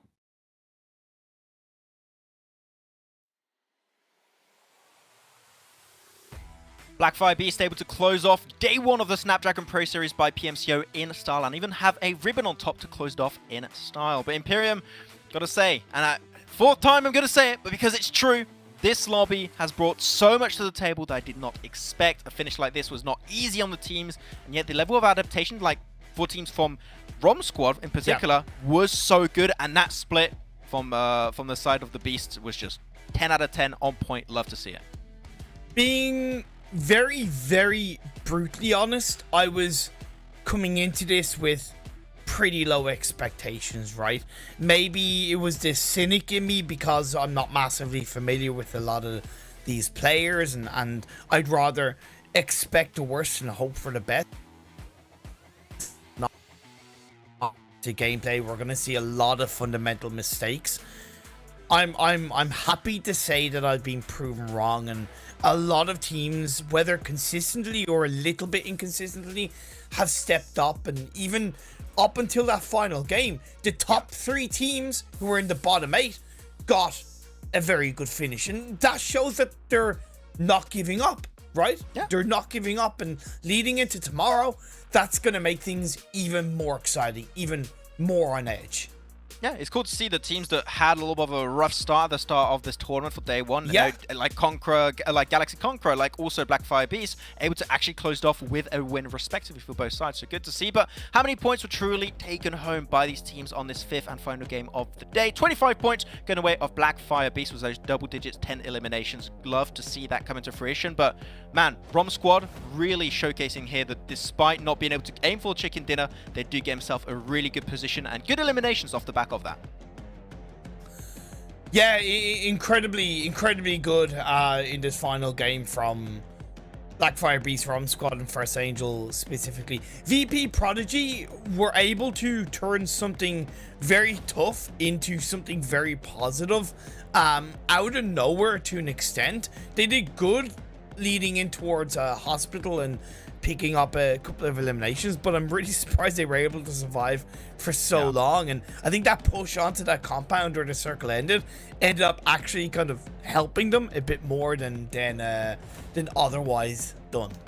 Yep, Digital Athletics still not able to really breach that barrier of change that we've been expecting since the very start of today's games, and it's a lot more of a struggle bus for them, even for Big Baby that's been a little bit consistently, unfortunately, at the bottom, which is not the good type of consistency you want to see. And MLA has been, also after that very good hot streak of success in the first few games, have fell off a little bit 2 games in a row, and also had a little bit of a tough one on, I believe it was Miramar. So neither 2 first angles really went well for MLA currently in this tournament. So we'll see if they can try and play around that a little bit more tomorrow. But at the end of the day, got some good results at the top. Looking at the top damage though, and seeing who was up there, it's actually going to be top damage from ROM Squad. And with the position we knew they had Imperium, I'm generally not surprised to see them be in the top damage leaders of the lobby. Not at all. They certainly benefited with Scream Squad going for the commitment on the coastline, which, look, they have no control over that. But that made it a lot easier for them to control that southern edge hillside. And although I worried that they weren't moving ahead of no value, again, they were confident with the position they held. They were confident with how they moved. And if that means you're being proactive with being confident, it's always going to mean you get a stronger result. And the proof is in the pudding from Rom Squad there. Yeah, indeed, Rom Squad already having himself a really, really good time in this game. Not chicken dinner, but you know what? The eliminations is what counts. And sometimes in tournaments like this, where you have that unknown, those eliminations will allow you to stand out from the rest of the teams in this lobby. Though I do hear, Imperium, that we might have a sneaky interview here with one of the players from Emulate, which is definitely a player we want to check out. It's going to be Lucifer from Emulate. Lucifer, before we start anything, can you hear me? It's a little bit. It's a little bit unsure. Seems like we have a few connection issues, unfortunately, connecting with Lucifer. We'll see if we can try and fix that one. Imperium, I think we can both agree was the fact that they've been doing great today so far. I see a little bit more movement. I don't know. And a movement that he's actually he moves so much he's off the screen, unfortunately. So it seemed like it was a little bit hard to connect with Lucifer from Emulate, but we'll see. We'll try. We'll keep on trying, and if we can bring him back, we will. But yeah, as we said, a team that has shown us that on the first two angles they had some good opportunities to make plays happen. Yeah. A little bit rough at the end, but I think this is one of our teams that can contest for a spot for the next following PMNC. It's very, very, very, very, very hard have a perfect day, right? And Emulate had a very strong day, and that's all they can ask for. Yeah, a bit of a drop off, but that's always going to be the case when teams around them are adapting and countering them, and that's when Emulate are going to be tested. The biggest thing I want to see tomorrow is that they adapt to both themselves and the teams around them and pick up once again a level of consistency.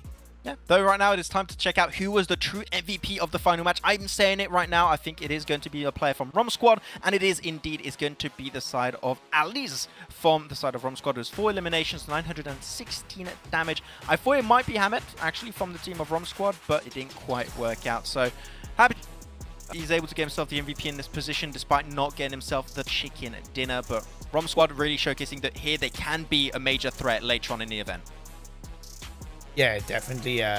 Rommel is deserved MVP, and I would even argue his teammate, who nearly got Hamet, the 1v4, probably should have been up there. If he hadn't pulled off the 1v4, he most likely would have been the MVP. Yeah, that's going to be about it. Though I do hear, Imperium, that maybe Lucifer is back with us here for the interview for the side of Emulate. So we'll give this another try, and we'll bring him back. There we go. He's back. Lucifer, yes. We're going to try it again. Can you hear me? All good? Yes, I can hear loud and clear. Perfect. Thank you very much. So, Lucifer, thank you so much for joining us with this interview here. You're a player from the side of Emulate, and you guys had a fantastic start to the day. How do you and the team feel after the good initial success you had in the day one here? Well, it's quite relieving because, there's always pressure building up on, the later days of the stage, the tournament. So, yeah, we think we did pretty good, and we're quite comfortable with the position we're holding right now. Okay. Imperium, do you have anything? Okay, sorry. Yeah, what kind of preparation did you guys do specifically leading into the finals? Like, were you able to grab information on your opponents? Were there any scrims leading up to it? How did you and the team prepare? We have been playing quite some practice scrims, hosted by some of our friends on the server on Discord. And more specifically, we have been, just going through all those previous days and those qualifiers and, round of 128, 64, those clips on YouTube, and maybe some of the teams reading out where they landed, and even our own recordings and the videos that we had from the prior matches. So we have been just studying out, sitting together, putting our heads, against each other, and studying what strategies we had to put against what team and, whom to watch out for. Yeah, I mean, talking about strategies, you guys had some really good plays that we really enjoyed, especially that first game. The win you got was absolutely amazing. But I would love to know, how would you describe your team to someone who maybe doesn't know you and the side of Emulate? Like, what do you think makes you stand out compared to the rest of the lobby here? I wouldn't boast much about our team because we're quite new to the stage. But yeah, there's one thing that makes it stand alone. And, out of this thing, is that our teamwork and our the chemistry between the players. We all know what role we have to play, and how to get through. And our IGL, he all the credit goes to him because he's the one leading the team. He's always there to help us out, how to rotate, how to just move around the places, where we have to loot, and whom to watch out for. So he's doing the entire work, and we are just delivering on his commands. So what's going to be done for tomorrow in the next basically 24 hours or 20 hours, to be more specific? What are you and the team going to do to prepare for day 2?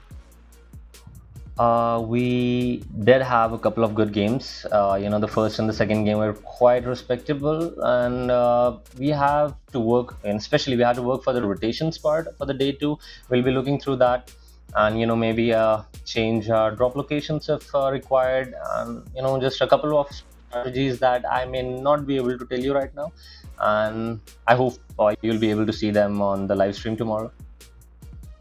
Yeah, really hyped to see it. Hopefully things are going to be working out fine for you guys in day 2 of the Snapdragon Pro Series. Though I gotta say here, I did check out the chat a little bit, and I saw a lot of fans supporting the guys, you guys of Illuminate. So I would love to know, sorry, of Emulate. I would love to know, what would you like to say to the fans out there that are supporting you and your team in this tournament? Well, first of all, we would like to thank each and every person out there who's, putting in the efforts and the support for us, and hopefully we won't disappoint them. Okay, perfect. Nice and sweet. Love to see it. Thank you once again, Lucifer, for joining us on this interview, and best of luck heading into tomorrow's games. So much. Great. Thank you so much. And man, great to have these players. It feels so different. No PMPL, we rarely have the interviews. It's great to have some players joining us here for the show. But man, at the end of the day, other teams have also had a really good way to finish off the day. So intrigued to see what the rankings are going to be looking like for day 1. And Scream Squad still on top of their game. Despite still not having a single chicken dinner Imperium, they're still on top here with 67 points total. Amazing. I kind of don't know how they've done it. They've, of course, been consistent. However, it's not like they've had every single game amazing. They've had slip-ups, much like Emulate, right? Yeah. At the end of the day, the consistency has been enough to give them a 9-point lead over Emulate. The big surprise in my eyes is VP Prodigy. After 2 games today, Max, they were looking floundering. They were looking like they didn't know what to do as a team. But in the final 3 games, I think they've really picked themselves up, learned to work as a team, and gotten some very strong results along the way. So great improvement from VP Prodigy. Yeah, Rom Squad able to push himself up in 7th position after that fantastic bang-over game on Game 5. And they're onto the second page, where things start to be a little bit more rough. If you're here at this point of the tournament, you're going to have to need a big turn around tomorrow in those next 5 games. But yeah, Galaxy Conqueror almost able to breach on that first page Imperium after that Sanhok game, but seemed like there was a little bit of a flunder right after that one. Yeah, it's just the way it can work, and it's up to them to now really go into tomorrow and I suppose do what Lucifer said and look back on their games today and see where they can improve on. There's great scope for teams who are in the bottom page to get into the top half. You saw what Blackfire Beasts were able to do 1 game alone. Yeah, okay, they'll need to continue that, of course, because the teams below them will be chomping at the bit. All you have to do is learn, adapt, improve. And I know I make it sound easy. I know it's not easy because there's so much that goes on. You just got to do everything you can, and I wish the best to all of the teams tomorrow. I'm certainly looking forward to it. Yeah, the best is all we want, and that is why this tournament is also brought to you by the Snapdragon Elite Gaming. Thank you very much to them for helping us put all of this tournament together for these 16 teams to make it to the following PMNC later on in the year. Without them, it would not be possible. And also, I heard if you have a mobile device that's powered by Snapdragon, apparently you're God Gamer. I'm just saying, it's pretty good to keep in mind. It's true. But yeah, with that said, thanks so much, ladies and gentlemen, for checking out day 1 here of the Snapdragon I knew it. There you go. There you go. I'm mixing everything up. Thank you very much, ladies and gentlemen, for checking out the Snapdragon Pro Series by PMCO. It was an absolute pleasure to bring you the action as always. Imperium, I just want to give you time to maybe have a few final thoughts if you have any. There goes your postcard. I know. There goes your postcard. Just like that. Oh well. Oh well. Okay, that's your finishing sentence. Okay, cool. I thought you had an actual it. finishing sentence. Okay, once again, thank you so much for checking out day 1. Day 2 is just around the corner. It's happening tomorrow, in fact. Same time, same place, so feel free to check it out. Also, it'll be myself and Imperium bringing you the action. So be there, be square. We'll see you tomorrow.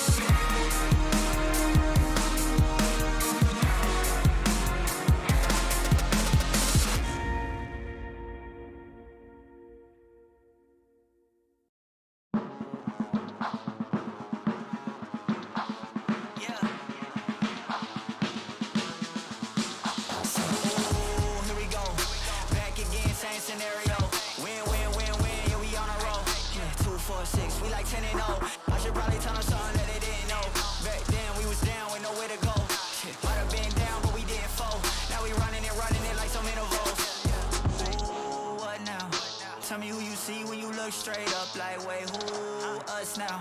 What you gon' do when we pull up on you like, ooh, touchdown. You already know what it is when I come through you. Ooh, shut down. Say, ooh, shut down. Say, ooh, what now? Tell me who you see when you look straight up like, wait, who us now? What you gon' do when we pull up on you like, ooh, touchdown. You already know what it is when we come through you. Ooh, shut down.